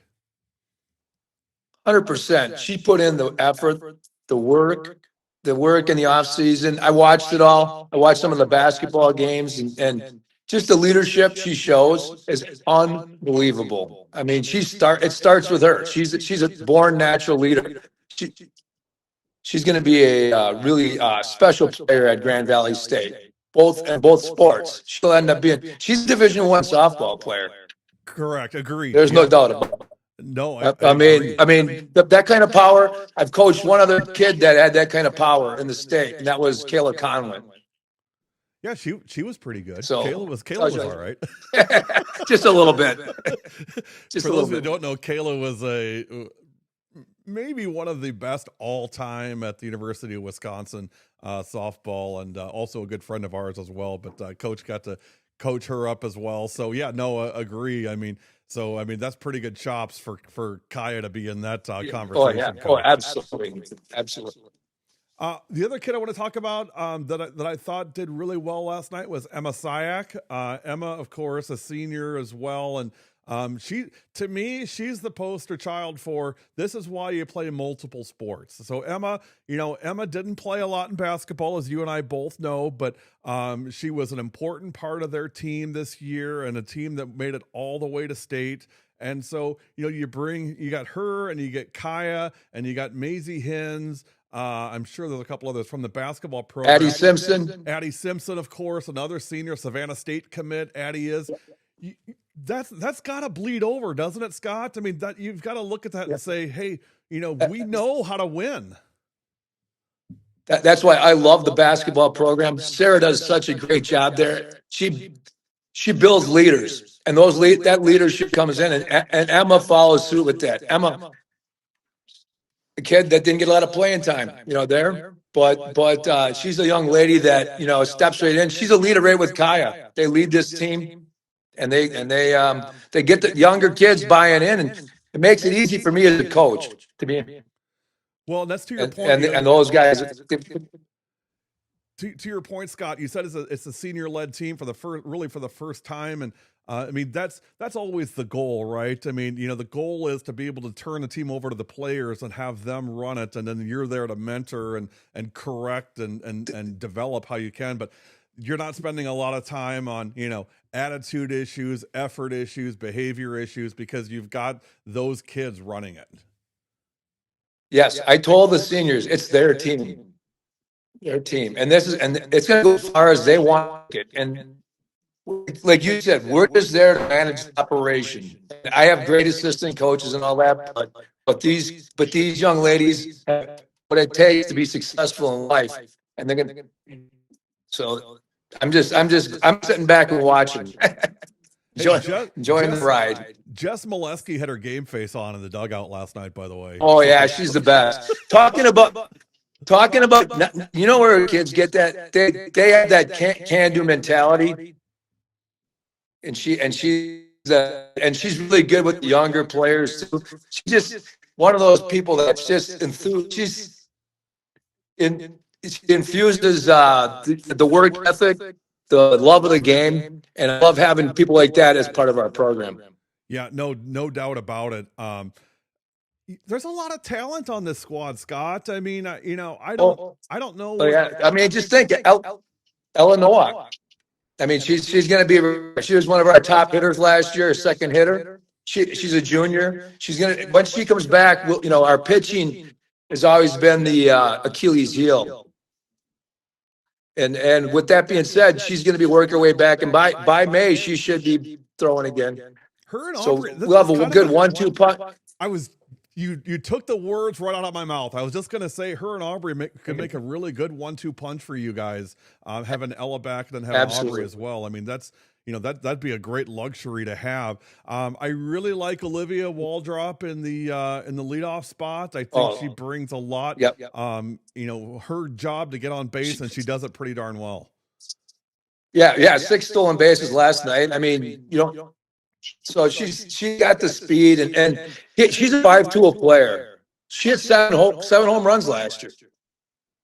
So there's a lot of pop in her back too that you don't see. You'd never think it by looking. We got her nickname is Pipes, by the way. Perfect. Coach, what's it gonna take? Our assistant coach Dave Lipke gave it to her. What's it gonna take this year for you guys to kind of make the jump to the next level? It's going to be the pitching and catching is going to lead us, but then the leadership of the senior class, and we got great athletes like that. Maisie Hintz, she's just got to slow things down. Everything is still coming. She wants to do everything at 100 miles an hour. She sure does. Thanks, Sarah Rhodey. But that's okay. That's okay. Now it's up to us to hone that in and to have her play with a tempo and a rhythm that goes with softball. And that's those are the things that we have to do. That's our job. And we haven't talked about her, but maybe just a little bit. But Addie, of course, Simpson has pitched a lot for you guys in the last couple of years, and now you've kind of been able to slide her over to third base. How I thought she did a nice job last night, and her speed and her quickness, I think, really lends a lot to this team. Yeah, our whole team has a lot of speed, and Addie's sitting at 94 hits for the year. For her career, sorry. Yeah. And she'd be, I think, the first player in Notre Dame history with over 100 hits in her career. So she's really worked hard. She's been an all-conference performer for the last couple of years, and I expect the same out of her this year. Yeah, no, I couldn't agree more. And again, another multi-sport athlete that's done so well. She's one of those kids that when she gets the opportunity, she really kind of jumps on it. If you looked at basketball this year, we did several Notre Dame games, and Addie didn't always play, but boy, when she did, she was a difference maker. And I think she's going to be one for you guys in softball as well. I think she's just one of those kids that knows how to win and does things the right way. Looking at your schedule Yeah. this year, Scott, I mean, what jumps out for you? What's the conference look like, and what's your thoughts on the schedule this year? In the conference, our pitching will be a little bit down, like not all the teams combined. Mm-hmm. But you know, the play is going to be good. A couple new coaches in it, in the conference. Good tough conference. It'll still be good. It's up for grabs. Yeah, Somebody's going to have to step up. I'm with you on that. De Pere is going to be really good. West De Pere is going to Yep. be very good. So I mean, certainly it's going to be very competitive. Of course, Schwabenon's always good. Raylan will be. I got to say this for Raylan because she'll be joining me here in a few minutes. But and Bayport also right in there. So I mean, Absolutely. got a lot of really good teams.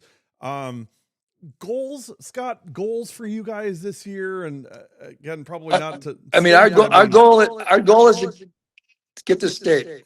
Oh, okay. Well, hey, I like that. We got role players too, like Simi, and those Simi. kids all step. Yeah. She's been an honorable mention defensive player in the conference. So we got different role players, but with our team speed, and that we can compete with anyone. No, I agree, and I think you guys are going to take some people by surprise this year. But I would say too, I've been around your program since you kind of started it a few years ago, and what I've seen is just a year to year growth, right? I mean, it's been good, solid growth, and I think you've got the culture right now. I think you've got it where you want it from a culture standpoint. Now it's about executing, right? Absolutely, and like those four sophomores, I call them the four. They're the ones that've been with our program since the beginning. So, well, I think great things ahead for you guys this year. Hey, I want to thank you. First of all, let me thank Tammy. Tammy's been such a great supporter of ours and such a great friend. And I appreciate her and appreciate you and just your guys' support of what we do. I mean, it's really been special. And, I've really enjoyed getting the chance, not just to cover your games, but to really meet your kids and know your kids. And you've been so great at giving us access to the program. And that really means a lot to us. And I really appreciate it. thank you, Gary. That means a lot to us. And Tammy feels the same way about you. So Yeah, it's been nothing but a joy to work with. Yeah, you and I both know it's the bosses that make all the difference. We just they pull the They do. levers. We just say yes, ma'am, right? Yeah, I never do this without her. She's the best. No, absolutely. Well, hey, best of luck to you guys. We're gonna see you another couple games. We'll see you at home against Pulaski at the end of April, and then we'll see you in Fondy for a couple games there. So look forward to that. And again, as always, Coach, appreciate your support and best of luck to you and the ladies this year. Thank you, and God bless. God bless as well, Scott. Scott Hermes, the head coach of the Notre Dame Tritons. I'm telling you, keep an eye on this team this year. I think they're going to surprise some people. I won't say that too loud because Scott, I know, likes to kind of be under the radar and sneak up on people. But I'm telling you, watch out for those guys. We'll be back. More to come. You're watching Media Day on W7.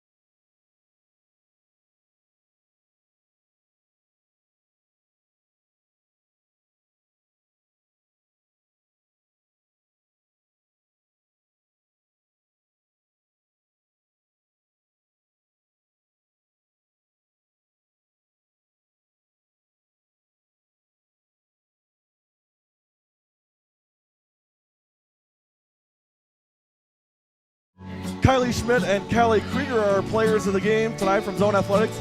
Ladies, before we go, one last question. Everything W7 does, we do for who? The girls. We're going to get it one of these times. I tell you, we're going to get it one of these We got it. Isn't it for the girls? It is for the girls. What did I say? The girls. I knew it wasn't just. Okay, Look at ready? it. All right, go again. 3, 2, 1. For the girls. There you go. You've been Second watching time. W7.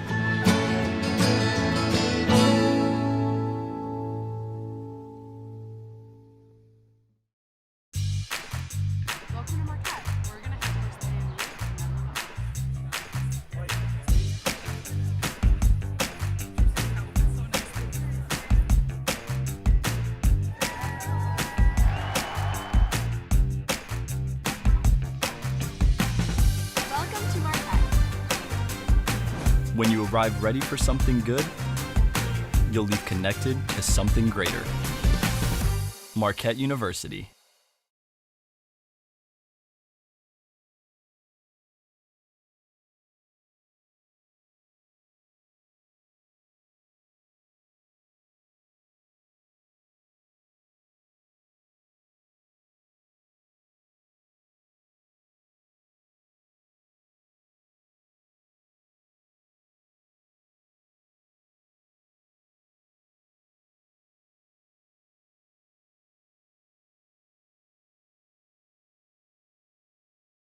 No need to ask, he's a smooth operator. Smooth operator. Smooth operator. Smooth operator. Coast to coast and lake to Chicago, west and Maine. W7, we are here with the state champion Pacelli Cardinals, and specifically with Amelia Martini, who we now call, what do we call her, Connor? Mint Chip Martini. So Mint Chip Martini is her new name. So Amelia, first of all, congratulations on a state championship. Thank you. Thank you. How does it feel? It feels amazing. It's like a dream, honestly. Connor said on air, he said, if Pacelli comes back, we're gonna get Amelia Martini some mint chip ice cream. There you go.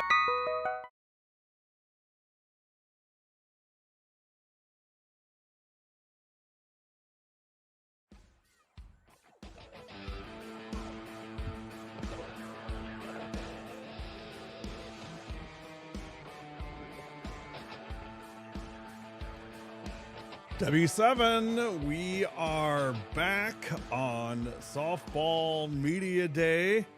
We're well past the halfway point, you guys. We're closer to the end than the beginning. And I want to welcome in our good friend, the head coach of the Stoughton Vikings. It is Cassie Bondi. Coach, thanks for joining. Great to see you and appreciate you making the time to join us on Media Day. Yeah, awesome. Thanks for having me again. I appreciate it. Well, great to see you. And before we get into 2026, because there's a lot to talk about, let's take a look back at 2025. 8-19 overall, 4-10 in the Badger Small, which is a very competitive conference, of course, as you know. And lost to a pretty good Jefferson team, and certainly very competitive in that game. And Jefferson, of course, made it all the way to the state tournament this year. So, I mean, to me, certainly some things you could build on from last year. Give me your read on last year. Yeah, we were definitely competitive in a lot more games than our record shows. I think we had about 6 or 7 games that we lost by 1 or 2 runs. And a lot of those games we were up kind of late and just gave up a late run in the 5th or 6th inning. We got to the playoffs. We were a 9 speed, went on the road to Fort Atkinson and beat them 9-0. We felt really good after that game. But then Jefferson's up next, right? And everybody knows what Jefferson, the season they had last year. Right. With, their 2 big pitchers. But we played them tight. Yeah, it was a 5-2 game, but I think only 2 of their runs were earned. We had a couple errors in the inning where they scored their 5 runs. And that was kind of our MO last year. We had several games where we'd have 2 or 3 innings in a game, give up a ton of runs, and we just couldn't kind of come back from that. It's tough, Coach. It's tough, and I know it's tough for you. I know what a competitor you are. But it's hard when you see the talent there and see what the could be is. But the is isn't always there yet. How do you kind of fight through that? Because I know it's got to be frustrating at times for you and for the players too. Well, we really tried to kind of have that goldfish mentality. I actually have a shirt that says, be a goldfish, right? You can't let things dwell. You got to forget it right away. And there were more than a few times I would wear that shirt to practice the next day after one of those really tight losses. The girls responded pretty well, but then we were tight in a lot of games last year. But I started a ton of sophomores. We kind of, this year we call it our sophomore slump from last year. All those kids are back as juniors now. So we're hoping they can learn through those growing pains from last year and have a really successful year this year. Well, and that's going to be my next question. I mean, when I look at this roster, Cassie, I mean, yeah, you lost 2 seniors, but you've got, as far as I see, no seniors this year, and it's a whole crop of juniors. I mean, you've got to be pretty excited about really what the next 2 years can be for you guys. Yeah, definitely. This junior class, there's 9 of them. All 9 were up as freshmen, so a lot of them have seen a significant amount of playing time. This is their 3rd year up on varsity. We've got a couple sophomores that are going to step into some starting roles potentially this year too. So knowing that we've got a 2-year span with this group, we're very excited. Who are the players? So, of course, I know Maddie Barsness has been such a great player for your program. Give me kind of the highlights of kids that we should watch out for. Kira's another one too, but give me kind of some highlights of what we should watch for with this group this year and some kids that stand out. Yeah, definitely. You mentioned Maddie Barsness in the circle. She had a monster year last year, struck out 212 kiddos, Crazy. had multiple games with 10 plus strikeouts. But she had good support too in a lot of games. We've got twin sisters, Camille and Chloe Buell, who both can hit the snot of the ball, both play really good defense. Caroline calls a great game behind the plate for us as our catcher, makes crazy solid contact. Her along with Madison Verville, they're my 4 or 5 hitters. Their exit velo on their hits, they hit it hard. Just last year, there were so many hits just right at people, and they would get so frustrated. So it's just that, like, you're making great contact, it's gonna get through, right? Center fielder Emily Matheny's back in the leadoff spot. She's a big lefty who hits the ball hard, covers a ton of ground out in center field as well.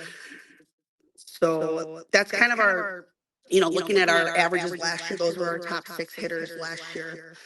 And then we've got 3 other juniors that are looking to fill some spots in Kira Schmid, Millie Vinson, Savannah Fosdell. All 3 are utility kids that can play multiple positions. And then 2 sophomores that are looking to get a lot of playing time. Raylan Kuhn and Nora Heineke are both poised to have good years as well.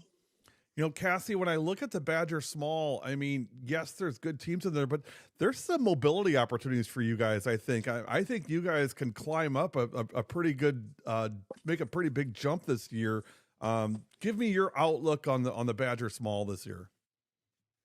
Yeah, I mean, Mount Horeb is still definitely the team to beat until someone knocks them off. They lost a solid senior class, but Josie Clifton is back in the circle for them. She's going to lead them. They had a couple underclassmen who played big roles for them last year as well. Marlin brings back their pitcher who's a senior in Schuchart. They were the team that knocked off Mount Horeb last year, giving their first loss in conference in like 5 years or something. Wow. So they're going to be solid. Edgewood, I think they bring back a ton of offensive weapons. I know they're going to have a new pitcher, but I think that they're going to compete. Really top to bottom. Portage is always tough. Reedsburg's always tough. So Fort Atkinson's back in the Badger Small this year. They're a solid program. It's just going to be, I really think any night is any team's night. You just got to perform. That's exactly where I was going. That's exactly the point I was going to make, is that, I think a lot of these games, I think your guys' success this year is going to be based on, doing the little things, really well. Because I think that the teams that do that in this conference, and certainly in all of softball, but, certainly when you've got a conference that's I would say very middle heavy. Yes, of course, Mount Horeb has been good for a long time, but you got a lot of teams between, I would say, even like third place all the way down to, where you guys are. I think there's a lot of room for movement in there. And I feel like you guys are maybe on the poise of kind of a breakout year. Do you feel that way? Oh, absolutely. I mean, we were a couple clutch hits away from that conference record being flipped. We left a lot of runners on base last year in scoring position. So that's been a big thing we're talking about with the girls, is having that confidence in the lineup through 9. Going up to the plate, doesn't matter who's on base, doesn't matter the outs, you have to be confident in your plate approach, be confident in your swing, and good things are going to happen. Yesterday we had a scrimmage with DeForest. Down in Rosemont, actually, we rented out the dome down there, which was a really fun experience. How is that? And I was gonna ask I you, was how is that? It was nice. So they've got the 2 fields there. We rented it out for the day. So DFO was there right away in the morning. They practiced. JV scrimmage started.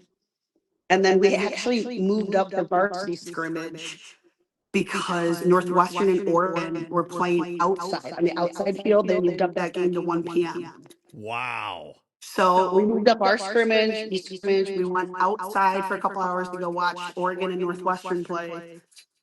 Came back inside practice for about another hour and a half or so, and had a great day. How'd Riley do? Did you see Grudzalonic? How'd she do? I honestly don't remember. I was so cold because it started raining on us a little bit. So it's another reason we went inside early. We're like, we're cold. Let's go back in the dome and practice. And We did Notre Dame and Appleton West last night up at they played at King Park at UWGB, and I saw Scott Hermes before the game. I'm like, are we still playing this game? Because I see like little mountains of snow around here still, and it was like a wintry mix. It was 36 degrees. Yep. He's like, yeah, of course we're playing. like it was the most obvious question in the world. Typical softball coach. Typical Wisconsin, yep. Right. But Cassie, not to make it all about this class, but I got to believe, because you've got so many kids that are in the same class, I mean, the chemistry's got to be pretty good on this team. Oh, absolutely. A lot of these kids grew up playing youth ball together. Actually, my assistant coach, Derek Schmidt, his daughter's in this class. So he had them U8s, U10s, U12s, doing the youth ball together. And then it was about that second year of U12 where a lot of them started to branch out and started playing more of the travel ball. But they've grown up playing together. They're in classes together. I mean, the friendships amongst this group, you can't ask for a better group of kids. Well, and that's what makes it the most fun of all, right? I mean, and you'd love to see those kids. You just get the taste of that success because, once you get it, I mean, all that you do is you want more and more of it. And I think, again, I think that there's some movement opportunities for you guys this year. To your point, I mean, you lost several games, by very close margins and left runners on base. When you sit down to talk about the kids, I mean, what's the message, Cassie? I mean, again, for a team that's trying to take the next step, what's that like for you guys? What are you talking to them about?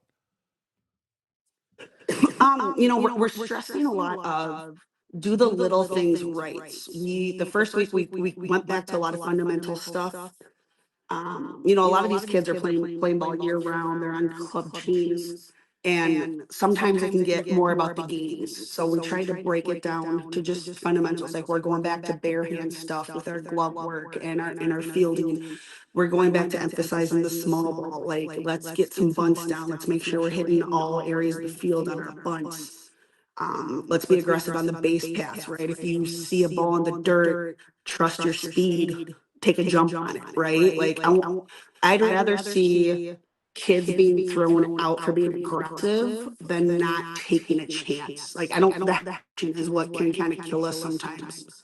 I want to be the aggressors this year. No, great point. How are the kids responding? Because sometimes, I mean, those kids are like, well, yeah, gee, I already know how to do this stuff. I mean, why are we doing the stuff I already know? But how are they responding to that?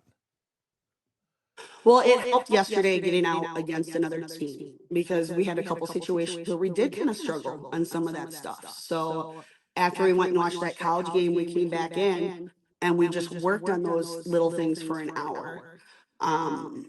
The girls this year, their slogan they decided is now or never. So we've got shirts that say now or never. I love that. You know, this junior group really wants to have a solid, successful next 2 years. So we put it back on it, like, look at your shirts that you're wearing right now. You said now or never. So it's right now. Let's clean up the little things. Let's get back at it. Let's work hard. And, you know, this is where it starts. It's got to be an everyday thing, every day in practice, every game. Well, I love the urgency. And I mean, honestly, I can almost feel it myself, just talking to you and talking about the kids and the team. I feel there's a lot of urgency, in this group to make a statement this year. And, I again, looking at this class, and again, knowing Maddie as I do, on the circle, I think there's some great opportunities here for you guys. When the season's all done, Cassie, and you put everything away, what are the things you look at to say, this, because of these things, we had a successful season, aside from the record, of course. Right. Yeah, I think, a big thing is that chemistry and that positive environment. We want to make sure all the kids are having a good experience, that they're growing in the game, but putting a number up in the gym would be nice too. We only have one conference championship in the history of Stoughton softball, and it was 10 years ago. So kids will look at that number a lot in the gym during practices, and I'll see them kind of like, let's do it again. Let's put a number up. Like, it's time. Yeah, no, I that alone is great motivation. I always tell people, like, hey, club ball is great and travel ball is great, but there's nowhere to hang like a banner or a trophy, nowhere to really go visit a trophy, that type of thing. So it's great to have them have something that they can work for. And, I wish you guys all the success this year. Again, I know you're going to have a great season. So good luck. And thanks for making the time today. I appreciate it. Yeah, thanks for having me. Thanks for all you guys do for the sport. Cassie Bondi, the head coach for Stoughton. We'll be back. More to come. If you're watching W7 today, it truly is now or never. We'll be back. You're watching W7.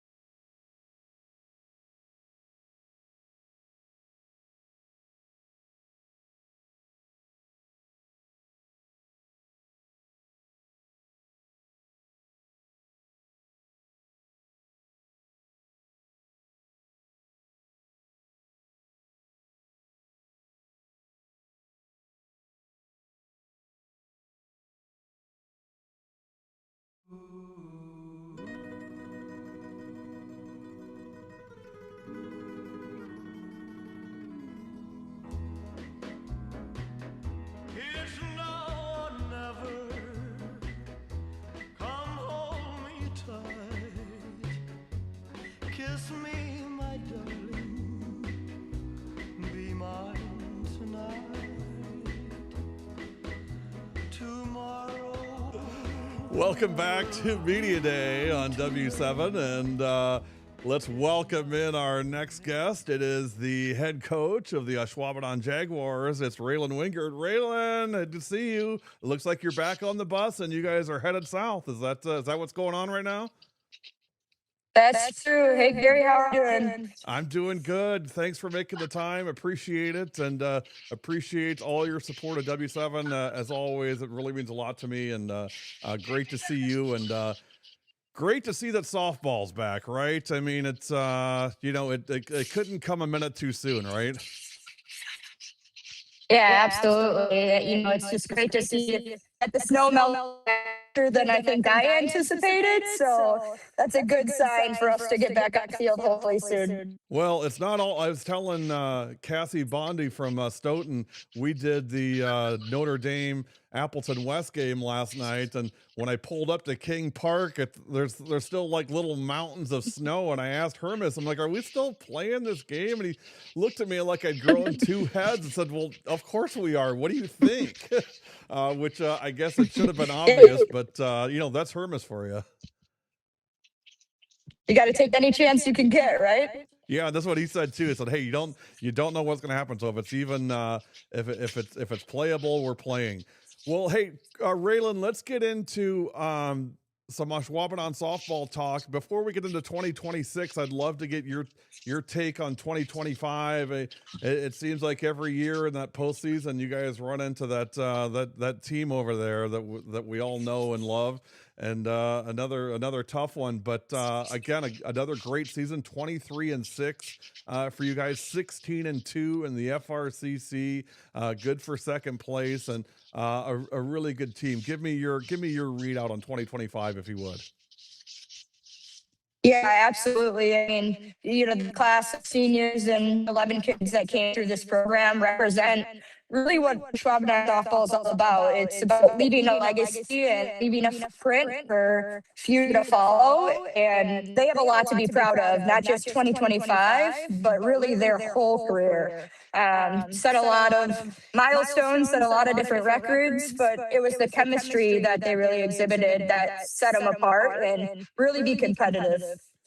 I couldn't agree with you more, and I really loved the chance to get over there last year and during that tournament and get to hang out with those seniors. I mean, the ones that stood out to me, of course, Addie Phipps and of course Barrett too, and Gianna.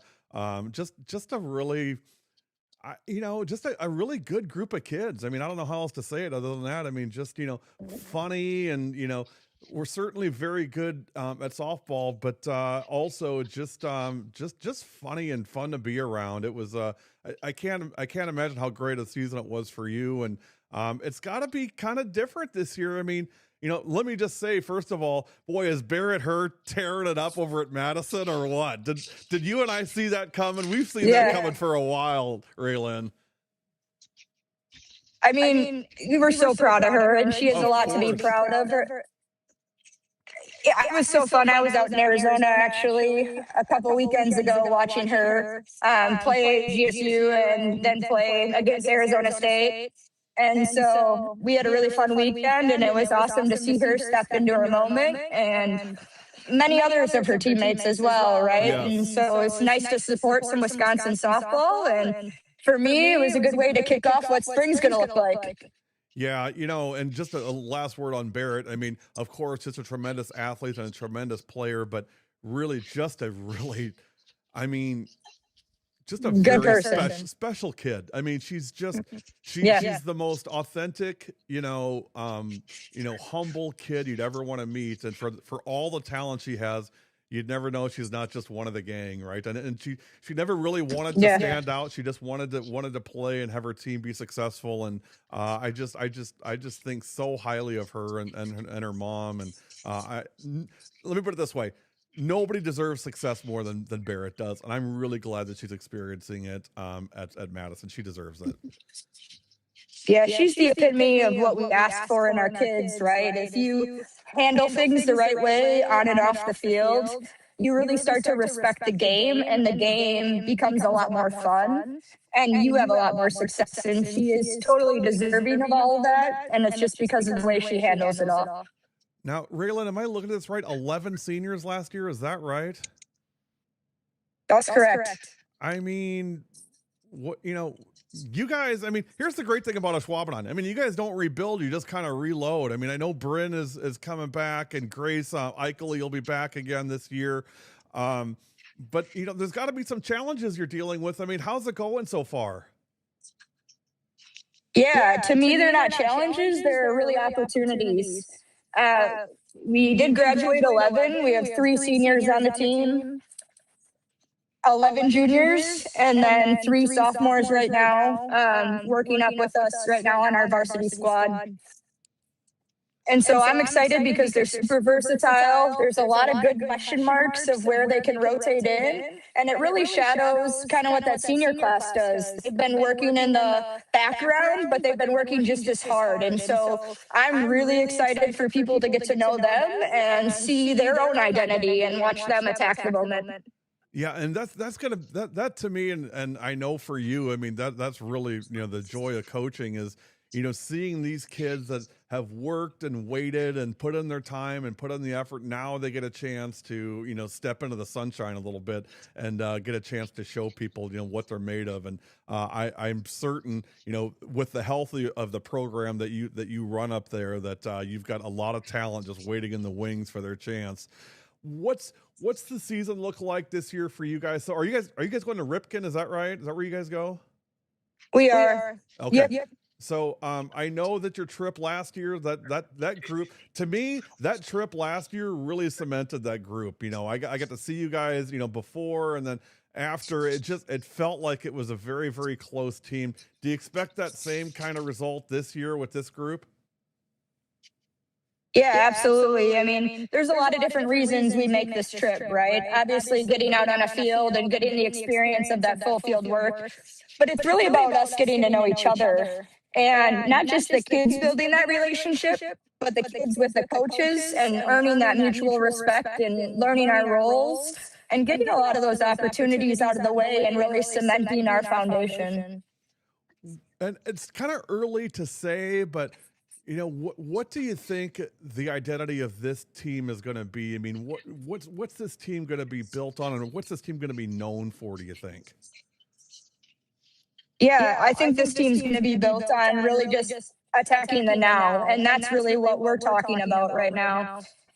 We kind of started our first day talking about failure, to be honest. We wanted to really approach failure in a really positive lens, in the way that we rebuild and reload and take that next chance and opportunity as really a blessing. And I think this team's going to be a team that anyone can step in at any given moment. And that's really where we want to fly right now. It's just seeing them soar and things that they might not even know are possible. You guys play in a really tough competitive conference, and of course you play up in the in the Fox Valley area, which is just it's the heart of softball country in our state. When you look at your conference this year, Raylan, the FRCC, I mean, what do you see in that conference this year? Yeah, obviously, I think it's going to be a conference that is really going to be up for grabs. Any given day, I think someone can step in, whether that's obviously Preble, Notre Dame, De Pere, Bayport. I think it can be really spread, and West De Pere coming in. I think there's a lot of opportunity for anyone on the table, but I think we're right in that mix. There's no doubt in my mind that we're ready to compete and follow our senior leadership and hit the ground running. I think it's going to be very interesting this year what that conference becomes. Of course, Coach Ron retiring at Preble, and you're going to have basically a not a new team, but a lot of new faces. Like you said, Notre Dame is kind of moving their way up some, and Coach Nelson and West Appear coming in. I mean, it could be, Raylan. I mean, it could be one of those. You try to schedule tough non-conference games to make up for maybe some of the conference games. I don't know that you've got many of those that are just give me wins in the FRCC this year, to be honest. Yeah, in my mind, there's no gimme win. Everything we do, it's earned. And so I'm excited to have those post games. That's where we get better every single day. And that's what failure is all about, right? Is you have to be able to play better, play those close games to be able to grow your skill set and kind of harness your finesse of the game. How do you deal with the accountability portion of it? Because, at the JV level, I mean, like you said, I mean, you expect, mistakes, and and you do it at the varsity level too, but I think it's just a little bit different in that, what your expectations are, at a varsity level versus what they are maybe at a JV level. And then, these kids, this new group coming in, how are you managing expectations and holding the kids accountable to what the standards are? Yeah, I mean, that starts in the way we practice, right? Making sure that we're committed to our schedule, making sure that we're communicating proactively, making sure that we're owning mistakes, communicating effectively between our teammates, really giving that all-out effort. And regardless of JV or varsity, that expectation is there. But really, it's just making sure that we capitalize on what's next. And as coaches, we have to make sure that we create a space that allows those kids to grow into. And for the varsity perspective, that's making sure that we normalize and really make sure that they're ready and confident in themselves. The preseason rankings just came out earlier this week, and most coaches I talked to said either A, they don't pay attention to it, B, they didn't even know there was such a thing, and C, couldn't care less. But I'll ask you the same thing I asked them. I mean, you guys are listed as an honorable mention in Division I. You and Chippewa Falls, Hortonville, Kimberly, and Middleton. How much attention do you pay to that stuff? I mean, does it matter? I mean, do you guys talk about it or think about it at all? I think the kids that are probably listening to me right now have no idea that that's true. But really, it's next pitch, right? And whether that's the seed under, the seed above, when the new pitch starts, everyone's the same. Yeah, no, agree.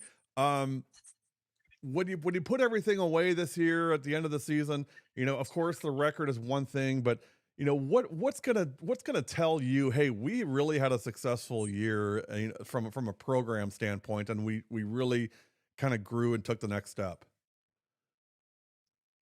I think it's really starting to get to know your kids and where they're starting and helping them realize where they got to, right? If you're really good at goal setting, if you're really kind of having good open conversations with them, and they can start to self-actualize and see that growth and start to surprise themselves, that's how you're measuring success and getting better. And the interesting thing too is, when you look at this team, I mean, I gotta believe there's a lot of positions kind of up for grabs, right? I mean, it's really, if you show up and play the way you're supposed to play, you're gonna see the field. How's the internal competition been, and how do you balance that internal competition with making sure the chemistry stays where you want it? Yeah, it's really healthy. One of the things I talked about on day one was, what's the difference between a role and a status? And to me, everyone is the same status, but everyone has a different role. And if you can make sure that you have the ability to separate those two, and as teammates support each other in their journeys of their own roles, then both of you become better in that process.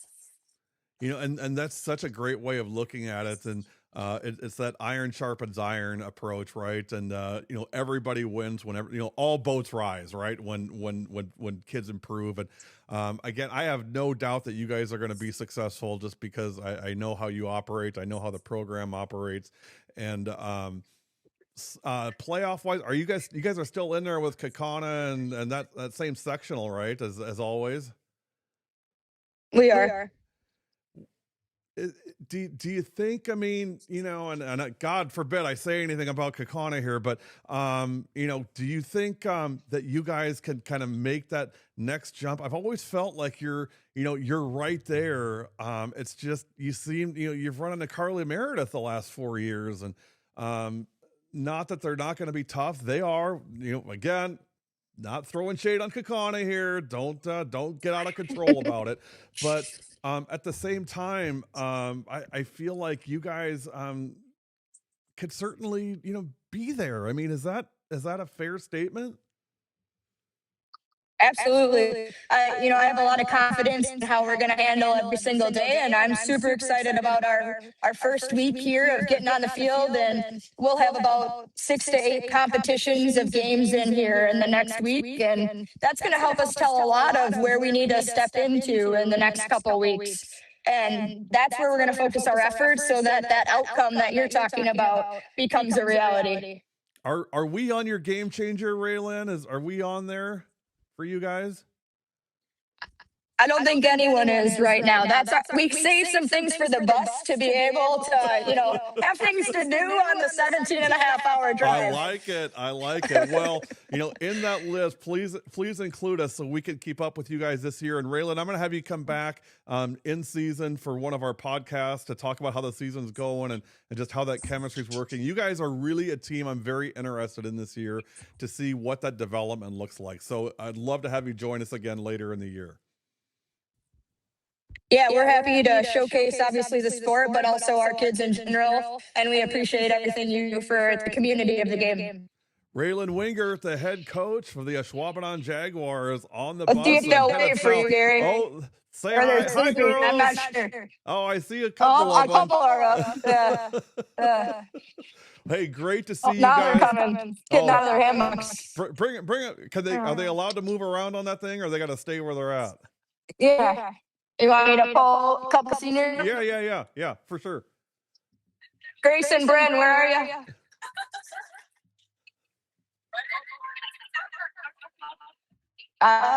Of course, they're way in the back. Give me a Natural. second. Well, seniors. That's where they live, right? That's their home back there. She's watching. That's scary. Here you go. Who do I got there? Who am I talking to?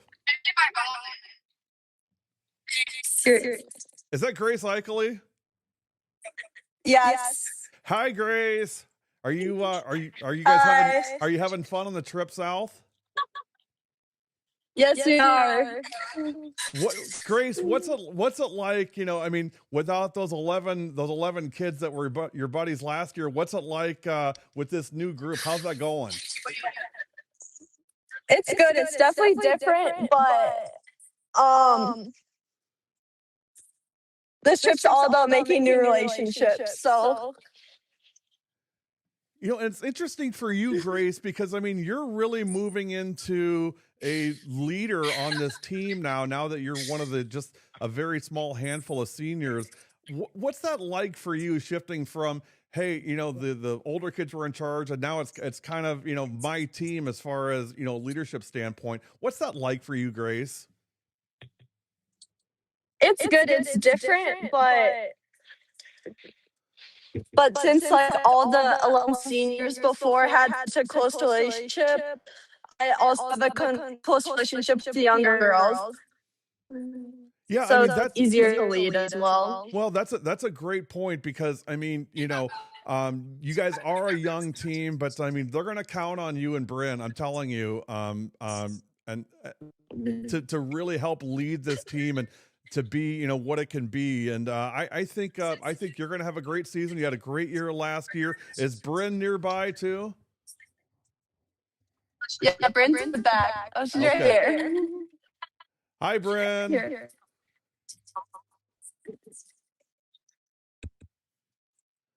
Hi, Bryn. Hi. How's the trip going? So far, it's going very well. I was telling Grace, you guys got a big job this year. You really moved from being, one of the players, which you still are, of course, but also, I mean, they're going to count on you to be a leader on this team. How's that going so far for you guys?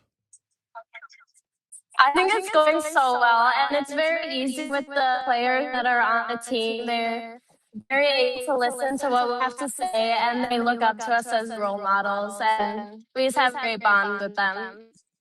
Well, I know you're going to have a great year. How's Jocelyn doing? She's having a blast in Iowa. She's in Iowa. Where's she at in Iowa? University of Iowa. Oh, so she's in Iowa City. So Iowa City. Okay, well, Yeah. yeah. Tell her not to have too much fun down there. Got to do some studying once in a while, too.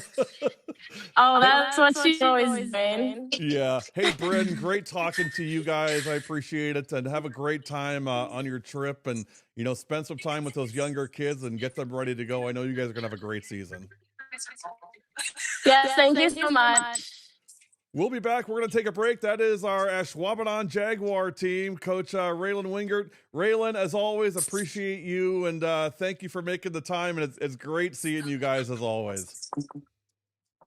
Yeah, thanks for your time, Gary. We'll talk to you later. All right. Hey, we'll be back. You're watching the Softball Media Day on W7. Mr. Beaver Dam himself coming up next. Quinn Hines on deck. You're watching W7.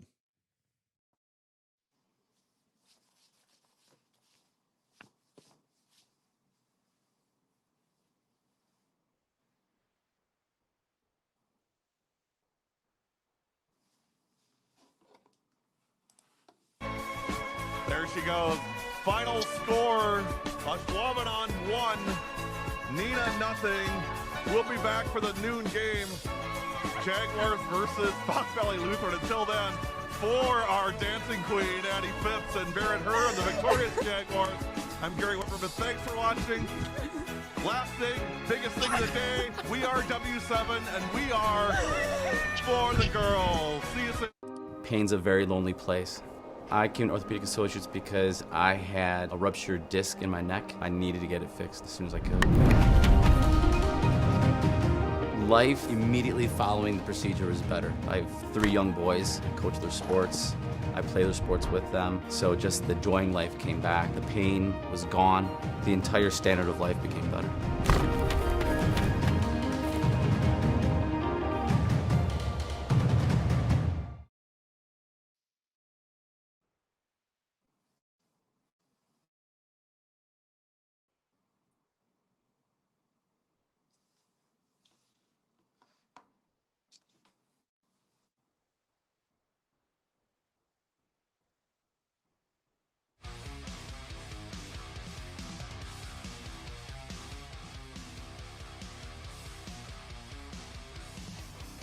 I got to have that hard metal edge to keep me going here after 6 hours on the broadcast. Hey, joining us, it's the head honcho for Beaver Dam. It's Quinn Hines.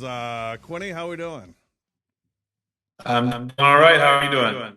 I'm pretty good. I gotta call you out. First of all, I hate calling you out on stuff, but you'd be disappointed if I didn't do that. So I talked to Brian Schleif this morning, and what I hear is Beaver Dam thought it was too cold to play today, so no game. Is that a true story? Did that really happen, Quinn? Yeah, it's a little chilly up here today. We scrimmaged Lamira last night, and it was pretty windy and tough to get through. And our AD said, "I don't know if we should do that for our opening day tomorrow." Well, I think that's fair. I'll tell you, I was at Notre Dame last night, and it was 37 degrees. And when I got there, I asked Hermes, I'm like, are we still playing as we were walking over a pile of snow? And he looked at me like I'd grown 2 heads and was like, of course we're playing, Gary. What do you think? But of course, that's the Green Bay mindset up there. I'll never understand it, but I guess I respect it. I mean, it's nice. We got the heated dugouts this year, so we got some nice the new field, but we wanted the first day. You know, there's going to be a very little crowd today with that wind chills in the 20s. So we really wanted to have our opening night kind of be a big deal on the new field. So and rightfully so. Of course, I'm just giving you a hard time, but yeah, I know. hey, thanks for making the time, Quinn. Appreciate it, and let's talk some Beaver Dam softball here. So 16-11 last year. I don't think that record tells the whole story because I know how difficult your schedule, how difficult the games you schedule, not just of course your conference schedule, but also you always play a very robust non-conference schedule as well. 7-7 in the Badger Large. Before we get into this year, let's talk about last year. Lost in the sectional semis to Watertown. Of course, Watertown ended up making it to state last year. So give me your snapshot of 2025 as you look back on it. Yeah, obviously it was a fresh start for a lot of kids, and they've had some success here. But with after Gabby had graduated, we kind of transitioned into a new type of team. We hit the ball really well last year. We played good competition all year, which got us ready for the playoffs. We played Watertown tough 3 times, and in the sectional semi had the lead. And then when they took the lead back, we loaded the bases in the 7th inning with nobody out and just couldn't get the runs across. So I thought we had a really strong end to our season last year, and I think a lot of that is we play a difficult schedule throughout the year, which we beat a really good Slinger team in the regional finals. So I think playing that difficult schedule throughout the year really preps you for the tournament time. And we were excited because we finished the season really strong last year. Well, and the great thing is, for us softball nerds, I mean, we get to see really good softball play as well when you guys get those kind of, schedule those kind of games. It makes it fun for everybody. So, and I think, I'm with you. I think the kids benefit, playing really good competition, win or lose. I think you learn a lot either way. So I love the approach that you have, and, hey, let's play the best and see where we stack up. When you look at this year, I mean, tell me, I guess, how are things going so far, and what can we expect out of the 2026 Beaver Dam team this year? Well, we have a lot of talent. We're going to hit the ball, I feel, really well. We're a little banged up currently. We've got to figure out a couple key positions defensively and in the circle, how we're going to utilize some players. Obviously, we have Emma Jelka, who is a good pitcher for us, but also our top shortstop. So when she goes in the circle, we got to figure out who's going to play shortstop and those kind of decisions. But on paper, we have a really strong offensive team. We were strong offensively last year, and I think we have a chance to be even better on that end of the field this year. We just got to figure out how to keep people off the scoreboard. Kendall Fakes, of course, South Carolina commit. I had a chance to chat with Kendall a little bit a couple weeks ago when we were together over at Horicon. The thing about Kendall, I was surprised how much she's grown in the last year. I mean, physically grown. I mean, these kids, I mean, they work hard. They get bigger and tougher. And Kendall just shot up another few inches. But tell me about Kendall and what we can, what's special about her and what we can expect to see from her this year. Well, she lives and breathes it, right? So she constantly working on her swing. She's constantly getting better. She plays for one of the better clubs in the entire country. So she is playing top competition all the time. She has one of the best swings in the entire state. Good approach at the plate. She's a really smart hitter. She was always a good hitter, but now she's added a little muscle and some mass, and she's a good doubles hitter. I expect a little more power out of her. She's going to be a really good player wherever she ends up position wise. But she's just a really good softball player in general. But pure hitter, it'd be hard to find a better lefty swing than what she shows.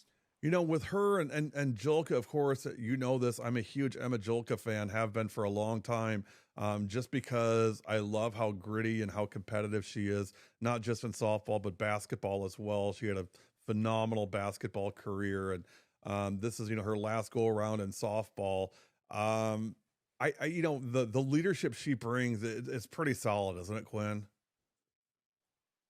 Yeah, I think the best attribute she has is she just competes. Like she's not always the most talented kid on the field, but she's gonna find a way to get it done. And I think if you watch her, especially at the end of the basketball run that we had, she's just finding ways to will her team to victories. And she's kind of the same in softball. When we talk X's and O's and stuff, it's she's gonna do fine at that. But if you just say, hey, go out, make plays and try to win, she's going to compete with anybody and just try to give your team the best opportunity to win games. Yeah, I mean, and I think you said it right on the head. I mean, she's one of those kids. I mean, if you look down the bench and say, I need something, it has to happen no matter what, regardless of athleticism or ability. I mean, to me, she's going to be a top pick just because. I mean, she's just a winner. She just is. I don't know other way to say it. When you look at this year, Quinn, what stands out for you as far as things you guys want to accomplish and achieve this year?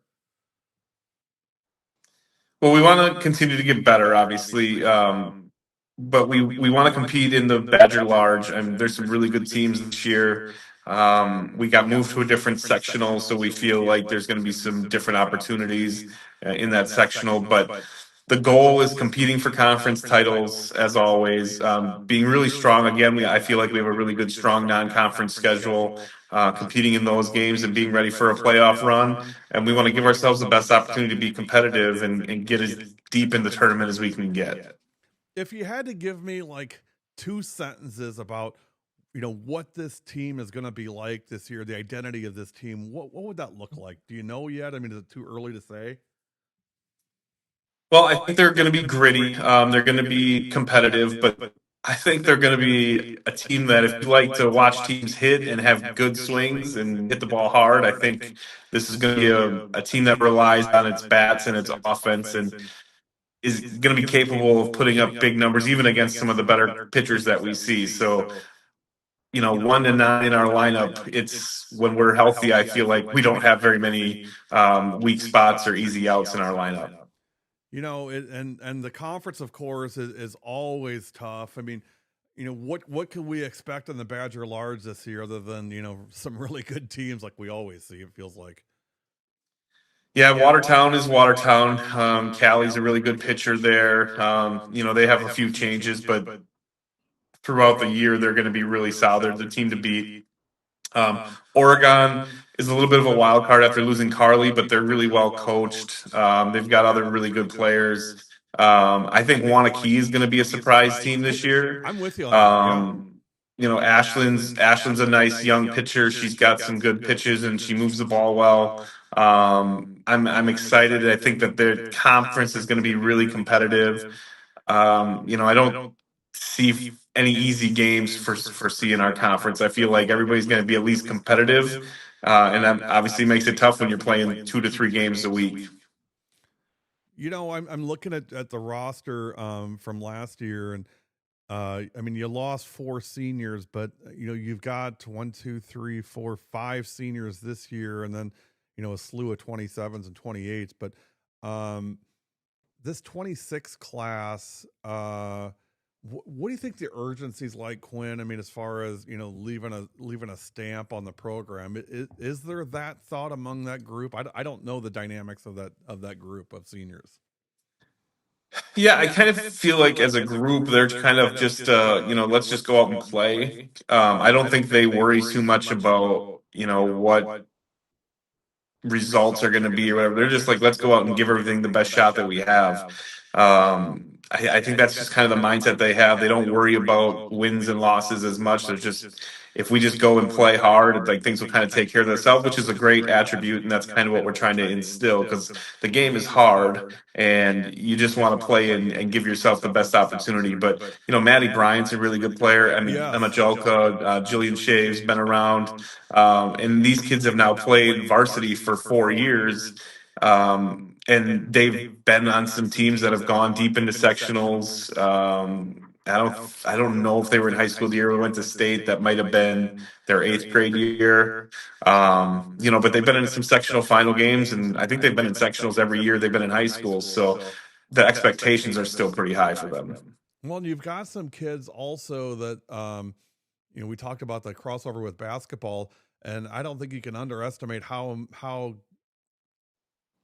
valuable it is to have kids that have succeeded and played at the highest level in one sport, being able to come over and play in another sport. And I think the benefits there, if you look at like a Jolie Dronak and a Layla Linsenmeyer, and of course, we talked about Emma Jolka, but I gotta believe, those experiences really benefit the softball team. I completely agree. And those were kids who were key contributors on our basketball team, and they kind of see how if you just put in the preparation and the work, how it kind of pays off, and then just the expectation of how to win games and how to get things done. I do think that has a carryover effect from sport to sport. I think that's one of the greatest things about high school sports. I think that's why kids should play more, be multiple sport athletes, and play as many as they can in high school. I think the benefits definitely, outweigh the negatives there. So, I mean, Jolie Dronak is just one of the toughest competitors I've ever been around. She's going to find ways to get it done. And she'll do the same thing on the softball field she did in basketball. She'll surprise everybody by her skill at times, but she'll be one of the toughest kids on the field. And I love watching her so much because she's not, I mean, when you look at her, you wouldn't expect that. I mean, you just wouldn't expect all that's there, especially just the fire that she has, and just how hard she plays. And I think she's such a great example to kids that maybe don't have all of the physical attributes, the physical tools that, desire, hard work, ambition, and just, grittiness can make up for a lot of that stuff. For sure. And this is not a shock. I'm not saying anything that she wouldn't know already. We haven't told her. She's not always the best practice player, but when the lights turn on and it's time to go, like, she's ready to go. I mean, she works hard. Don't get me wrong, but when the lights get brighter, she steps up every single time, and she's just like, "Let's go. Let's figure out a way to get it done." So that's an attitude that can get you a long way in high school athletics for sure. Speaking of lights getting brighter, did Layla get over her celebrity status yet, or is that still out there? Of course, for those of you that don't know, I was on press row for the state tournament, and a ball came right to me, and it slipped out of Layla's hands, and she made this face like, "Oh, for crying out loud!" I was able to get it on camera, and so I used it as a meme. And her mom approached me at the distillery next door, like right after the game, and she goes like, "I'm Layla's mom," and we all saw the meme and everything. And so it was a lot of fun, but we gave Layla a hard time for it. Well deserved. She is a kid that we like to pick on a little bit. So she is going to be a good player. She works really hard. She wants to do well. But she's kind of an easy target for me sometimes. And by the way, when Quinn talks about multi-sports, he doesn't just say it, he lives it. He's also the assistant basketball coach for Coach Jolka and the Beaver Dam girls basketball team too. So, and of course, when he's not doing all that, he also comes and helps us out. He helps us out. By the way, am I going to get you back for the Showtime Sports Showcase this year, Quinny? I missed you last year. Yeah, depending on the dates. I haven't seen what the dates are yet. Last year with my new job, it was kind of hard, but this year I should be able to make it work as long as the dates are. I know it'll be after our travel season, so it should work out. Fantastic. Well, hey, I appreciate you, Quinn. You know that, and I appreciate our friendship. And by the way, if you didn't know, I got a chance to go and help be part of the recognition ceremony for Quinn's travel team with the Wisconsin Bandits. And what a great group of kids. I mean, you just can't say enough good things about them. And for me to be able to be there and help highlight them, that was a lot of fun. Yeah, we really appreciated you having you there. Looking forward to us watching. And that's the best thing I love about W7. I get to watch a lot of those kids and keep tabs on them because obviously we're playing at the same time. But you cover a lot of those schools, so it's easy for me to keep tabs on them too. And it's just a really cool experience to see all the kids around the state. Well, stay close, Quinn. We will certainly have you back as a regular guest on our podcast this spring and just hear how Beaver Dam's doing. Good luck to you. Enjoy the heated dugouts, my friend. I mean, They were nice last night, I'll tell you that. Now, are both heated or is it just the home one? No, they're both heated. Actually, I told the Lemire kids I think theirs was a little warmer last night. No, it was definitely nice. We got to test out the lights and the sound system for the first time and all that. And what a cool experience. Our community and our school put so much effort into it. And, you know, it's a first class facility now. So it's just a really cool experience for our kids. Well, Beaver Dam has always been such a great example of, you know, a community that comes together and supports the school, supports the athletic programs. It's a great place, and we've always been treated very, very well at Beaver Dam. And I hope you gave Trista a hard time last night, Gassner from Lemira, when you saw her and her mom too. But we're looking forward to seeing them. And Quinn, I don't think we're going to see you guys this season, if I remember right. I don't see you on our schedule. I don't think we were on there. I know it's tough because we have Daily Dodge a lot, and we don't need to double up. That way you can cover more kids. But no, Wade does a fantastic job. I'm a big Wade-based fan. Yeah, they are great. It's good. It's good that we're able to cover more kids and more programs throughout the state that you guys are able to showcase. So, I mean, sometimes it always seems to work out once a year when we add something at the end of the year. It just works its way out. So you never know. Yeah, never know. Well, hey, Quinn, thanks for the time. Appreciate it. Best of luck to you guys this season, and please keep in touch. All right, have a good one, Gary. Quinn Hines, the head coach at Beaver Dam, our special guest. We're going to take a very, very short break, about 60 seconds, and then come back with Mark Detchent, the head coach of West Bend East, coming up next. You're watching, well, we're getting close to the end, the W7 Media Day live from the Economowalk Worldwide Headquarters. We'll be right back. You're watching W7. Need to ask, he's a smooth operator. Smooth operator. Smooth operator. Smooth operator. Coast to coast and lake to Chicago, West and Maine. If you don't know W7, you don't know Judah Albany softball. Okay. Me first? Okay. I'm Sierra Davis. I'm Gracie Freetag. And W7. I forgot. And W7 7 is for the girls. I know. I'm Sierra Davis. And I'm Gracie Freetag. And W7 is for the girls.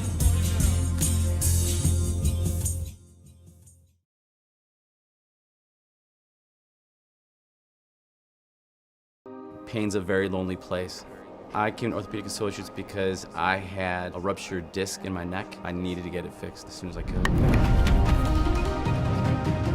Life immediately following the procedure was better. I have 3 young boys. I coach their sports. I play their sports with them. So just the joy in life came back. The pain was gone. The entire standard of life became better.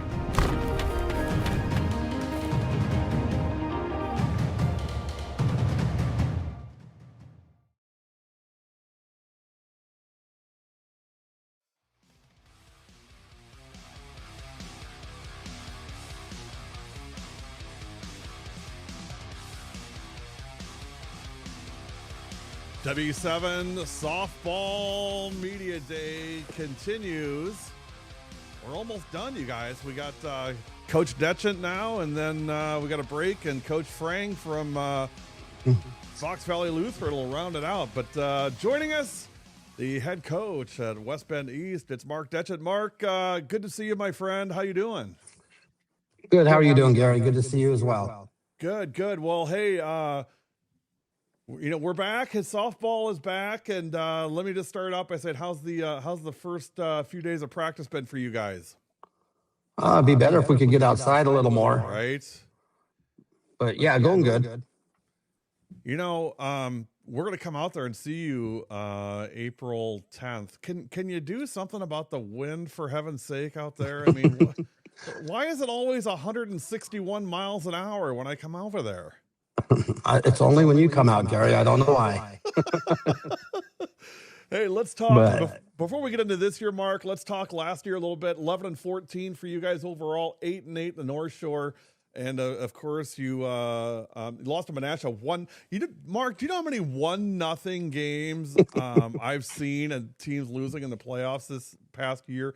It just goes back to my point, and that is, softball's such a great game because it's played in the margins. It's really the small things that add up that make a difference between winning a game and losing a game.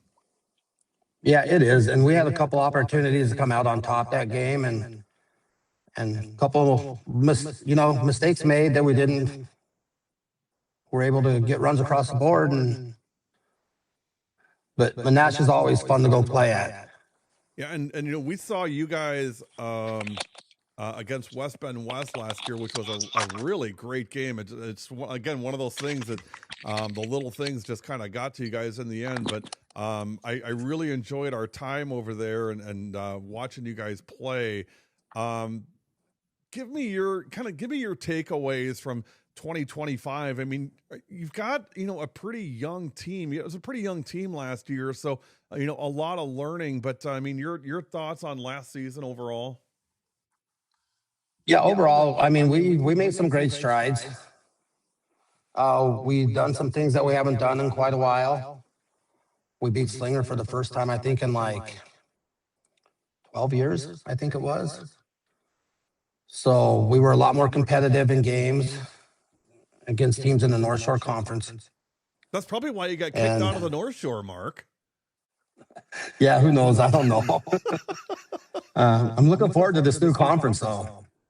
It's interesting, and that's my next question. That you move from the North Shore to the Glacier Trail, which I think could be a lot of fun for you guys this year. Yeah, it's exciting. Like anything new, it's going to be exciting. When you look a lot of good teams in there. When you look at this coming season and you look at the group that you have, I mean, what kind of stands out to you, Mark, as far as what this team maybe could be this year? Well, the seniors I had this year, I have 6 seniors. Allie Hooper came back for her last year. So, and this is a group that started as freshmen that were a very solid group of players.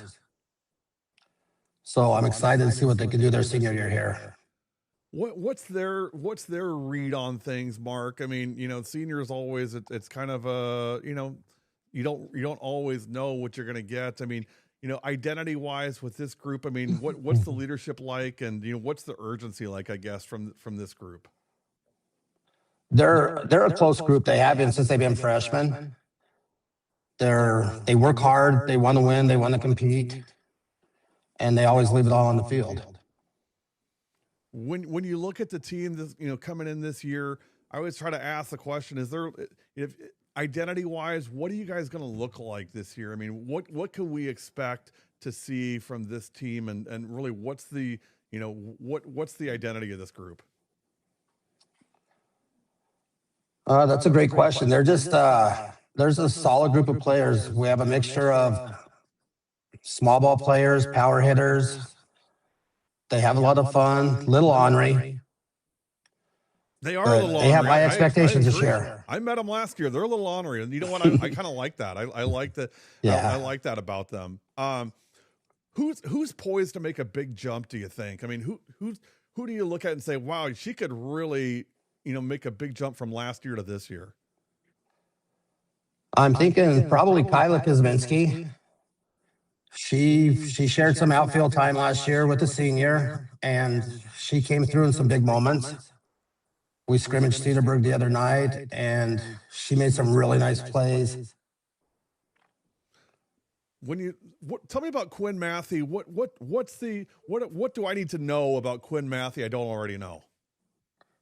I call her quiet cool, because she doesn't say much. She's very composed, competitive, and doesn't let anything get to her. Well, and you love having kids like that, right? I mean, I was talking to Chris Nissen at Appleton North this morning. We were talking about Charlotte Radke, and that's kind of Charlotte. Charlotte is a never too high, never too low, just kind of operates in the middle. Certainly competitive, no doubt about that. I mean, she'll rip your heart out and hand it to you. But at the same time, I mean, she doesn't get, she's not like emotional on the field, just very high IQ on the field. And you love having kids like that playing on your team. And that's probably one of the things that stand out, not only with Quinn, but most of what's going to be my starting 9 this year. You can see the passion in their eyes when they make a mistake, but they let it go pretty quick. And that's a great point, because I think you and I can both agree. I mean, the last several years, it feels like the talent isn't represented by the record. Does that make sense? I mean, I always feel like you guys have got talent. It's just for some reason you just don't always seem to come out on the right end of the scoreboard. But I don't think it's a talent issue. No, it's not. It's just getting the right hit at the right time. Yeah. To push us over the top. Yeah, and I think that's going to be key this year again. I mean, it's just that confidence. When you look at the Glacier Trail, I mean, you got KML. KML is always pretty darn good.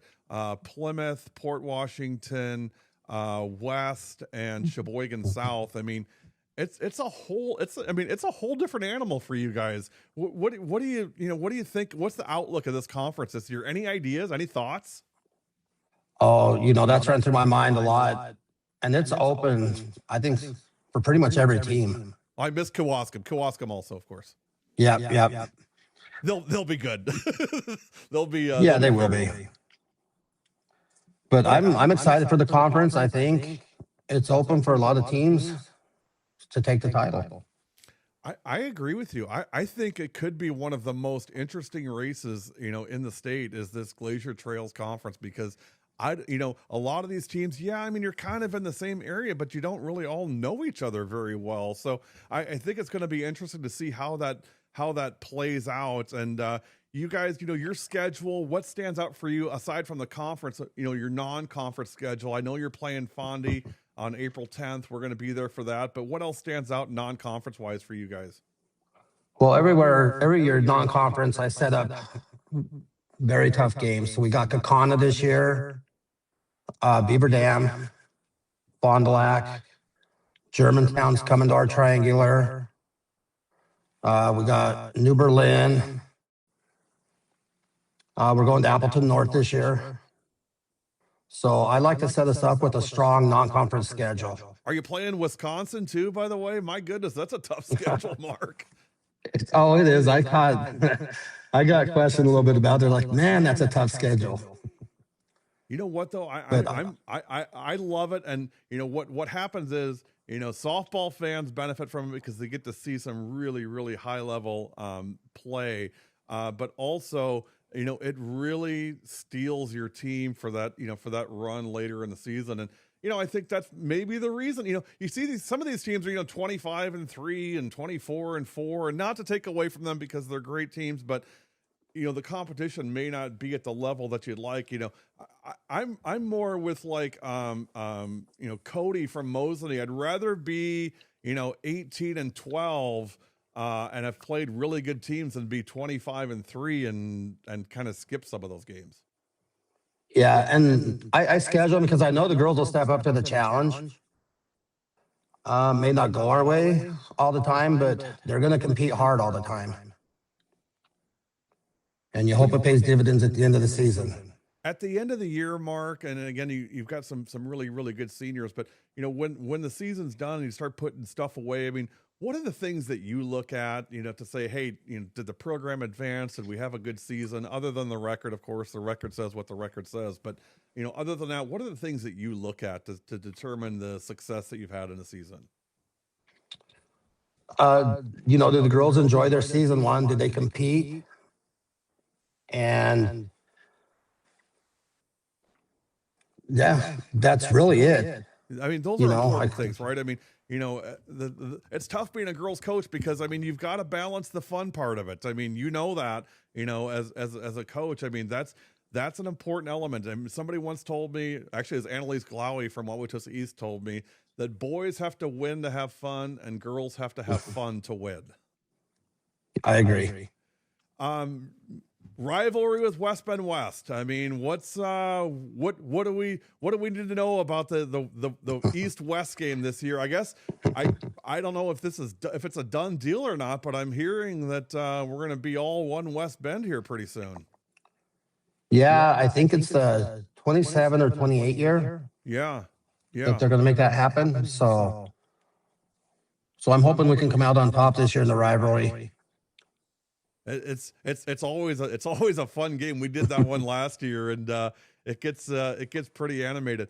Well, hey Mark, I want to thank you for the time, and just wish you and the girls all the success in the world this year. And we're looking forward to coming out. For God's sakes, do something about that wind. We had to call the game from the Beaver Dam dugout last year. So, let's have fun, and look forward to seeing you in a couple weeks. Same as well. Thank you, Gary. Mark Detchen, head coach at West Bend East. That'll do it for us for the next 40 minutes. We'll be back at 3:40 with Gunnar Frang from Fox Valley Lutheran to close out this year's Media Day. I'm going to leave the stream up, but we'll be back in 40 minutes. So actually about 45 minutes. So we'll be back. You've been watching Media Day live on W7.